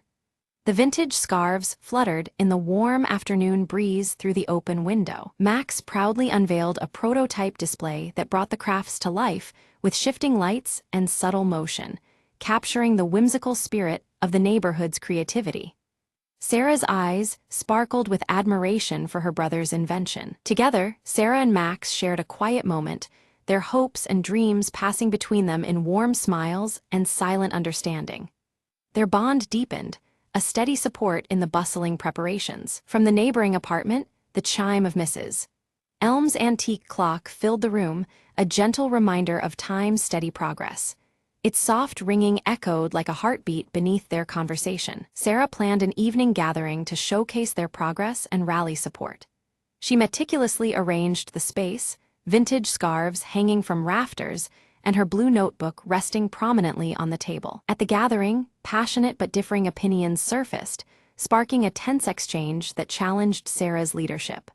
Voices rose and fell, a clash of visions that forced Sarah to reevaluate her direction. Listening carefully, Sarah adapted the plans, weaving diverse ideas into a richer vision. Her calm resolve shone through, soothing tensions and inspiring cooperation once more. Just then, Leo returned from a brief disappearance, carrying a small, weathered key in his mouth. The unexpected find drew curious glances, its intricate design hinting at forgotten stories. With the key as a new symbol, the community embraced the unfolding vision with energized hearts. Conversations buzzed, hands reached out to help, and a collective creative energy became tangible. Sarah sat by a window, sketching final adjustments to the event layout with confident strokes. Her vintage scarf draped over her chair, and the blue notebook lay open beside her, filled with notes and ideas. In the workshop, Max encountered a sudden technical glitch threatening the displays just hours before the event. His fingers flew over wires and circuits, a frown shadowing his face. Sarah joined him, their teamwork seamless as they worked frantically to troubleshoot. Determination etched on both faces, they refused to let the setback defeat them. Unexpectedly, Mrs. Elm appeared at the door with a box of tools and a reassuring smile. Her surprising technical knowledge offered new solutions and hope, shifting the tide in their favor. Together they resolved the malfunction, and during a test run, the devices functioned flawlessly. The crafted displays danced with light and motion, ready to enchant the community. Sarah paused to breathe deeply, watching the sunrise filter softly through the window.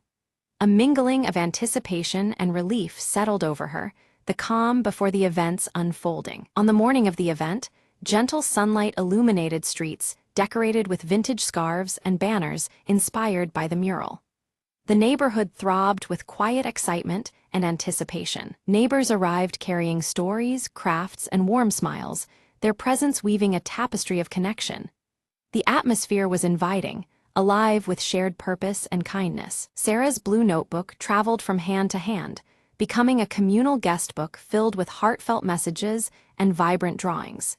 Each entry deepened the narrative of their shared history. Max operated the interactive displays with delight, engaging visitors as they explored the crafts brought to life.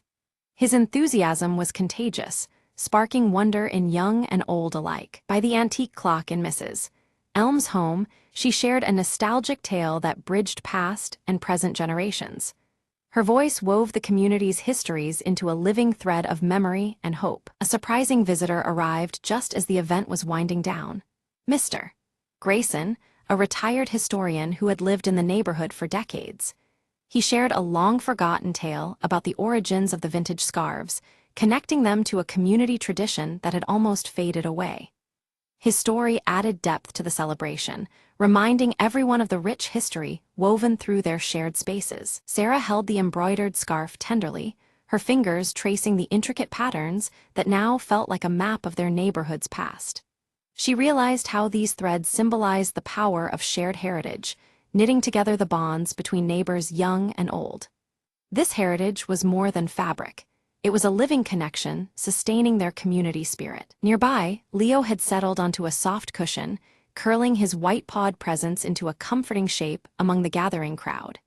His gentle purring blended with the murmur of voices, serving as a quiet reminder of steadiness amidst change. Wherever discovery or warmth was found that day, the curious tabby had been close at hand. The celebration crescendoed into a collective crafting session where everyone contributed stitches and stories to a growing tapestry.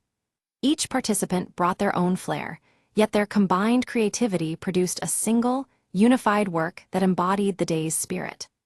This collaborative art became a symbol of their renewed unity and shared future. Stepping back, Sarah surveyed the vibrant tapestry of moments and memories woven throughout the day. Her eyes sparkled with a smile of quiet fulfillment, knowing the event had cultivated something far greater than she had imagined. The neighborhood story was alive again, embroidered with the laughter and kindness of its people. As evening descended, soft lanterns were lit along the familiar streets, casting a gentle golden glow on the joyful faces gathered beneath them. The mild air carried the warmth of friendship and the soothing hum of contentment. Each light flickered like a beacon of hope and connection, brightening the twilight hours. In the quiet moments after the festivities, Sarah opened her blue notebook and penned her final thoughts on the day. She reflected on the challenges they had overcome and the meaningful connections that had blossomed. Her writing captured a newfound optimism that these bonds would only grow stronger with time. Meanwhile, Max was packing away his equipment, a grin spreading across his face as he teased Sarah about the invention he was already imagining for the next neighborhood event. Laughter bubbled between them, a playful promise of future creativity and collaboration. His energy was contagious, lighting the way forward. From across the room, Mrs. Elm's antique clock chimed once more, its melodious sound marking the conclusion of a memorable day. The hour resonated like a signal not just of an ending, but also of new traditions beginning to take root. It reminded everyone that time flows on, carrying the stories and hopes of the community onward. Wrapped snugly in her cherished scarf, Sarah stepped outside and looked up as stars began to twinkle above their neighborhood. The familiar constellations seemed to mirror the interconnected lives below, filling her with hope and contentment. In that peaceful moment, she felt ready to embrace the promise of all tomorrows.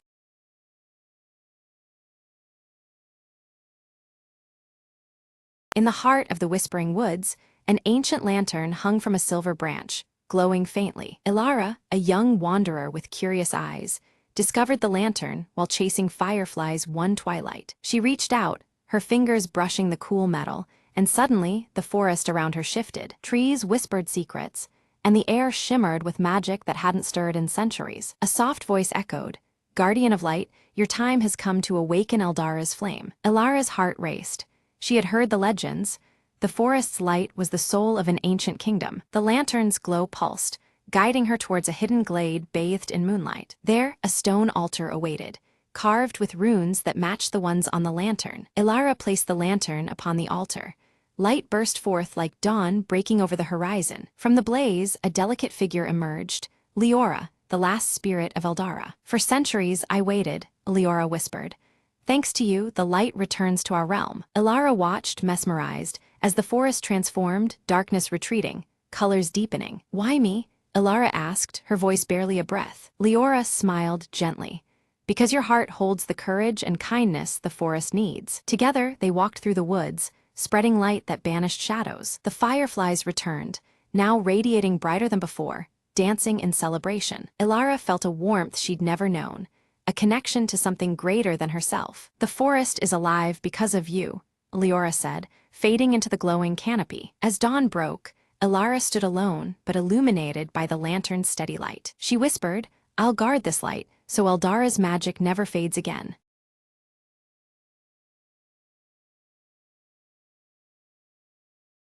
Norman decided to try baking bread. How hard can it be? He asked his cat Muffin. The internet promised him sourdough would be easy and rewarding. He mixed flour and water, forgetting a crucial ingredient, yeast. With a confident smile, he left the dough to ferment on the kitchen counter. 24 hours later, Norman checked.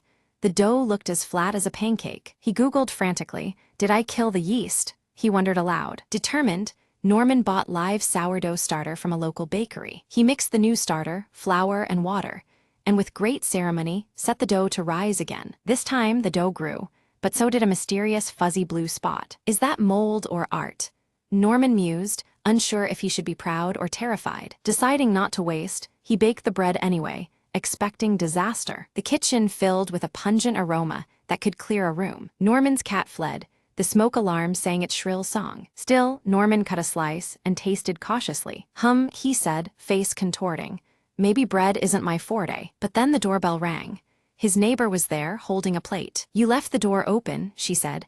"Our dog loved your bread." Norman laughed. "Next time I'll bake something for humans, not canines." From then on, he stuck to cupcakes, which Muffin approved with less drama. "Baking adventures are better with friends," Norman said, grinning as he offered a cupcake to his neighbor.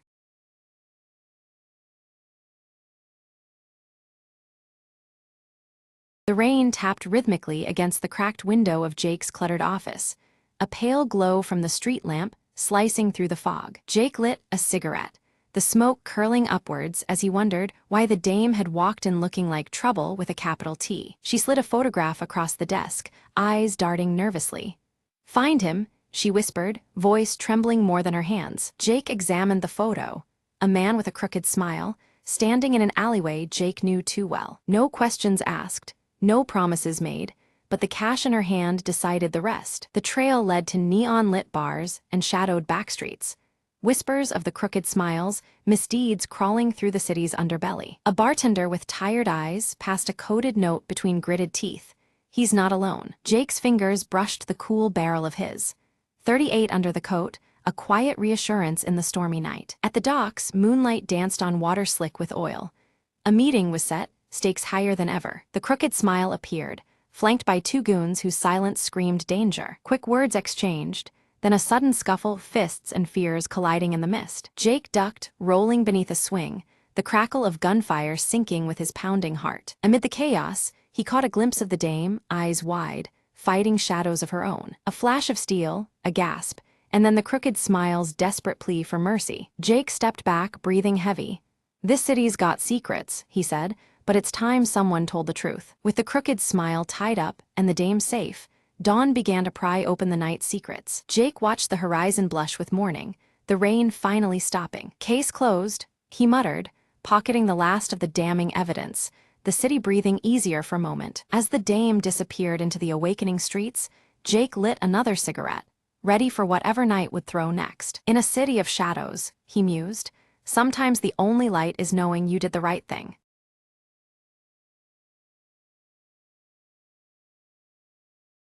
The rain slashed against the cracked neon sign outside Jack's office, casting flickering shadows on the damp pavement. Inside, Jack Marlowe lit a cigarette, the smoke curling around his face as he scanned the case file he'd been nursing all week. A sudden knock at the door broke the silence. Before he could answer, she slipped in, her heels clicking with purpose. Her name was Evelyn, a dame with secrets buried deep beneath those emerald eyes. "I need your help," she said, voice trembling like delicate glass ready to shatter. Jack studied her, noting the fear that clung to her like a second skin, and the hint of urgency in her plea. She told him about a missing ledger, a document that could topple powerful men and ruin lives. No one else would touch it, but Jack was no stranger to diving into the murky depths where shadows breathed. He agreed, the flicker of former pride lighting his gaze. This was the game he once played, now reluctantly called back. The city at night was a maze of whispers, and every alleyway held a watchful eye. Jack traced the ledger's trail from smoky jazz bars to empty warehouses where danger waited in silence. A brush with a hired gun left Jack nursing wounds, but more determined than ever to see this through. Evelyn reappeared, her facade cracking to reveal a woman cornered by past mistakes and hard choices. Together they plotted their next move, understanding that trust was a currency neither had enough of. The climax came in an abandoned dock, where shadows lengthened and gunfire shattered the night's stillness. Jack moved like a ghost, every step calculated, every breath controlled as he faced those who wanted the ledger, and Evelyn silenced. In the aftermath, the ledger was recovered, its contents exposing the truth beneath layers of lies and corruption. Evelyn vanished as mysteriously as she came, leaving Jack with a silent promise and an empty whiskey glass. Jack stood by the rain-soaked window, smoke spiraling upwards, contemplating the city's endless cycle of deceit and survival. Another night, another secret, he murmured, extinguishing his cigarette and slipping back into the shadows of Marlowe Street.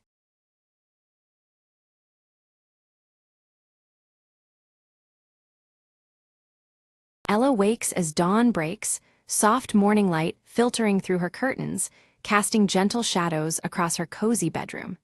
The faint ticking of an old wall clock melds with the quiet beginning of the day. Max, her golden retriever with a small scar above his right eye, stretches lazily at the foot of her bed.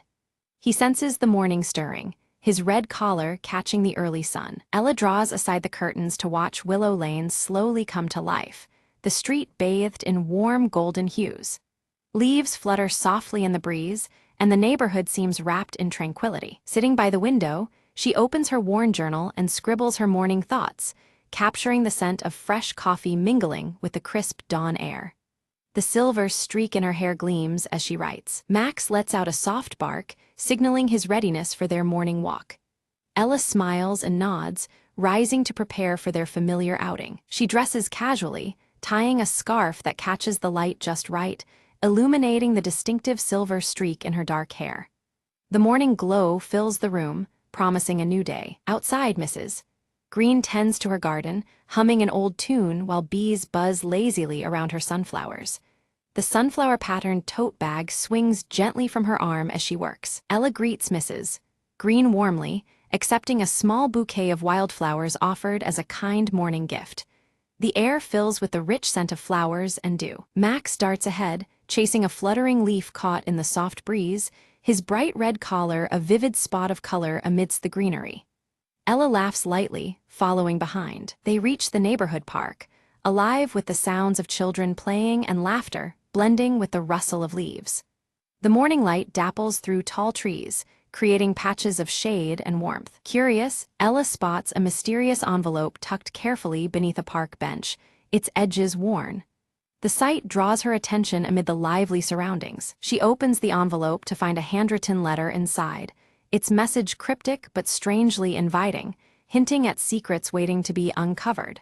The paper smells faintly of old parchment. Intrigued by the letter, Ella resolves to follow the instructions it contains, feeling a surge of excitement mixed with cautious anticipation. Max watches her intently, sensing the change in mood. Max tilts his head, his expression reflecting both excitement and uncertainty as Ella shares her decision. The familiar ticking of the old clock seems far away now. As the sun climbs higher in the sky, they set off toward the first location mentioned in the letter, determination shining in Ella's eyes. The morning light shifts, warming the path ahead. Ella arrives at an antique bookstore, where towering shelves and the glow of warm lamplight create an inviting atmosphere.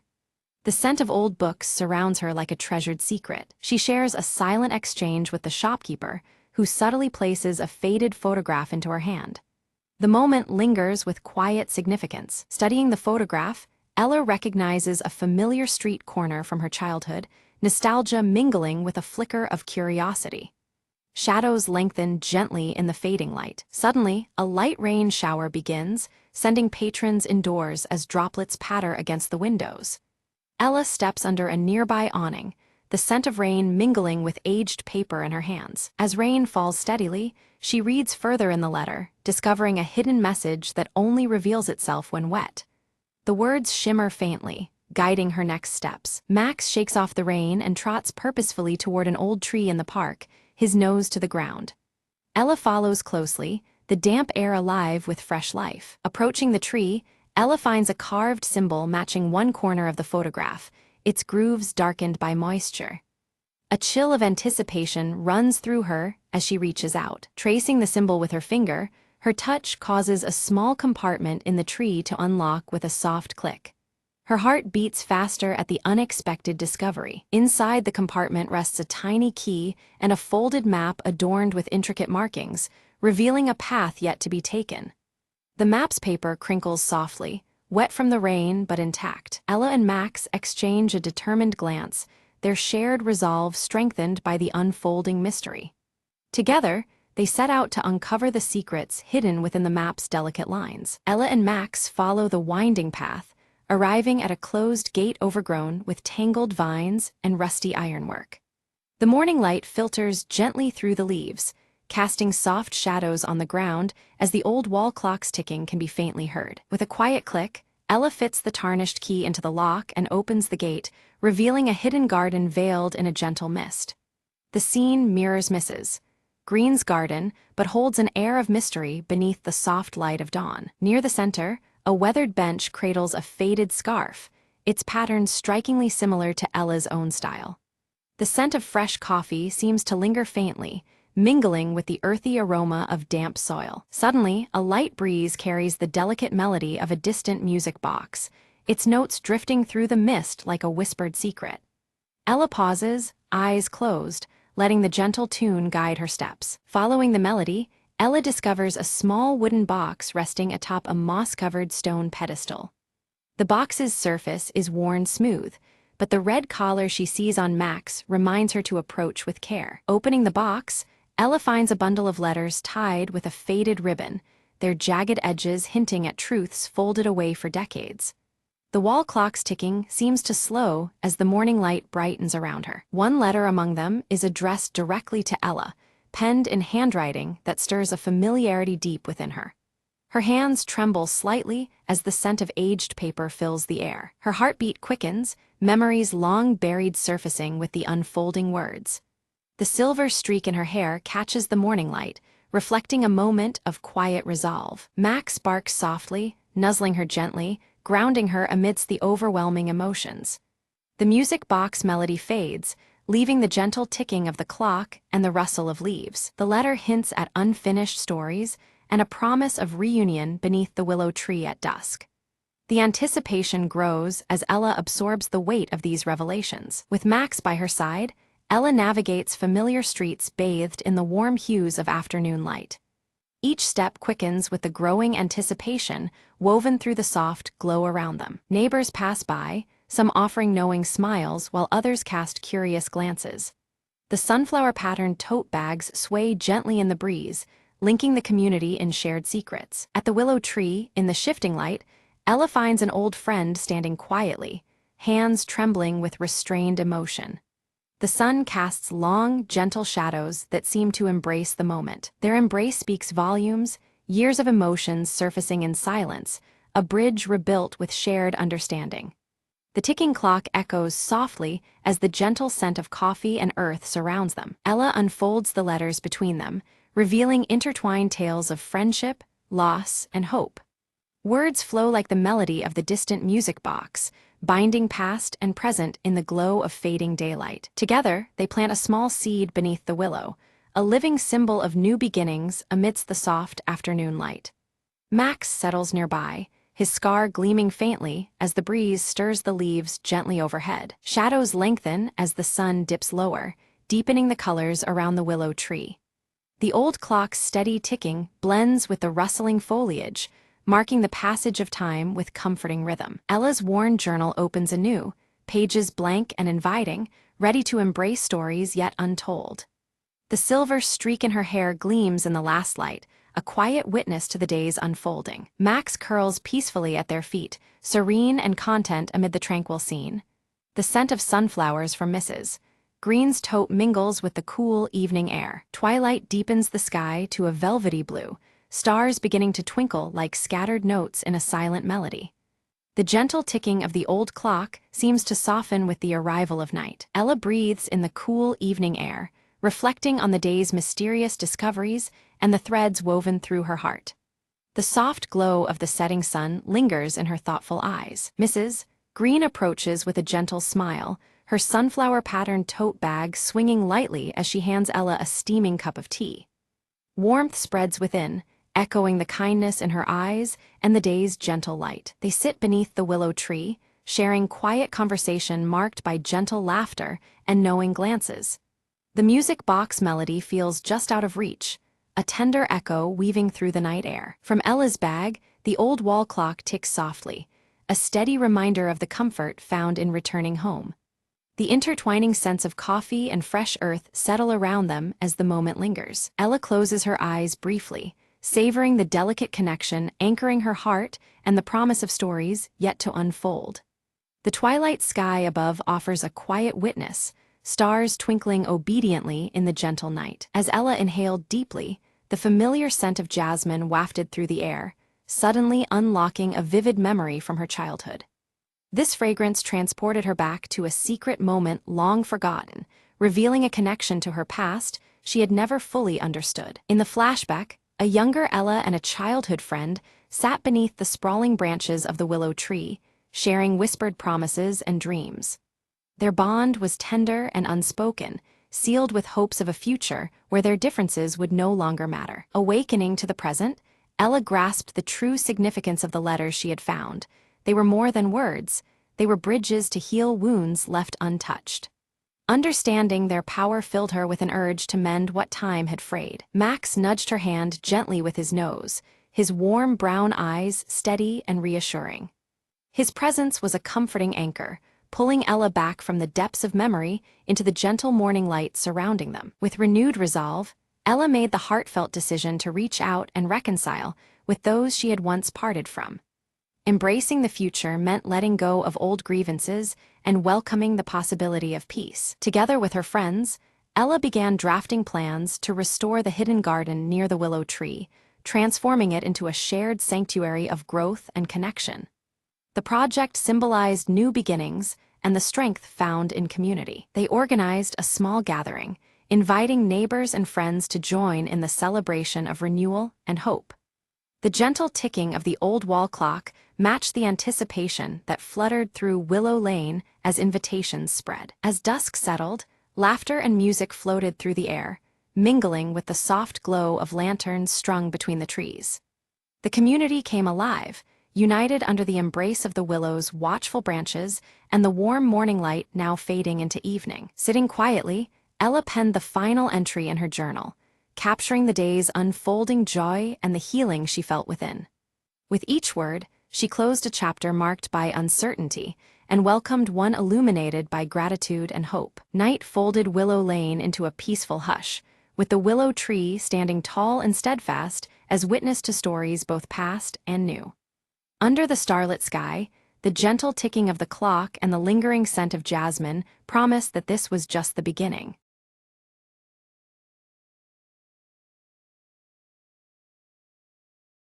The horizon burned red as Mara stepped through the dust-choked remnants of the city. She clutched an old, crumpled map, her only guide to the rumored sanctuary beyond the wasteland. Just a little further, she whispered, eyes on the distant silhouette of twisted metal structures. The wind howled, carrying with it the voice of the past, echoes from a world undone by fire and fury. Suddenly, a faint flicker of movement caught her eye, a small figure darting between rubble. Heart-pounding, Mara called out, "Wait, I'm not here to harm you." An old man emerged, eyes weary but kind. "You seek the horizon's edge, don't you?" Mara nodded, hope fighting despair inside her chest. "It's not just a place," he said.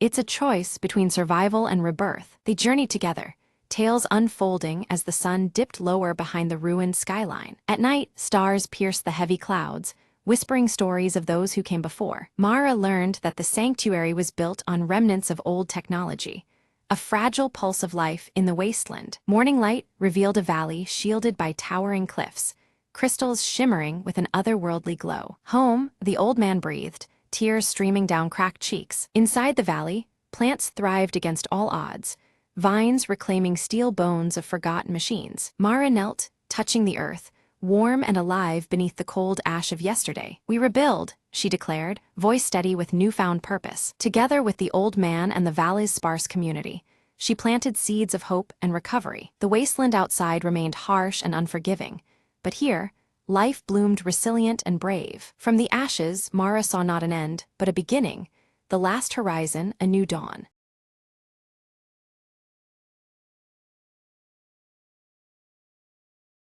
Dawn seeps slowly over the village as Alara walks through mist-shrouded streets toward the silver tree standing firm in the village center. Its glowing leaves shimmer faintly, casting soft light on the earth-toned homes.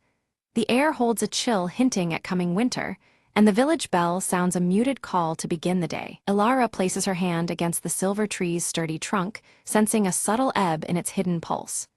Around her, villagers start their daily tasks. Bakeries hum with fire's warmth, and children cluster by the edge of the market. Despite the routine, an unease tugs at the air, mirrored in the dimming glow of the tree's leaves. Tomas arrives quietly, clutching his worn leather-bound journal, his weathered face creased with concern. He speaks in low tones to Alara about the tree's fading light, noting its cadence has slowed and urging caution. Their shared worry sets a heavy weight between them beneath the soft silver radiance. Mira bursts forth, curls bouncing as she races toward Alara, breathless with news. The village bell failed to ring properly last night, its usual resonant peal broken and faint. Her freckled face reveals a spark of fear mixed with urgency, shaking the calm. Elder Harin gathers the villagers beneath the spreading branches of the silver tree, his voice steady though tinged with warning.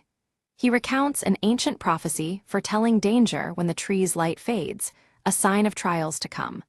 The villagers listen closely, shadows deepening under the autumn light. Alara fingers the carved necklace hanging close to her heart, feeling a faint pulse that seems to echo the silver tree's flickering glow. The rhythmic beat is weak but distinct, as if the necklace and tree share a silent connection.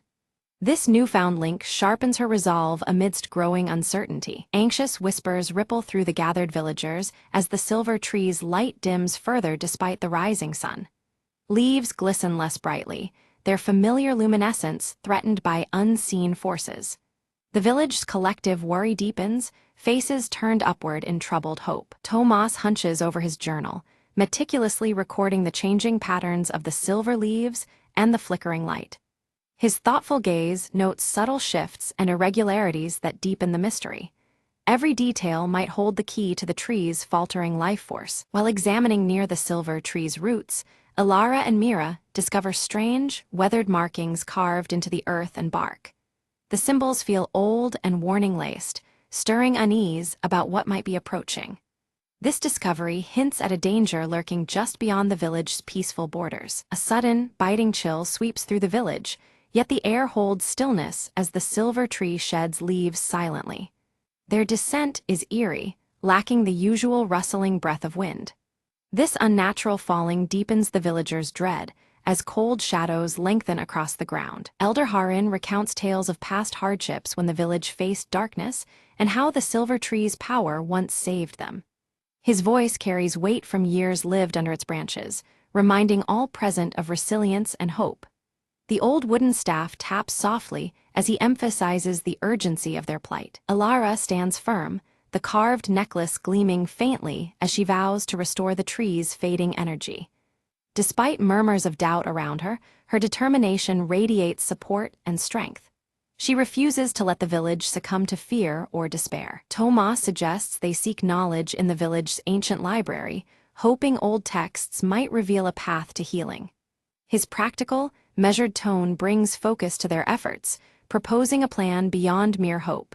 His journal is ready as they prepare for the research ahead. Alara and Tomas ready their modest packs to venture into the dusty old library, but Mira insists on joining them.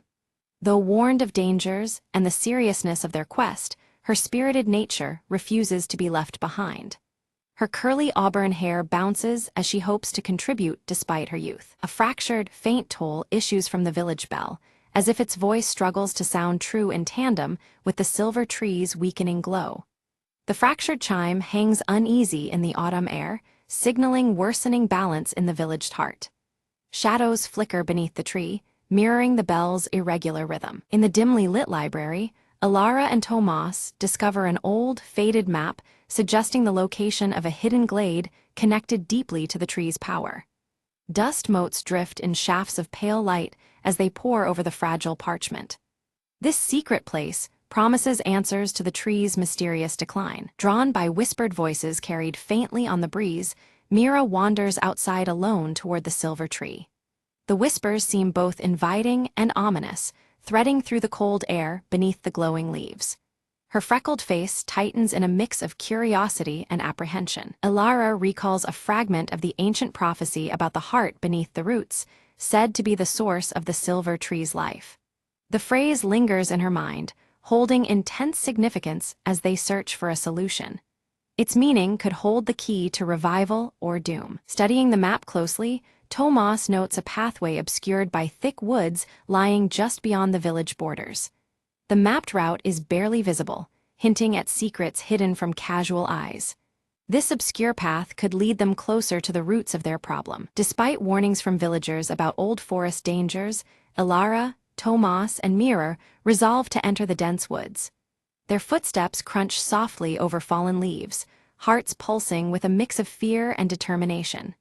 The journey marks a turning point from safety into uncertainty. As they proceed, tangled brambles block their way, only parting gently when Alara's carved necklace emits a soft, steady glow. This unexpected guidance reassures them, illuminating the dark path with a pale light. The necklace's connection to their quest grows clearer with every step. Strange shadows flicker unpredictably among twisted branches, unsettling Mira enough that she clings to Alara's side. Their forms shift in the half-light, cold and distant, breeding silent tension. The forest itself seems alive with watchful eyes. Tomas carefully records curious symbols etched into tree bark, matching the markings near the silver tree's base. Each carving deepens the mystery, binding past and present with uneasy links. His journal fills with sketches and notes, a record of ominous signs. A sudden gust of wind scatters Alara's necklace from her neck, sending it tumbling into the underbrush. Yet it glows with irresistible light, guiding Mira through the tangled grove to retrieve it safely. This beacon amid danger renews their hope and unity. The group reaches a small clearing bathed in pale moonlight, revealing an ancient stone pedestal standing solitary. Its surface is worn, yet it radiates a faint power that resonates with the silver tree above. This hidden site seems a pivotal piece in their unfolding quest. Alara's eyes trace the symbols engraved on the pedestal, their shapes mirroring those etched on the silver tree's bark and her own carved necklace. The patterns pulsed faintly with a familiarity that sent a chill down her spine, confirming a connection older than the village itself. With steady hands, Alara placed her necklace upon the cold stone of the pedestal. Beneath their feet, the earth gave a soft tremble, as if responding to a call long awaited, stirring the air with anticipation. From the depths beneath the pedestal, a faint silver light began to emerge, hauntingly beautiful as it slowly brightened. Like liquid moonlight, it crept upward, casting ethereal shadows on the surrounding trees. Suddenly, the glow waned, retreating as a shadowy figure materialized before them, blocking the path forward. Its form was indistinct, shifting like smoke, eyes glinting with ancient sorrow and authority. The figure spoke in riddles, its voice echoing like the wind through hollow branches. It spoke of balance lost and warned that to restore the silver tree's full glow, a sacrifice must be made, words heavy with unseen consequences. Tomas stepped forward, clutching his leather-bound journal filled with knowledge collected over years. He offered it solemnly, hoping wisdom could be the key, but the figure dismissed the gesture with a sweeping motion, unmoved. Undeterred, Mira bravely offered her own voice, suggesting a song might awaken the tree's slumbering spirit. Her youthful spirit filled the tense air with hope, challenging the shadow's solemn demand. The figure hesitated, the rigid edges of its form softening as Mira began to sing. Her haunting melody echoed through the woods, weaving delicately like silver threads between the trees, stirring something deep within. As her song rose, the silver light pulsed stronger, weaving through the branches and stretching like veins toward the village beyond. It was as if the forest itself was breathing again, alive with renewed energy. The shadowy figure slowly faded, withdrawing like mist at dawn, its presence replaced by a palpable shift in the forest's energy. Around them, the air seemed lighter, charged with the promise of healing and change. Elara felt a strange warmth beneath her feet, an awakening deep under the roots of the silver tree. The forest around them brightened subtly, leaves shimmering against the dimming sky, alive with magic and renewal. Guided by the now glowing silver light threading through the trees, the group hurried back toward the village. Each step carried a mix of urgency and awe as the forest's pulse grew stronger with every breath. Returning home, they found the villagers gathered anxiously beneath the silver tree, whose glow now shone faintly, a fragile beacon of hope. The anxious faces reflected both relief and uncertainty, awaiting the next sign of the tree's power. Elara climbed once more to the pedestal, carefully returning her necklace to rest directly on the tree's trunk. The precious carving seemed to hum under her touch, syncing with the tree's subtle shimmer of light. The silver tree responded immediately, its leaves shimmering intensely as waves of light radiated through the village square. The once dormant heart of the forest pulsed visibly, bathing all in a silvery glow that felt both ancient and lived in. A cheer rose from the crowd as the village bell, silent for days, tolled loudly and clearly once again. Its sound rang out pure and strong, carrying the message that balance had returned, at least for now. Elder Harin nodded thoughtfully, his gaze fixed on the glowing tree. Though he recognized the restoration of balance, his voice was quiet but firm, cautioning the villagers that vigilance was still necessary in the days to come. Tomas documented the changing energy around the silver tree meticulously, noting patterns in its glow that shifted with each passing hour. His weathered face tightened with concentration, sensing that the story was far from complete. Mira shared her soulful song with others nearby, planting small seeds of hope in their hearts. Her voice carried the promise that the tree's spirit lived on not just in light, but in their voices and community bonds. Night fell softly, the silver tree pulsing with a gentle light that dispelled the darkness around it. The glow stood as a beacon of renewed life and strength, weaving a protective aura over the village beneath the crisp autumn sky. Days passed, and the tree's glow grew steadily stronger, yet Tomas noticed subtle cracks forming along the pages of his precious journal. These fractures whispered secrets, hinting at deeper mysteries and unresolved tensions within the forest's magic. Elara observed that her necklace now pulsed in perfect rhythm with the recurring toll of the village bell. The two beats echoed each other, as if intertwined by unseen threads, binding the village to the silver tree's fate. Mira noticed shadows lurking just beyond the edge of the forest, movement too swift and dark to be normal woodland creatures. The lingering threats whispered of dangers still unvanquished, testing the fragile peace they had restored. With focused eyes, Tomas examined the cracks in his journal and discovered hidden writings beneath the surface. The faint script revealed a troubling secret, an unresolved debt owed to the forest's spirit, a pact left hanging by generations past. Determined to understand, Elara confronted Elder Harin beneath the dimming light of the silver tree. The elder's voice fell low as he revealed the truth. Their ancestors had made a fragile pact that required periodic renewal to maintain the balance they now barely sustained. Elara stood beneath the silver tree once more, the weight of their earlier mistake pressing on her. She knew their previous attempts had only postponed what was truly needed, the offering that would satisfy the ancient spirit within. With a steadying breath, she began arranging new offerings, calling upon the wisdom the village still held close. One by one, the villagers gathered around the tree, their hands full of carefully chosen gifts, woven herbs, polished stones, and fresh harvest fruits. Each offering was a token of their dedication, a symbol of the bond they shared with both the tree and the forest enclosing them.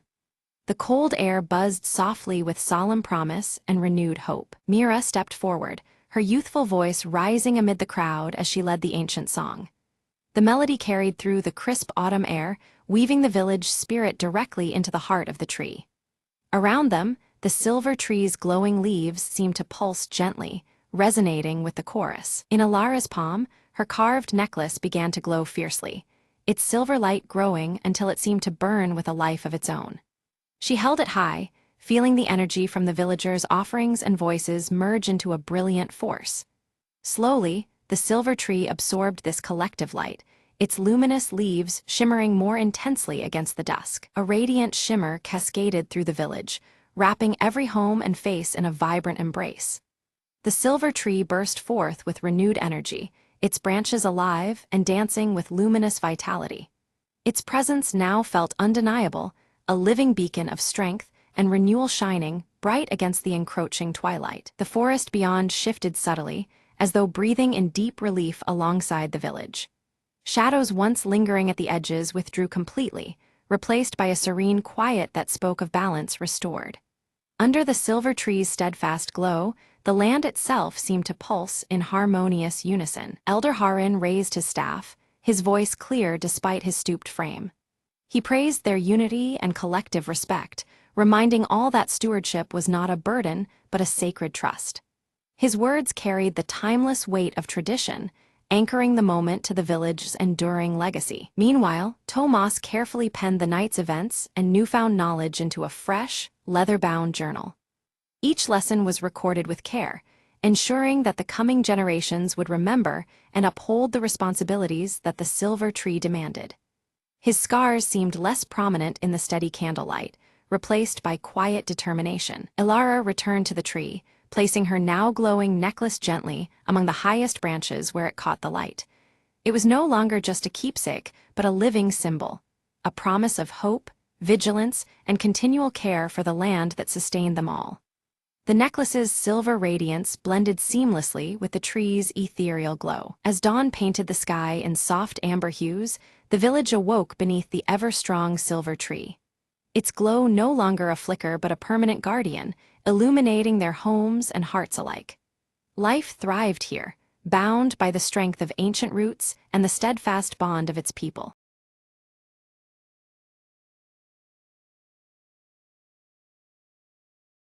The sun struggles to pierce the thick ash clouds blanketing the barren cityscape, casting a muted glow over shattered rubble and twisted metal remnants of a once thriving world.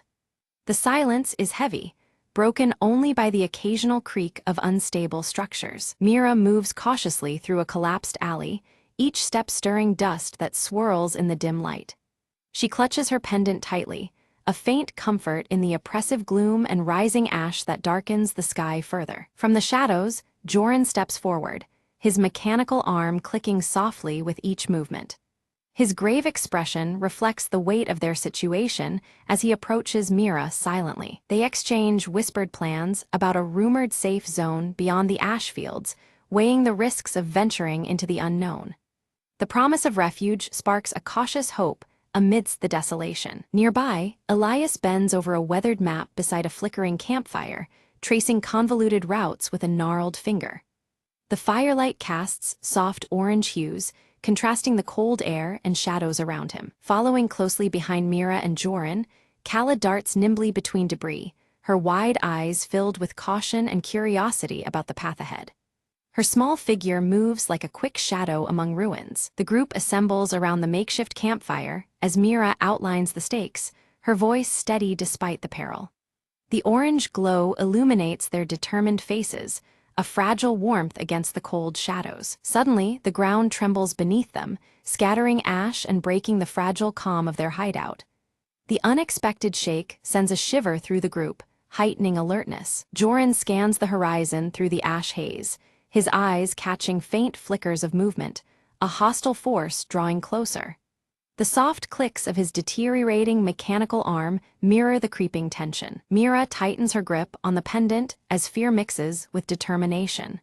They steel themselves to depart at first light, knowing that hesitation could cost them dearly. Elias issues a solemn warning of a deadly trap set near the supposed safe zone by rival survivors. The weight of his caution deepens the group's understanding of the lurking dangers ahead. Meanwhile, Kala practices with a crude slingshot, her small hands gripping it with fierce resolve. Her determination shines as a fleeting spark against the bleak, ash-covered world. Night falls and shadows flicker under the crackling firelight.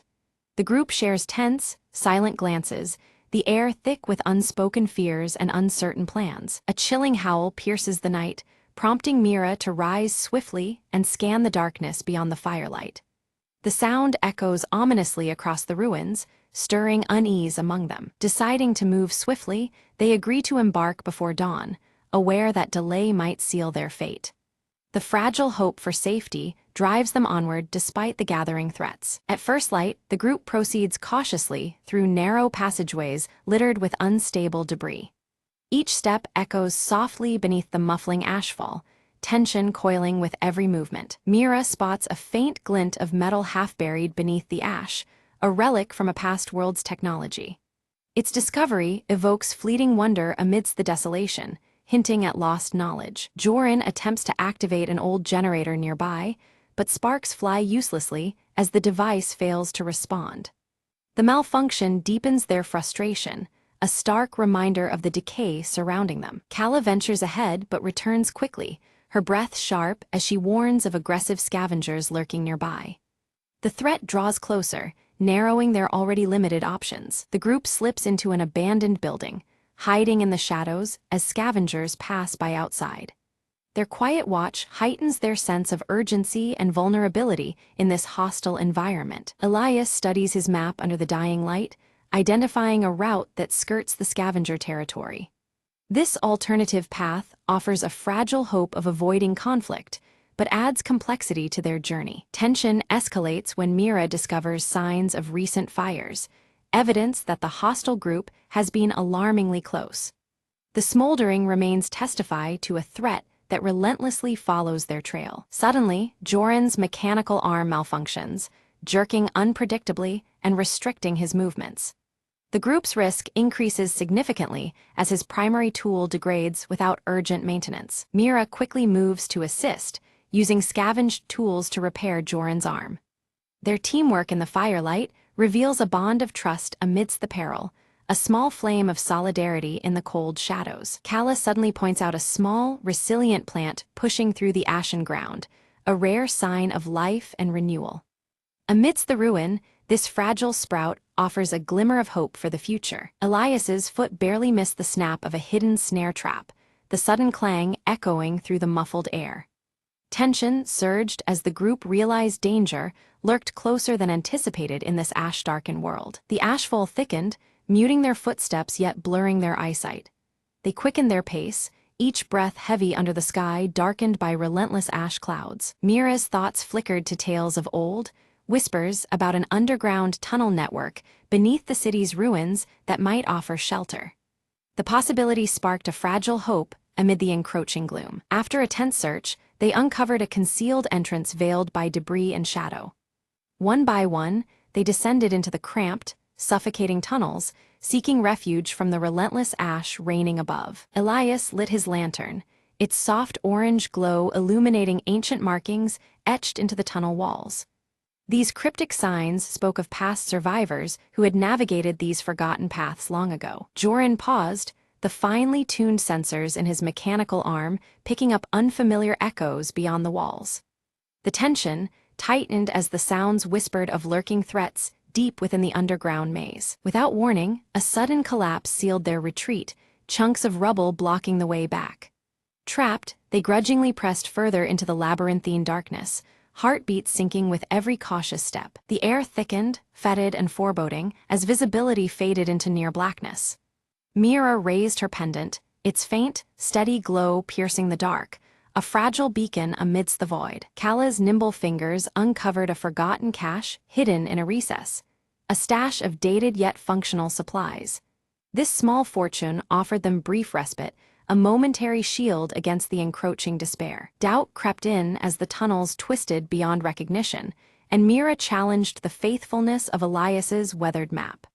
Their steps faltered amid the disorienting maze, the past whispers now tangled in uncertainty. Joran proposed reliance on his mechanical arm's internal compass, a flickering device needing constant care. Though degraded, it became their guide through the subterranean labyrinth's shifting corridors. They confronted a fork, one path swallowed in shadow, the other marked by faint flickers of distant light. Debate ensued, voices low, weighing safety against the unknown dangers ahead. Suddenly, distant footsteps echoed, sharp, deliberate, signaling that their pursuers had entered the tunnels below. The unseen threat closed in, tightening the noose beneath the earth. Choosing instinct over caution, Mira led them toward a faint, steady light filtering through a cracked tunnel wall. It beckoned with the promise of sanctuary beyond the suffocating darkness. Emerging into an underground bunker, they found it filled with relic technology, cold metal contrasting the soft firelight of their lanterns. Among the decay, hope flickered softly, a spark against the endless ash. Elias's weathered fingers traced an ancient terminal, bringing it to life to reveal a faint signal.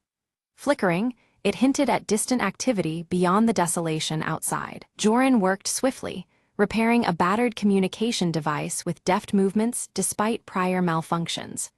The mechanical whirs and clicks echoed gently amidst the bunker's cold silence. Power surged through the device. Static gave way to a clear, urgent voice broadcasting warnings. Ash storms were converging fast, threatening to seal all exits and trap anyone still wandering in the ruins. The news brought a crushing weight. The relentless ash storms would soon enclose all paths, compressing precious time for their escape. Shadows lengthened outside, embracing the horizon with grim inevitability. Suddenly, a breach tore open a bunker wall, spilling in hostile scavengers, their eyes gleaming with desperation. The fragile calm shattered as danger pressed into the confined space. A tense standoff erupted. Mira stepped forward, negotiating with steady resolve while Joran readied his mechanical arm, muscles coiled for swift defense. Firelight flickered over faces etched with suspicion and grit. Seizing a moment, Kala darted past, drawing the scavengers' attention with quick movements. Elias activated a hidden defense mechanism, ancient gears grinding and whirring within the bunker's walls. A blinding flash erupted, accompanied by choking smoke, engulfing the intruders and forcing them into a temporary retreat. The group used the chaos to regroup, hearts pounding beneath the shroud of orange firelight. Elias revealed a secret exit, long forgotten and barely concealed beneath rubble. They hurried through it, surfacing into a wasteland still smoldering under an ash-darkened sky, senses alert for what lay ahead. Mira's gaze lifted toward the horizon, where a faint brightening battled the oppressive ash clouds. It whispered of rumored safe zones, a fragile glimmer of hope in a broken world. The group stood before a crumbled wall, its stones worn and edges jagged. Amid the decay, a faded emblem matched the intricate design of Mira's pendant, confirming they had found the location they sought. The rising ash muted even their footsteps, and the flickering firelight cast soft orange hues across the scarred surface. Inside the safe zone, the survivors toiled under ashen skies, working tirelessly to rebuild amidst ruins. Their cautious glances met Mira's group, wariness tempered by the shared goal of survival. The cold shadows faded slightly in the communal firelight, where warmth brought brief respite to hardened faces. Gathered around a crackling fire, Mira lifted her pendant for all to see. She spoke softly of its meaning, a symbol of alliance and hope that once united scattered factions against the darkness. Her words stirred quiet determination, weaving a fragile thread of trust through the gathered survivors. Meanwhile, Joran knelt beside worn machinery, his mechanical arm clicking and whirring as he adjusted delicate gears. The device groaned back to life, its function vital to the community's survival in the ash-choked air.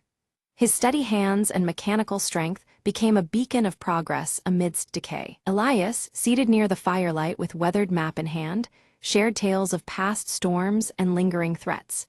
His deep-set eyes held knowledge that helped the survivors prepare for what lay ahead.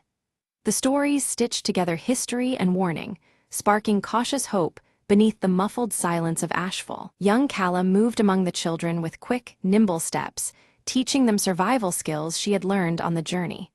Her dirt-smudged face lit up with pride as she passed on hope alongside practical lessons. The safe zone, though fragile, began to feel like a place where new life could take root. As sunset crept across the horizon, Mira found herself atop a ridge overlooking the ash-covered land. The flickering firelight from below contrasted with the dimming sky, the cold shadows giving way to subtle signs of change.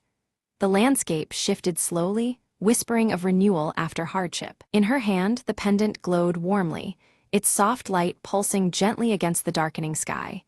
The ash began to clear, revealing a tentative blue above, a fragile new beginning. It was a moment filled with quiet promise, a signal that hope could still flourish amid ruin. From their vantage point, the group watched distant fires burn low, their orange flames swallowed gradually by emerging patches of green. The earth beneath the ash stirred with life, revealing signs of restoration amid the fading destruction.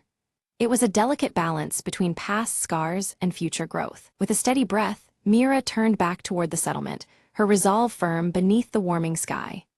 The path ahead was uncertain, but she was ready to rebuild, protect, and nurture the fragile horizons stretching before them. Together, they would face the challenges to come beneath rising ash clouds and hopeful firelight.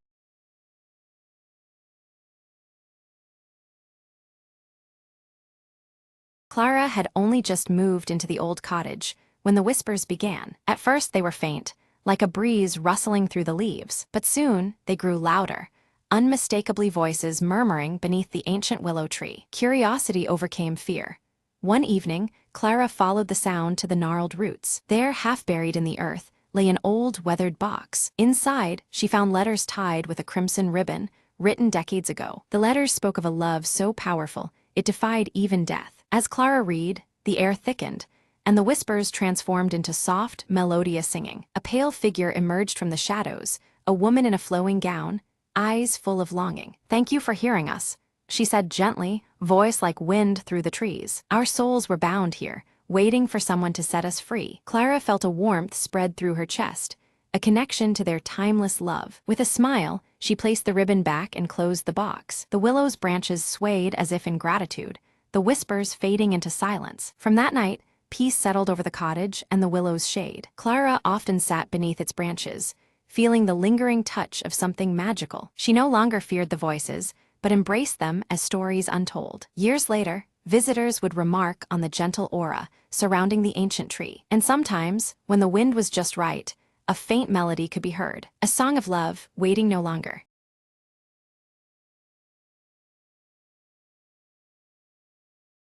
Marvin stands before the mirror, his fingers gently stroking the proud, thick curls of his mustache. He adjusts his round spectacles and contemplates the day ahead, feeling ready for any challenge. Leela bursts into the apartment with a grin, holding up a brightly colored invitation to a mustache competition. "Uncle Marvin, you have to enter," she exclaims, her pink hair bouncing with excitement. Marvin smiles confidently, tightening his yellow and green striped tie, a sure sign of his determined mood. "I'll win it again this year," he declares with pride. He carefully arranges his grooming tools on the cluttered desk, while Mr. Whiskers slinks silently behind, eyeing the gleaming mustache comb with suspicious intent. With one final glance at the mirror, Marvin waves goodbye to Leela, who promises to guard the apartment and keep everything just right. Marvin steps onto the bustling city street, his stride confident and purposeful as he heads toward the competition venue, buzzing with excitement. Midway through his walk, Marvin suddenly freezes, feeling an uncanny lightness on his face where his mustache should be. Confused, he stops in his tracks. He peers into a shop window reflection and gasps. His cherished, curly mustache has completely vanished without a trace. In a surge of panic, Marvin sprints back home, overturning piles of vintage knickknacks and hunting all corners for any clue to his missing mustache. Leela arrives with a determined gleam in her eye, just as Marvin inspects his grooming kit through his magnifying glass, vowing to uncover the mystery at all costs. Mr. Whiskers flicks his tail leisurely, knocking Marvin's mustache comb off the table with a deliberate swish, watching their reactions carefully. Leela crouches near the windowsill and points to tiny strands of hair left behind, suggesting that the aloof tabby may be involved in the disappearance. Determined, Marvin sets up a variety of comical traps around the apartment, from sticky mustache-shaped nets to jars of swirling potions, hoping to catch the elusive thief. Despite the efforts, Mr. Whiskers nimbly evades every trap, slipping through false walls and darting beneath furniture, while Marvin and Leela grow increasingly frustrated and weary. The hours tick down toward the competition, tension mounting as Marvin feels the pressure of reclaiming his identity and pride before it's too late. Seeking alternative help, Marvin and Leela visit an eccentric local barber who offers a strange, temporary fake mustache potion with wild promises. Marvin tries the potion nervously, but it causes his mustache to wiggle uncontrollably like a living creature, drawing amused stares and creating a public spectacle they hadn't anticipated. Embarrassed and frustrated, Marvin ditches the potion and decides to pursue leads outside, scanning the streets for anything resembling his lost mustache. Along a crowded street, Marvin spots a stranger sporting a suspiciously familiar curly mustache that seems oddly out of place, stirring Marvin's suspicion. Confronting the man,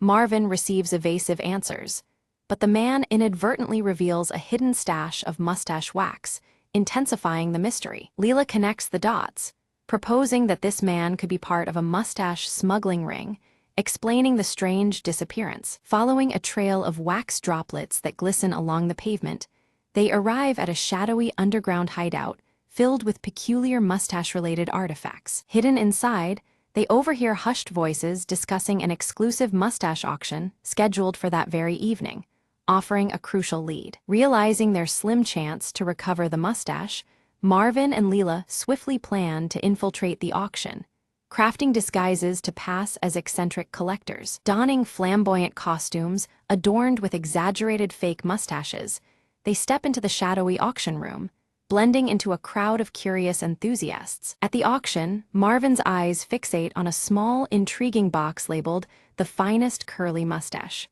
His heart races, seeing a chance to reclaim what he lost.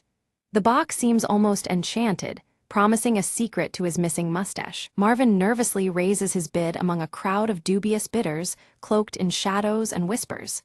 Each increase tightens the knot of tension in his stomach.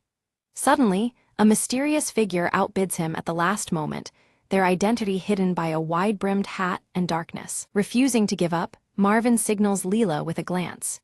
In response, she theatrically sways and collapses dramatically at the auction floor, drawing all eyes towards her. Instant uproar erupts as bidders rush to Leela's side, concerned for her sudden faint. The distraction creates a perfect moment for Marvin to stealthily slip the coveted box into his coat pocket. Back in a quiet corner, Marvin eagerly opens the box, only to find a cryptic note inside. It reads, "Look close in your own reflection," leaving Marvin puzzled and intrigued. Perplexed, Marvin pulls out his trusty pocket mirror and lifts it toward his face. Behind him, Mr. Whiskers sits calmly, licking his fur in a peculiar, deliberate manner that catches Marvin's eye. Suddenly, Marvin notices a tuft of his curly mustache clinging stubbornly to Mr. Whiskers' striped collar. The revelation dawns like a bolt of lightning. The cat is involved. The trio quickly pieces it together. Mr. Whiskers must have playfully swiped the mustache earlier, unknowingly causing the great disappearance. Marvin can't help but chuckle at the feline's mischievous role. Back in his cluttered vintage apartment, Marvin tenderly massages conditioner into his chin. He's hopeful, if a bit skeptical, wishing for even the slightest sign of regrowth before the next competition. Leela, ever inventive, whips up a quirky mustache growth potion using random kitchen ingredients.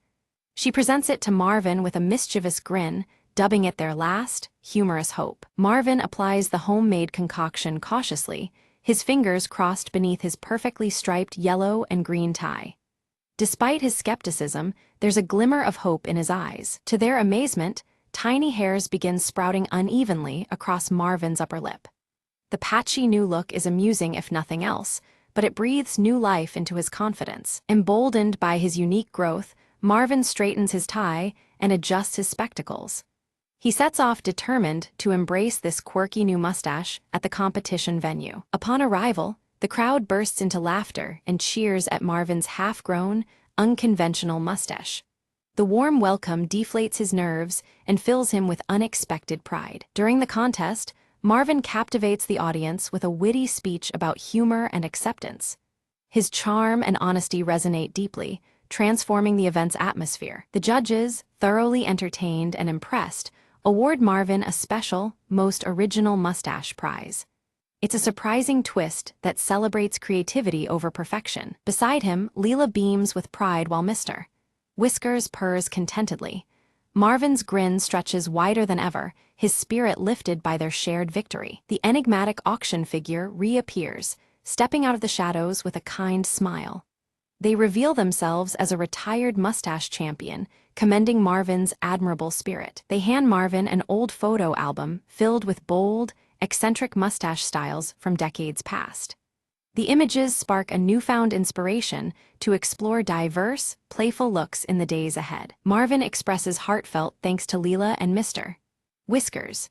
He realizes that sometimes unexpected mishaps blossom into remarkable adventures filled with laughter and growth. Back home, the trio settles into familiar comfort as Marvin carefully tends to his regrowing mustache.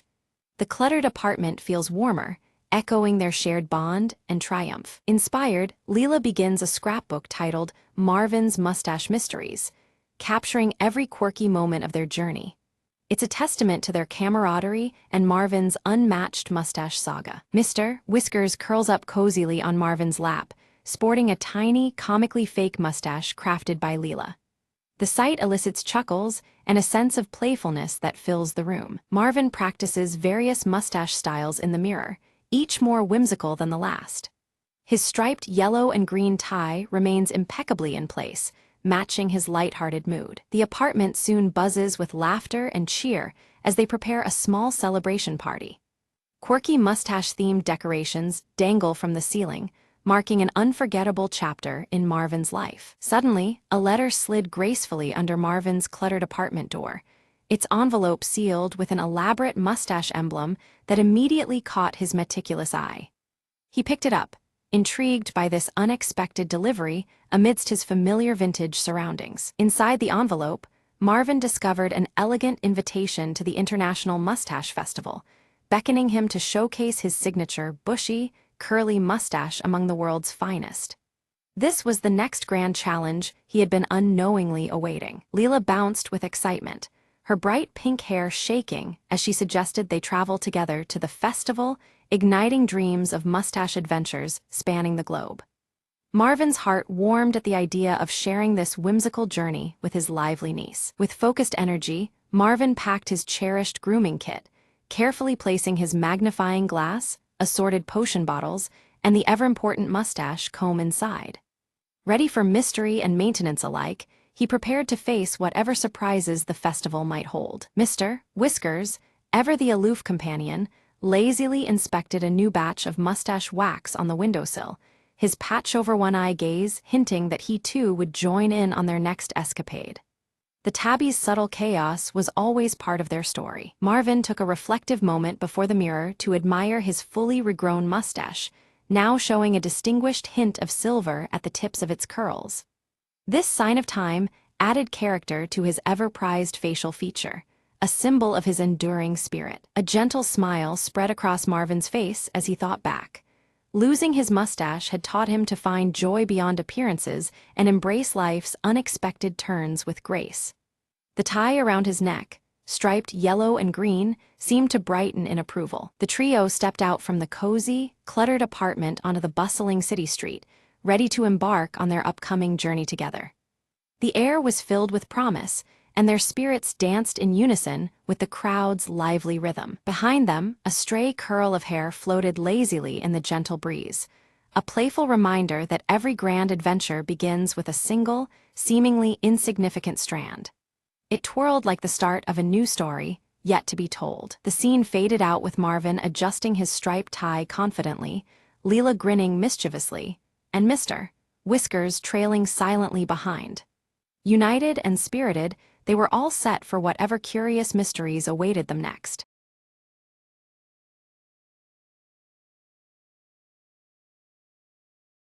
Under a tapestry of stars, Leora bent over her cluttered workshop desk, piecing together a fragmented star map whose faded lines whispered secrets of the cosmos.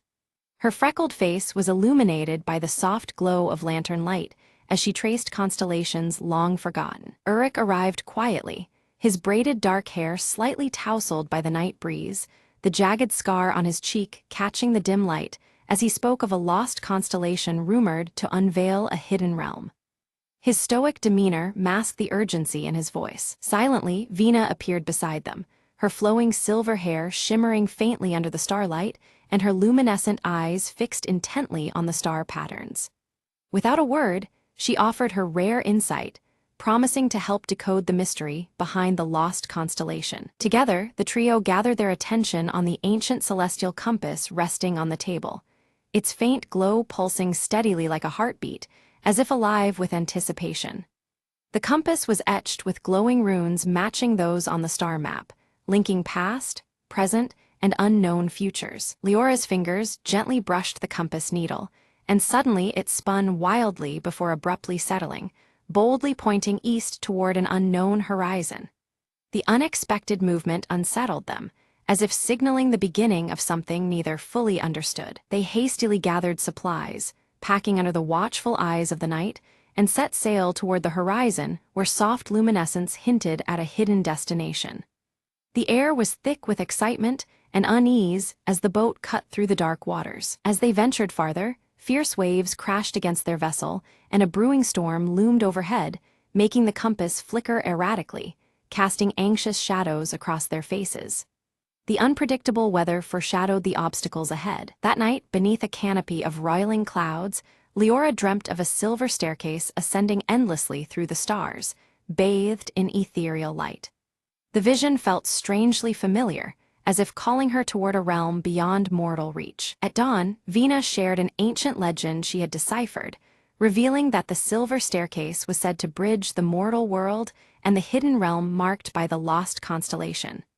Her eyes glowed softly, embodying the mystery woven into the tale. Uruk voiced his doubts aloud, questioning the legends and their perilous journey, yet as he spoke the compass needle steadied unwaveringly, reaffirming their path and strengthening their resolve despite growing uncertainties. Morning mists parted to reveal a strange island shrouded in dense fog, its shadowy outline bearing uncanny resemblance to a marking on their star map.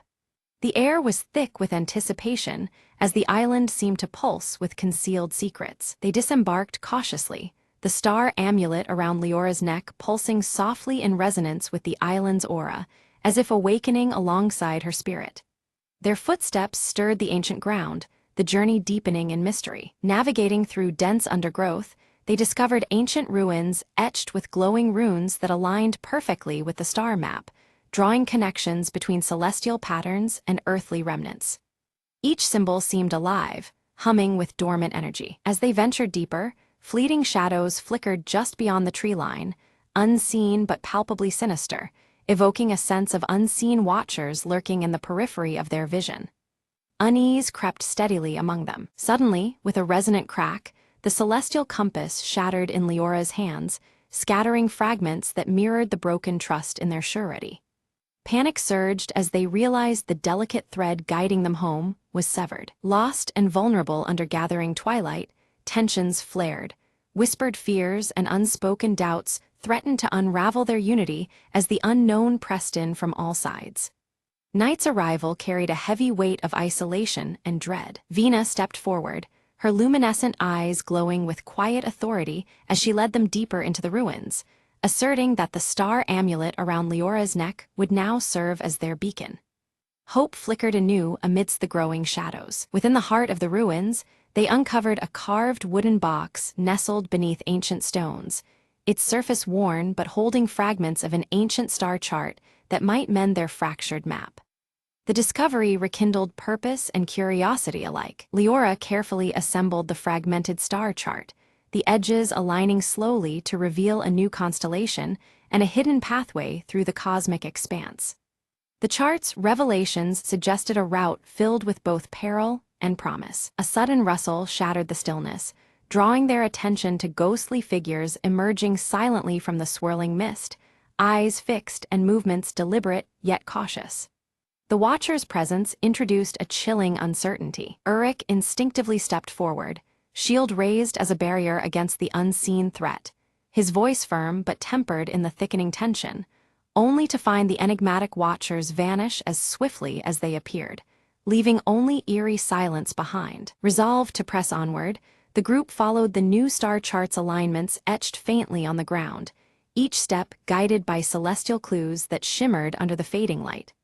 The path ahead was narrow and fraught with mystery. They reached a shimmering river mirroring the constellations perfectly above, the water's surface acting as a celestial mirror that blurred the lines between sky and earth. Crossing, it felt like traversing the boundary between worlds. Vina revealed that her luminescent eyes reacted uniquely to the starlight, granting her an uncanny ability to interpret the subtle shifts in the cosmic glow, effectively guiding their careful steps through the uncertain terrain. Her presence became both lantern and lifeline. As they ascended a hill crowned with ancient stone pillars, the ground beneath them seemed to shift subtly, the very air vibrating with unseen energy, signaling that they were drawing ever closer to the heart of the hidden realm's mysteries. Anticipation and dread intertwined with each breath. At the hilltop, Leora and her companions discover a sundial intricately carved to mirror the celestial compass's design. The sun casts long shadows that seem to dance precisely around its edges, hinting at a secret message encoded in the light. Leora carefully aligns the sundial's shadow with the star chart, noticing how the shadows intersect with marked constellations. As the last alignment clicks into place, a hidden path quietly reveals itself among the surrounding foliage. Suddenly, a deep rumbling shakes the hill beneath their feet as the earth splits open, revealing a narrow stairway spiraling downwards. The atmosphere thickens with anticipation as they prepare to descend into the unknown. The stairway leads into a vast cavern, shimmering with a breathtaking spectacle. Swirling patterns of living stars suspended above their heads, illuminating the darkness with a cosmic glow. Every movement feels weighted with reverence under this celestial dome. A subtle vibration fills the air, and the star amulet around Leora's neck bursts into radiant light, casting an ethereal glow to guide their steps deeper into the cavern's mysteries. The glowing runes on the walls pulse in harmony with the amulet's light. Within the cavern's depths, illusions emerge, crafting vivid visions that tug at their hearts and minds, images of home, whispered fears, and unspoken doubts. The trio steadies themselves, aware these spectral trials seek to unnerve their resolve. Uruk faces a haunting vision of failure, his jagged scar seeming to burn colder as self-doubt tempts him. Yet, his loyalty to the quest and companions steels his spirit, pressing onward beyond the mirage's grasp. Leora's voice cuts through the haze with quiet confidence, assuring the group they are nearing their goal. She traces the celestial compass's pieces with hopeful fingers, trusting deeply in their combined power to guide them through. They emerge into a vast chamber where a giant star map pulses alive on the ceiling, constellations shifting and glowing softly overhead. The cosmic chart fills the space with an otherworldly light, revealing patterns both familiar and arcane. Vina steps forward, her luminescent eyes reflecting the map as she interprets its symbols. Her voice weaves the tale of a forgotten celestial gateway, a portal beyond time that connects realms unseen. As they ready themselves to cross, the ethereal watchers reappear, no longer fierce but bearing peaceful intent. Their silent presence conveys a profound acceptance, lifting the tension that had clung tightly around the travelers. From the watchers, a fragment of pure starlight is bestowed upon them, an essential key for passage through the gateway. The shard pulses gently in their hands, a tangible promise of the journey ahead. Leora combines the starlight fragment with the star amulet, the two sources merging in a swell of radiant energy. This fusion activates the celestial gateway, opening a luminous portal shimmering with cosmic grandeur. Through the portal, the hidden realm reveals itself, bathed in radiant cosmic light and swirling constellations that dance with ethereal grace. The air hums with ancient power, inviting their passage into the unknown. Stepping through, they find themselves surrounded by a realm alive with swirling stars and gentle ethereal winds that carry whispers of forgotten secrets. Every breath feels infused with the infinite expanse of the cosmos. Their arrival awakens towering ancient guardians whose silent gaze measures their worthiness. The guardians present trials that test the travelers in solemn, wordless challenges beyond mortal understanding. Leora engages with the celestial puzzles, each solved unlocking deeper mysteries hidden within the realm's fabric. Her keen mind and the compass's clues illuminate paths long obscured by starlight and time. Uruk confronts daunting physical challenges, demanding unwavering courage and precision. Each trial hones his strength and will, forging him further as protector of their shared quest. Vina's deep knowledge interlaces the realm's lore with prophetic insights into their own world's destiny. She guides the group by weaving connections between cosmic truths and earthly pathways. Having proved their worth, the Guardians grant them passage to the hidden realm's very heart. The air shimmers with heightened energy as they move closer to the source of the celestial mysteries. Within this sanctuary, a luminous tree stands tall, its roots intertwining seamlessly with twinkling stars above. The tree radiates ancient power, bridging the expanse between earth and sky. Leora gently places the carved wooden box at the tree's base, activating a flow of celestial knowledge emanating from the stars. The tree responds, its energy awakening long-dormant secrets woven into the cosmos. The tree's radiant energy flows into the shattered compass, which begins to glow anew with vibrant, restored power. The restored compass pulses like a beating heart, alive with fresh celestial light. They realize that this renewed power holds the ability to realign the constellations, promising the restoration of balance between realms. The weight of their task presses upon them, filled with hope and urgency. Suddenly, an earthquake-like tremor shakes the hidden realm, threatening to collapse the fragile cosmic balance and their only chance to return. The swirling constellations flicker wildly as danger looms close, intensifying the critical moment. With the ancient celestial compass fully restored, Leora carefully holds it aloft as a gentle hum fills the air. Uruk and Vina join hands, focusing their energy alongside her, channeling the celestial power through the compass to stabilize the realm's fragile foundation. The night sky above shimmers in response, a tapestry of light expanding across the horizon. As the compass's energy pulses, the glowing runes etched into the carved wooden box ignite with radiant light. These ethereal symbols weave delicately across the celestial pathways, sealing cracks and mending rifts with their protective glow. The sense of safety grows tangible, wrapping the realm in an invisible embrace. In the midst of the luminous glow, the star amulet around Leora's neck begins to shine with newfound intensity. It casts a guiding light that aligns seamlessly with the shifting constellations, pointing the way toward their safe exit. Following this beacon, the trio moves steadily toward the portal's shimmering edge. Crossing through the portal, they emerge back on the island just as dawn breaks, painting the sky in soft shades of pink and gold. The familiar yet changed landscape welcomes them, bathed in the gentle morning light. The air is filled with a sense of promise and renewal that mirrors their own spirits. The celestial compass, now whole and radiant in Leora's hand, points unwaveringly toward their true home. Its steady glow casts a warm light that feels like a heartbeat, constant and sure. This artifact, once fragmented, now serves as their steadfast guide for the journey ahead. Renewed with hope and determination, they board their vessel and set sail across the calm sea. Above them, the stars realign in their rightful places, twinkling with clarity and purpose. The vast expanse echoes their resolve, a celestial symphony bearing them onward. Back on deck, Leora unfurls her parchment and begins to sketch the new star map, integrating every star and path they have discovered. Each line and curve reflects the trials and revelations of their quest, a testament to their shared journey. Her fingers move with confidence, capturing the cosmos with delicate precision. Uruk stands at the helm, his eyes tracing the horizon with steady certainty. The jagged scar on his cheek softens under the embrace of the rising sun's golden glow, a silent witness to their passage. In this light, his stoic demeanor reflects a quiet pride and calm assurance. Nearby, Vina smiles softly as her once luminous eyes dim to a gentle silver hue, signaling the completion of her guiding role.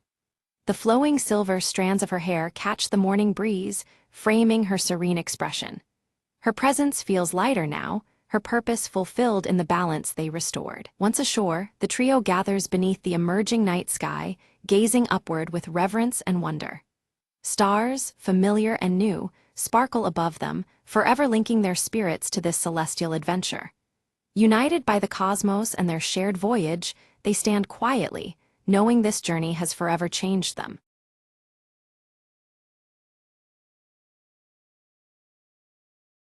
At dawn, Ira trains beneath towering stone arches, their surfaces carved with ancient runes that pulse faintly under the early light.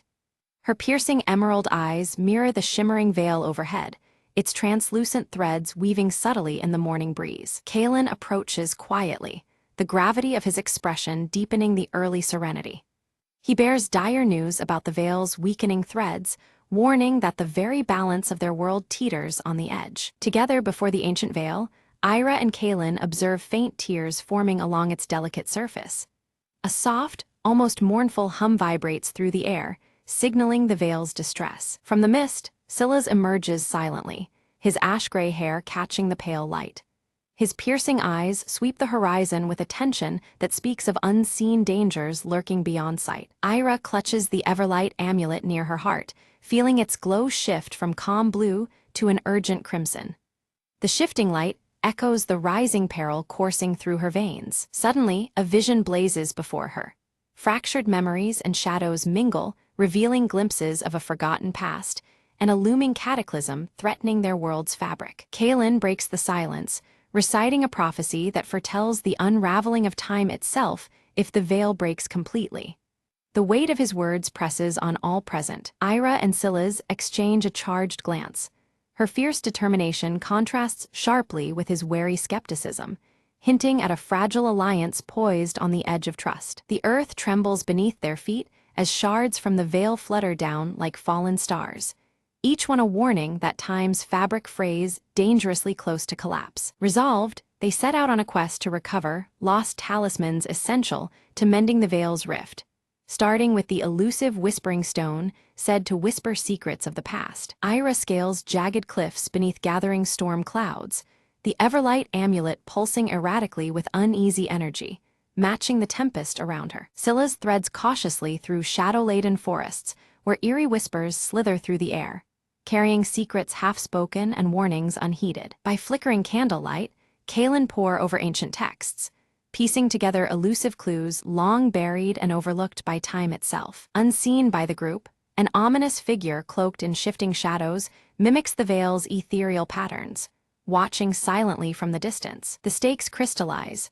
Should the veil collapse, time will fracture, trapping souls in an unending limbo between fleeting moments and eternity's grasp. Ira seizes the Whispering Stone, its power awakening hostile spirits that surge toward the group with spectral fury. Silas moves like a shadow, his scar glinting sharply as he fends off the spirits with swift precision, each blow a testament to battles etched in his past. Kaelin observes a familiar symbol etched into the spirits, an ancient mark tied to a long-forgotten betrayal within their own order, deepening the perilous mystery. A sudden storm halts their path, the veil above rippling wildly like a wounded beast thrashing against its unseen tormentor. They seek refuge within a cavern, adorned with ancient murals, foretelling their struggle and hinting at sacrifices yet to be made. In the cavern's uneasy quiet, Ira confides her fear to Silas, her emerald eyes flickering with vulnerability as the weight of their quest bears down. Silas responds with a glimpse of his own hidden past, revealing a lost bond intertwined with the veil's very creation, forging a fragile thread of trust between them. Deep within a crystalline grove, they uncover the second talisman, the luminous leaf, glowing with otherworldly radiance embedded in icy branches. As Ira extracts the luminous leaf, a burst of blinding light erupts, disorienting them momentarily and awakening ancient guardians bound to the grove's defense. Amidst the chaos, Kaelin's steady voice guides them through darkness, his presence a steadfast beacon anchoring the group to resolve and purpose. In the mist-shadowed depths of the forest, Ira and her companions confront the shadowy figure cloaked in tattered robes. His eyes burn with bitter fury, once a guardian like them, now exiled and bent on unraveling the veil to rewrite history's course. A violent clash ensues as destructive spells cascade through the air, but Ira's Everlight amulet flares fiercely, its radiant glow forming a shield that deflects the darkness. The veil shimmers subtly around them, rippling with each spell's impact. The exiled guardian vanishes abruptly into the swirling shadows, but not before imprinting a cursed mark upon the veil's delicate fabric. This dark sigil pulses ominously, threatening to hasten the veil's decay and unravel time's fragile bonds. Ira's gaze hardens, her resolve crystallizing like the amulet's shifting hues now steady in steadfast gold. The Everlight amulet's light no longer flickers crimson. It signifies strength rooted deep within her heart. Their journey presses forward to the Cradle of Echoes, a place whispered in legend as the resting place of the final talisman capable of restoring balance. The veil continues to shimmer, guiding their uncertain path through shifting realities. As they traverse the cradle's desolate expanse, time itself distorts unpredictably, moments looped and flickering, past and present colliding like waves caught in a storm. The shimmering veil pulses with uneasy energy at their sides. Suddenly, Silas falters, drawn into a haunting memory from long ago, his form caught in threads of the veil that threatened to trap him forever. The scar along his cheek deepens in shadow as the bonds tighten. Without hesitation, Ira reaches toward him, her fingers brushing the amulet resting near her heart. The Everlight amulet's warmth spreads through Silas, grounding him in the present and releasing his grasp from the veil's unraveling strands. Within the heart of the cradle, a radiant glow reveals the third talisman, the Heart of Eons. It pulsates with rhythmic energy that seems to measure endless time itself, its light weaving into the shimmering veil. Ira's touch sets the Heart of Eons aglow, triggering a surge that unfolds hidden passageways and long-forgotten truths woven within the veil's translucent fabric. Time's layers ripple visibly, exposing secrets kept for centuries. Kaelin studies the shifting light surrounding them, decoding a cryptic warning etched in luminous glyphs. The veil's restoration demands unity rather than force. His voice is measured as he speaks, the echoes lingering like a solemn pact. Suddenly, the exiled antagonist returns, bolstered by dark reinforcements determined to seize the talismans. Their eyes glint with ruthless intent beneath the restless shimmer of the veil's ever-changing weave. A fierce battle erupts beneath the enveloping veil. Colors and shapes blur and bend unpredictably with each blow and spell cast. The boundary between time and space distorts violently as they struggle for control. Harnessing the combined power of the talismans, Ira channels energy through her Everlight amulet, which radiates a pure, blinding white light. This brilliant glow weaves into the veil, pushing back against the encroaching darkness. Amidst the chaos, Silas moves swiftly to shield Kaelin from a lethal strike, their bond deepening past old grudges and wounds. The flickering light of the shattered veil witnesses their growing trust. In desperation, the antagonist unleashes one final, catastrophic spell, but the veil itself pushes back, wrapping around the group like a protective shroud. The shimmering fabric pulses with renewed strength, resisting the attempt to break it apart. Time seems to settle momentarily. The veil's tears stitch themselves slowly with radiant threads of light. A fragile peace fills the air as the shimmering fabric regains some of its former resilience. Ira places each talisman carefully into ancient sockets carved along the stone arches where their journey first began.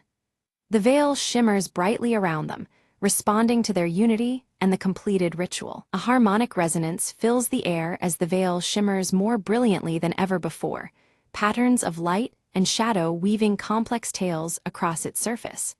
The fabric of time glows with renewed vitality, a testament to their combined strength. Stripped of power, the antagonist fades into a fracture of time, leaving behind only a silent warning that lingers in the air.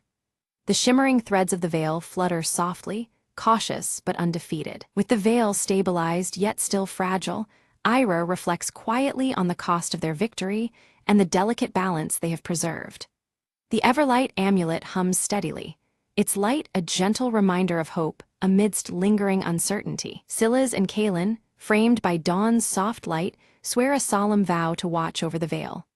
Their silhouettes form a steadfast guard, united in purpose beyond past conflicts. Ira's eyes fall upon the Everlight amulet glowing softly against her chest, its steady hum now a symbol of hope renewed. The golden light pulses gently, echoing the heartbeat of time itself. The ancient stone arches begin to pulse faintly as runes etched into their surfaces come alive with protective magic. The veil's blessing seems woven into the very stones, an enduring shield against future threats. A gentle breeze carries glimmering fragments of the veil, shimmering like ethereal blessings descending upon the land. These fragile lights dance around them, heralding a new dawn infused with lingering mysteries. Beneath the ancient stone arches, a hidden chamber slowly opened, revealing murals etched into timeless walls. These images depicted Ira's arduous journey, each scene illuminated faintly by the shimmering veil draped above, its translucent threads weaving through her story. As Ira studied the murals, the figures shifted subtly, unveiling new paths and other guardians who stood vigilant through the ages. This silent transformation signaled that the balance required constant watchfulness, a never-ending effort to protect the fragile flow of time. Reaching out, Ira placed her hand gently upon the veil, feeling an ancient connection stir within her. Threads of time intertwined seamlessly with her own fate, reaffirming her bond and the deep legacy she carried within her heart, glowing with the Everlight amulet's steady pulse. Kalen stepped forward, his eyes reflecting wisdom earned over countless years, and shared one final prophecy. He spoke of balance as a cyclical force, explaining that with every turning of the veil, new challenges would arise, testing the strength and resolve of those who guarded it. Without a word, Silas turned toward the horizon, his ash-gray hair catching the fading light.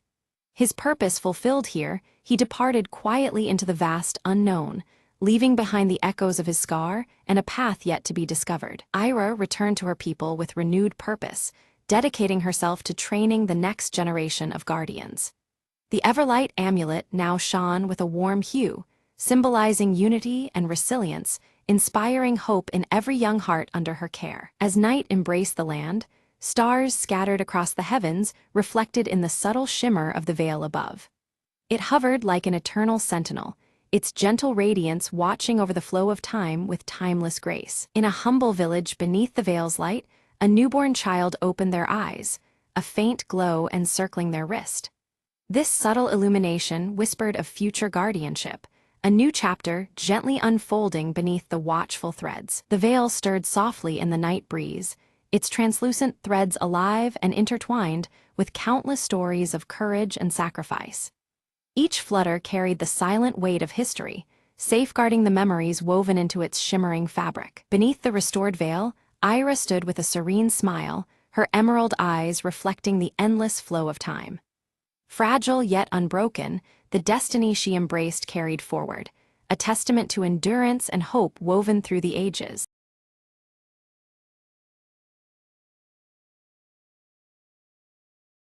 Evelyn steps cautiously into the abandoned village, the evening mist swirling around her feet. Her sharp eyes fixate on the cracked mirror hanging outside the ruined chapel, its fractured surface catching what little light remains. Pulling her faded blue coat tighter against the chill, Evelyn listens as distant church bells toll the hour, their eerie chimes echoing through the silent streets. The sound sends a shiver down her spine, breaking the unsettling calm. From the shadowed street, Marcus emerges, his tall frame casting a long silhouette. The pale light glints off the deep scar on his cheek as he approaches, holding out an old locket with faded engravings to Evelyn. Suddenly, Nora appears, clutching a small wooden box tightly, her young face mixed with fear and fierce determination. Her presence adds a new energy to the uneasy reunion beneath the flickering candlelight within the chapel. The trio huddles close, exchanging hurried whispers about the hollow entity, the shadowy figure blamed for the village's recent disappearances. Each word weighs heavy as they share their knowledge of the relentless force haunting them. Inside the chapel, the cracked mirror's surface begins to flicker unnaturally, revealing fleeting shapes that do not belong. The candlelight dances wildly, casting trembling shadows that bring the room alive with menace. Evelyn strikes a match, lighting a single candle whose flame immediately starts to flicker and sway as if fighting to remain lit. The clock tower's bells ring out again, signaling an ominous moment as the atmosphere tightens around them. Marcus opens a worn journal discovered among the ruins. Its pages describe a dangerous ritual designed to confront the entity, but warn of grave risks involved. The weight of their task settles heavily on their shoulders. With hesitation, Nora hands over her wooden box, explaining in a hushed voice that it contains a charm, a relic passed down through generations of her family. The charm might be their only hope against the darkness that awaits. Resolute, they agree to venture into the forest at nightfall, knowing the entity's presence intensifies there. Evelyn leads the way, the flickering candle a fragile guide through the encroaching gloom. The trio moves cautiously among the twisted, gnarled trees, shadows curling and stretching in unnatural ways around them. Each step forward heightens the tension as the forest seems to close in, alive with unseen eyes. A sudden, chilling whisper brushes past their ears, causing Nora to tremble violently, her grip tightening on the wooden box. The sound seems to mock their resolve, a reminder of the malevolent force trailing them. Marcus swiftly draws a small blade from beneath his coat and signals for absolute silence. From just behind them, faint footsteps echo softly, each step deepening the dread surrounding their fragile group. Evelyn catches a brief glimpse of glowing eyes reflected in a broken shard on the forest floor. The realization strikes them all: the entity is dangerously close, its presence palpable and threatening. The church bells toll one final time, their somber notes hanging in the air before silence falls. This last toll signals the dire stakes. Failure means being consumed by the hollow, lost forever in its merciless grasp. Ghostly cries carry through the night, believed to be the trapped souls lured by the entity's sinister siren call. The mournful sounds chill the trio to their core, fueling both fear and determination. Nora slowly opens the wooden box to reveal an amulet, emitting a cold, eerie blue light that pushes back the enveloping darkness. The faint glow offers a fragile beacon of hope amidst the encroaching shadows. Marcus begins to recite the ritual from the journal, his voice trembling as an unpredictable wind howls through the trees. His words falter, challenged by the rising power of the forest and the entity's presence. Without warning, Evelyn's candle flickers violently before extinguishing completely, plunging them into near-total darkness. Only the amulet's chilling light remains, a solitary shield against the surrounding void. Shadows gather and twist until they form a humanoid silhouette with shifting, haunting features and faintly glowing eyes. The entity has revealed itself, its looming form both terrifying and mesmerizing. The hollow voice of the entity echoes around them, tempting the trio to abandon their quest and flee the cursed village. Its words drip with cunning malice, aiming to break their spirits and resolve. Steeling herself, Evelyn relights her candle using the amulet's glow, the flame flickering but holding strong. The brief flare of light weakens the entity momentarily, offering a slender chance to press on. Marcus steps forward, clutching the locket tightly as he invokes a name from the journal, an ancient word meant to bind the dark presence. His determination is clear, though the air cracks with tension and uncertainty. The entity recoils briefly, but quickly shifts tactics, morphing into haunting figures from each of their pasts. By exploiting their deepest fears, it seeks to unravel their unity and resolve. Nora struggles visibly as the entity takes the form of her lost brother, pleading for her to release her grip on the wooden box. Her conflict is palpable, torn between grief and the necessity of their mission. Evelyn's gaze flickers repeatedly as she catches fleeting glimpses of her reflection in the cracked mirror, which now pulses faintly with a reddish glow. The distorted image unsettles her, as if the mirror holds memories or warnings beyond its fractured surface. Suddenly, the mirror shatters violently, but instead of crashing to the floor, its sharp fragments remain suspended midair as if held by an invisible force. The flickering candlelight casts eerie shadows that dance around the floating shards, heightening the cryptic atmosphere. Among the suspended fragments, one reflects a hidden passage beneath the chapel that had previously gone unnoticed. This glimpse into the underground world appears only through the broken glass shards, suggesting a portal forged by shattered realities. Marcus, bruised but resolute, leads the trio toward the concealed entrance beneath the chapel. He clutches his worn journal tightly, and the old locket around his neck glints faintly in the dim light, anchoring their uncertain path forward. As they descend into the damp underground crypt, the amulet's light flickers erratically, uncertain amidst the oppressive darkness. The walls are carved with ancient symbols, their meanings lost to time but heavy with foreboding significance. A faint chanting echoes softly from deeper within the crypt, its ethereal tones pulsing rhythmically and hinting at the source of the hollow entity's dark powers. The sound swells as they approach, drawing them inexorably toward the heart of the crypt's mysteries. They encounter grotesque, twisted statues resembling long-gone villagers, their distorted features frozen in eternal warning. A shared unease settles over them as they realize that time itself behaves strangely in this subterranean realm, warping their sense of past and present. Without warning, the entity materializes again, its form dissolving into swirling darkness that lashes out to extinguish their flickering resolve. Shadows ripple as it attacks, threatening to swallow their courage along with the faint candlelight. Nora, clutching her wooden box tightly, steps forward and releases a sudden burst of blue light that momentarily drives the entity back. Her steadfast grip on the box brings a fragile but vital reprieve, turning the tide against the encroaching darkness. Evelyn, drawing strength from Nora's light, recites phrases from the journal with steady, determined voice. She lights candles embedded in the crypt walls, arranging them carefully to form a protective circle that gleams against encroaching shadows. The entity's agitation grows palpable as it distorts the crypt's flickering shadows into grotesque and horrifying shapes, writhing like living nightmares. Its desperation fuels the darkness, intending to break through their defenses and extinguish their hope. Marcus takes the locket and angles it to catch the candle flames, reflecting beams into the crypt's darkest corners. This reveals a hidden altar nestled beneath the base of a twisted statue, its presence previously veiled by shadow. They place the amulet on the mysterious altar, and Nora's wooden box begins to hum softly in response, reacting to the crypt's ancient energies.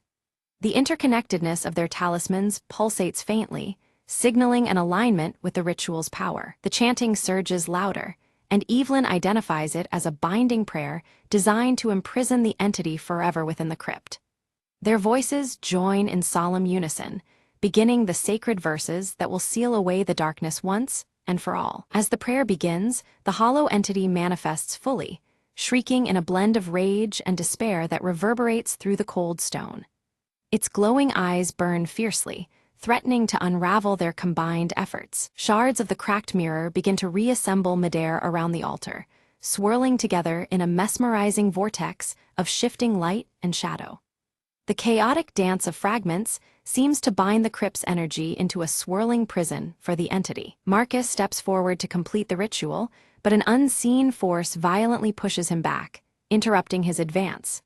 He stumbles but holds firm, clutching the locket tightly as if it might protect him from the unseen menace. Nora sacrifices the remaining power of the amulet, unleashing a shimmering shield that envelops Marcus and halts the unseen force's attack. The effort visibly drains her energy, yet her resolve shines bright despite the weakening aura around her. With Nora's sacrifice bought, Evelyn recites the final verse alone, her voice steady against the entity's writhing resistance within the vortex. The entity's glowing eyes dim slowly as it recoils within the binding spell's unyielding grip. With a deafening crack, the vortex collapses inward, and silence envelops the crypt once more. Only the gentle, soft flicker of candlelight remains, marking the end of the entity's menacing presence for now. They ascend from the crypt into the night air, and outside the old church, the bells resume their steady tolling at midnight. The once ominous sound is now calm and inviting, a promising sign of peace restored. Nora opens her wooden box one final time, revealing a small seed emitting a faint, gentle glow. It symbolizes new beginnings and growth after the long darkness that had gripped their lives. Evelyn touches one of the cracked mirrors, remaining dull fragments, now harmless and cold to the touch. A profound sense of closure washes over her, as if the echoes of the past have finally quieted. Marcus removes the old locket and hands it to Evelyn, a token of their shared victory and mutual protection. The gesture seals their bond, forged through hardship and triumph. The village is bathed in the soft light of early dawn, shadows retreating as nature slowly reclaims the silent spaces once haunted by darkness. Hope stirs gently among the empty streets, promising renewal just beyond the horizon. Evelyn's sharp eyes glinted as she explained, the ritual didn't destroy the entity. Instead, it trapped it within the shards of the cracked mirror, scattered throughout the crypt. The flickering candlelight cast uneasy shadows on her faded blue coat as the distant church bells tolled midnight. Nora, clutching her small wooden box tightly, vowed, "I will guard the seed that now holds the essence of our village's spirit and hope." Her curious expression showed determination against the lingering darkness. Marcus, the scar on his right cheek catching the faint glow, nodded firmly, "I'll stay and help restore the village." His resolve marked an end to their wandering and struggle, a new beginning for them all. Together they discovered that the church bells, once twisted by dark influence, now rang clear and true, able to call for aid instead of spreading fear. The sound resonated through the night, a beacon of hope. The trio planted the seed beneath the chapel ruins. Almost instantly, grass and vibrant flowers began to bloom rapidly, enveloping the ancient stones with life and promise. Evelyn stood quietly, reflecting on the sacrifices made. The fragile piece they'd won together felt like a delicate flame, one they must protect at all costs. With great care, Nora locked the broken mirror shards inside her wooden box, securing the remnants of the entity's power. The candlelight flickered again, as if acknowledging her solemn task. Marcus opened the Warren journal and wrote a new entry, chronicling the true story to warn future generations. The old locket at his neck caught the candlelight, a silent witness to their journey. As twilight enveloped the village, soft candlelight flickered through windows, a silent remembrance of the horrors they had endured. The distant church bells rang quietly, their sound now gentle and protective. The camera lingered on the blooming seed beneath the chapel ruins, vibrant and alive. A gentle breeze stirred the flowers as the fading echoes of the hollow drifted away, leaving only renewal in their wake.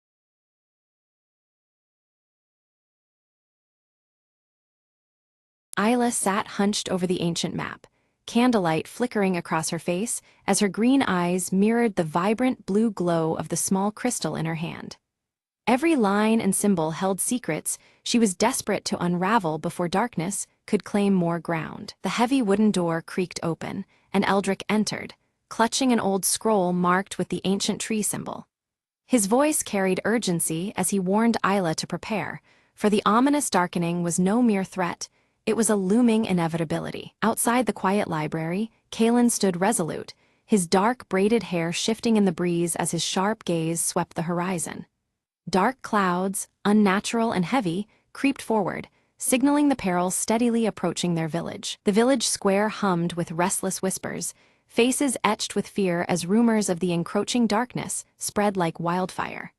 The once vibrant heart of their community now pulsed with unease and dread. Isla's fingers brushed against the lumina crystal, which flickered weakly in response, its glow resembling a heartbeat struggling against an unseen force. Though cryptic, the pulse carried a message she could almost, but not quite, comprehend. Eldrick leaned close, his spectacles catching the dim light as he recited the legend of the crystals of Valora.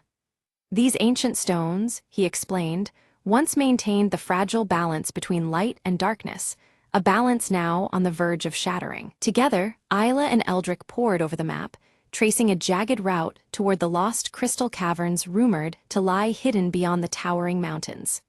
Their fingers pressed into worn parchment, mapping hope amid despair. Kalen adjusted the straps of his armor with practiced precision, his scarred face stoic yet tense. Each click and pull was a silent vow to protect, as he braced for the treacherous journey ahead. As night draped the land, tendrils of darkness seeped into the village outskirts, wilting the vibrant flowers that once painted the fields. The air thickened with a cold shadow, swallowing color and life beneath its weight. Suddenly, Isla felt the lumina crystal surge with energy, its faint light blossoming into a warning. Through the twisting trees, she glimpsed a shadowy figure, watching silently from the distance, impossibly just beyond reach. Eldrick's expression darkened as he revealed the truth. The darkening was spreading at an unprecedented pace, faster than any record or prophecy had anticipated. Its unchecked advance threatened not just their village, but all living things. At dawn, beneath the sprawling branches of the village's ancient tree, the trio gathered to begin their perilous quest. The first light caught Isla's silver braid, the symbol of hope trailing behind their determined steps. Isla's lumina crystal emitted a faint glow, casting pale light on the dense, shadowed forest path ahead. Every leaf and branch seemed alive, as if the very woods were watching and waiting. Without warning, twisted shadows lunged from the surrounding trees, their forms writhing with unnatural energy. Kalen sprang into action, drawing his sword to fend off the encroaching darkness with swift, precise strikes. They barely escaped the ambush, breaths ragged as the gravity of their mission settled heavier. It was clear now.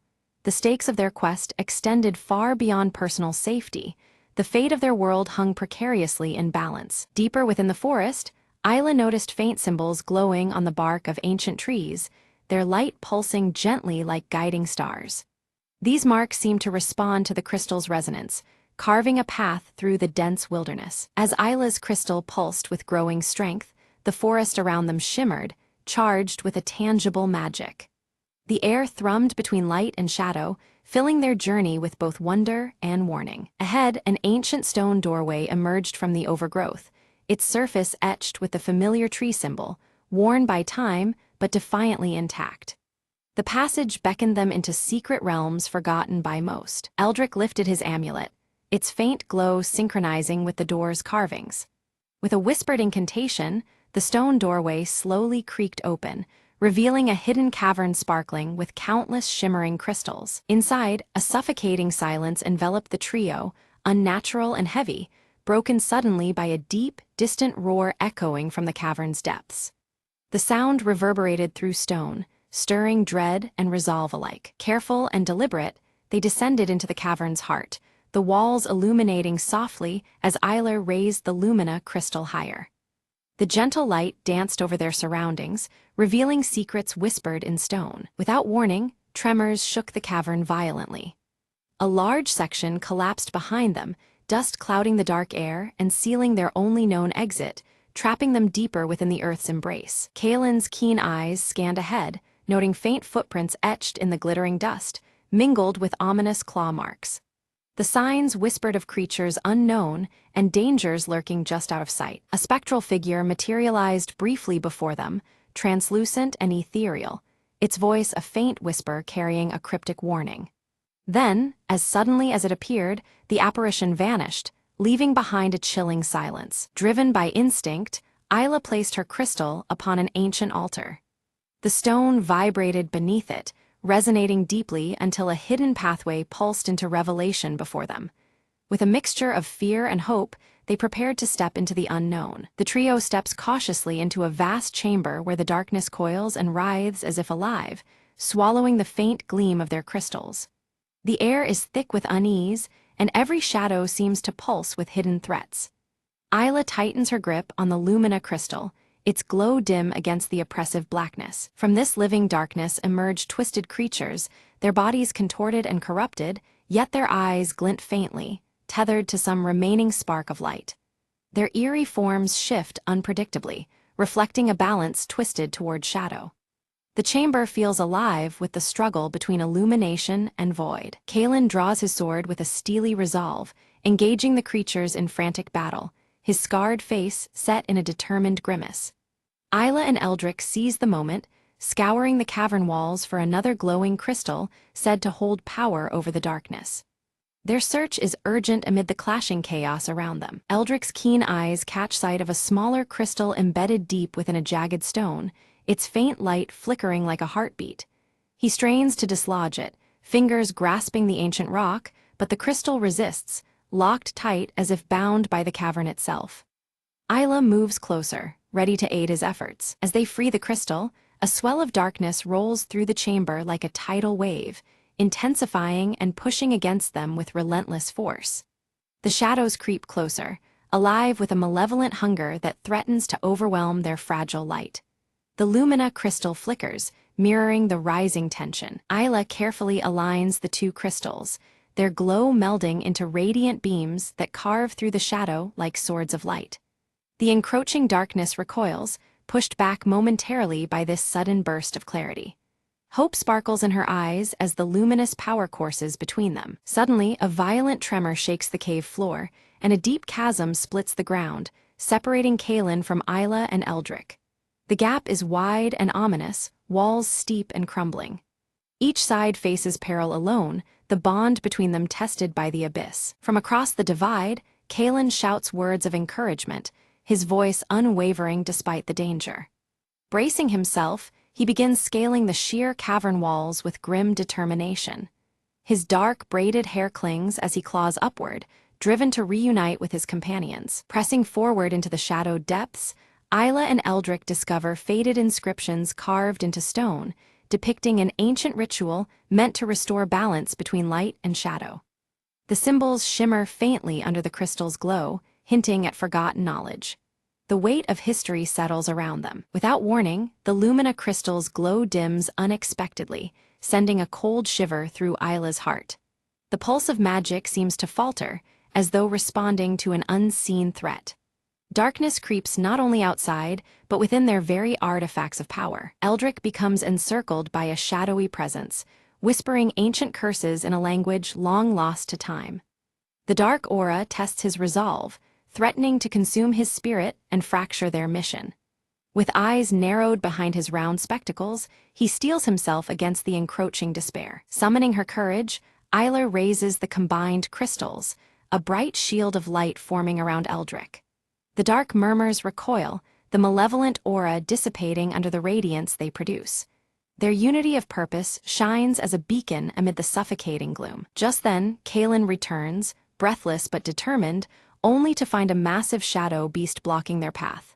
Towering and snarling, it radiates menace, its eyes dark yet reflecting the crystal's faint light. The three face a new, daunting threat together. They move as one, using swift strikes and the luminous beams from their crystals to confuse and weaken the monstrous foe. The light dances around the beast, disrupting its dark essence, while Kaelin exploits every opening. Their combined strength begins to turn the tide. Suddenly, the chamber shudders violently, stones tumbling as the cavern begins collapsing around them. Rocks fall in maelstrom, and shadows swirl into a tempest of chaos. Urgency seizes their hearts. Escape becomes paramount amid the crumbling ruin. Breathless, they reach a sealed doorway emblazoned with the ancient tree emblem, a symbol seen throughout their quest.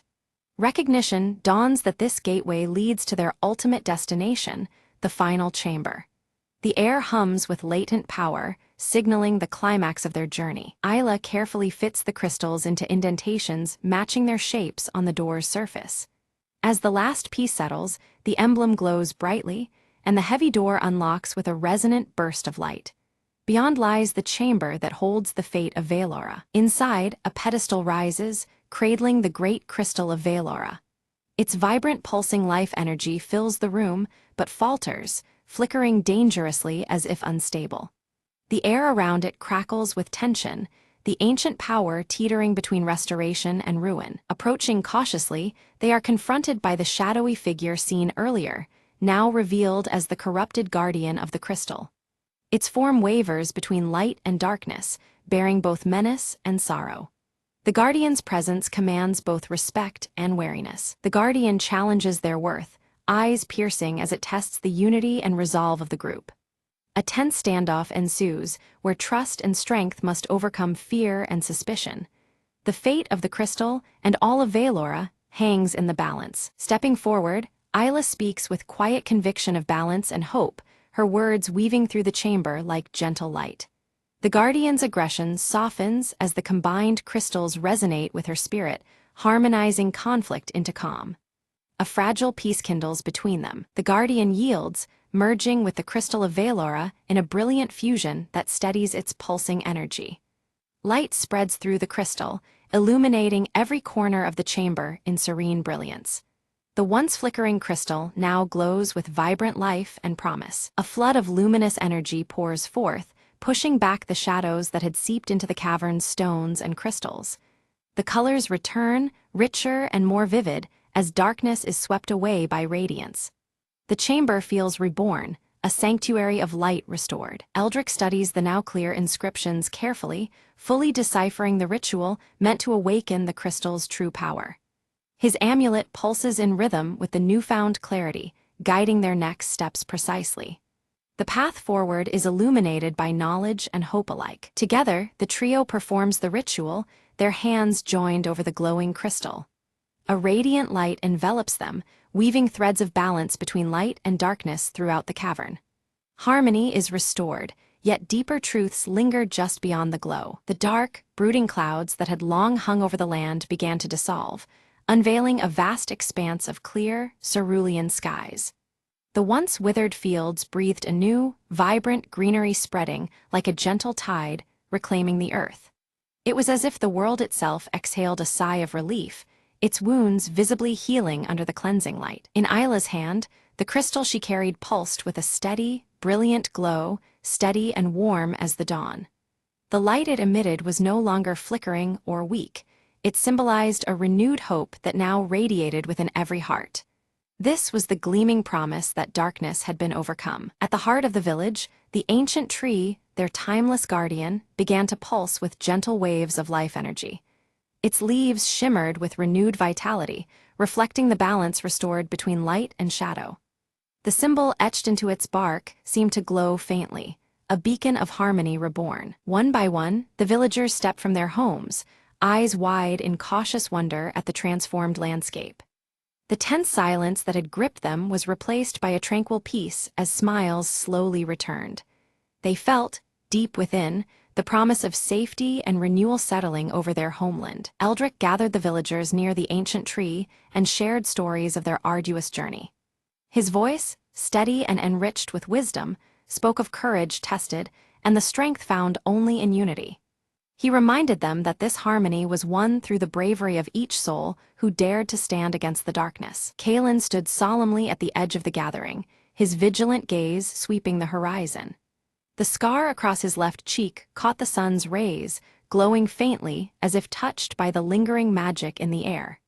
His presence was a steadfast sentinel, reflecting the warrior's unwavering resolve. By the ancient tree, Isla sat quietly, the gentle breeze tugging softly at her silver braid as she smiled with peaceful reflection. Her vivid green eyes shone with gratitude and quiet strength, knowing the cost of their victory. In this serene moment, she felt a deep connection to the land and to her companions. With great care, the trio placed the Lumina crystal at the very center of the village, where it radiated a protective light. Its steady glow served not only as a symbol, but as an enduring safeguard for generations to come. The crystal's brilliance became a beacon, promising light in any shadow that may arise. Together, Isla, Eldrick, and Kalen prepared for a new adventure, their spirits fortified by the trials they had faced. The bonds forged through hardship had deepened into unbreakable trust and shared purpose. With renewed hope and heartened resolve, they set their sights beyond the village's edge. As the sun dipped low, casting a golden glow upon the distant mountains, the trio moved forward with steady steps. Their silhouettes merged with the vibrant landscape, a testament to journeys past and those yet to come.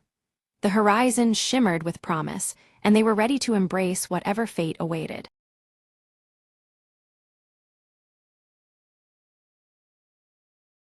The sun hung low behind ash-choked clouds as Mara stepped cautiously through the deserted streets. Empty cars lay abandoned, their doors ajar, echoes of a world that once was. Her scavenged backpack weighed heavy, every step a reminder of how long she'd been alone. A faint noise caught her attention, footsteps.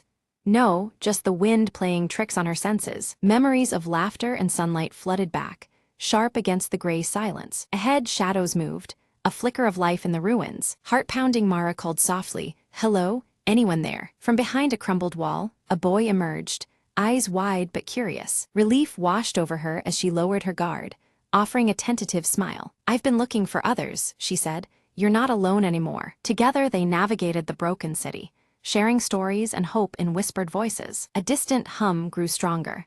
The generator at the old community center still worked. They hurried toward it, drawn by the promise of warmth, light, and perhaps others. Inside, a small group huddled around flickering lanterns, faces weary but alive. Mara's eyes met theirs, a spark of connection in a fractured world. "We thought we were the last," she breathed, stepping into the circle. The boy squeezed her hand, a silent vow to rebuild, to endure. Outside, the sky lightened, the first hints of dawn breaking through the gloom. In the quiet moments before morning, hope returned like a fragile bloom. Together, they faced the rising sun, ready to reclaim their world, one step at a time.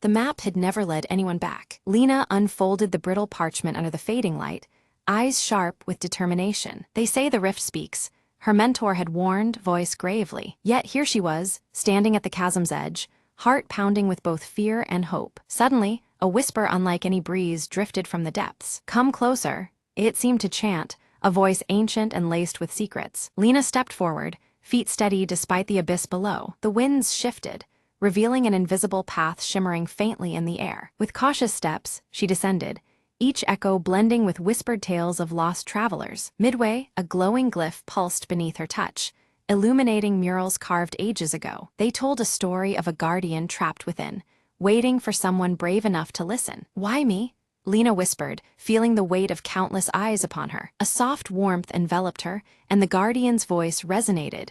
"Your heart knows the way." Following the glowing trail, Lena reached a chamber where light and shadow danced in harmony. There, suspended in crystalline chains, hovered an orb of pure energy. Gently, she reached out, breaking the bonds with a surge of courage and faith. As the orb ascended, the rift began to hum, the ground steadying beneath her feet. Outside, the sky cleared, revealing a horizon bursting with promise and endless trails. Lena smiled, knowing she'd not only returned, but unlocked a destiny intertwined with forgotten lore. "Every whisper has a voice," she said softly, stepping into the dawn, ready for whatever awaited.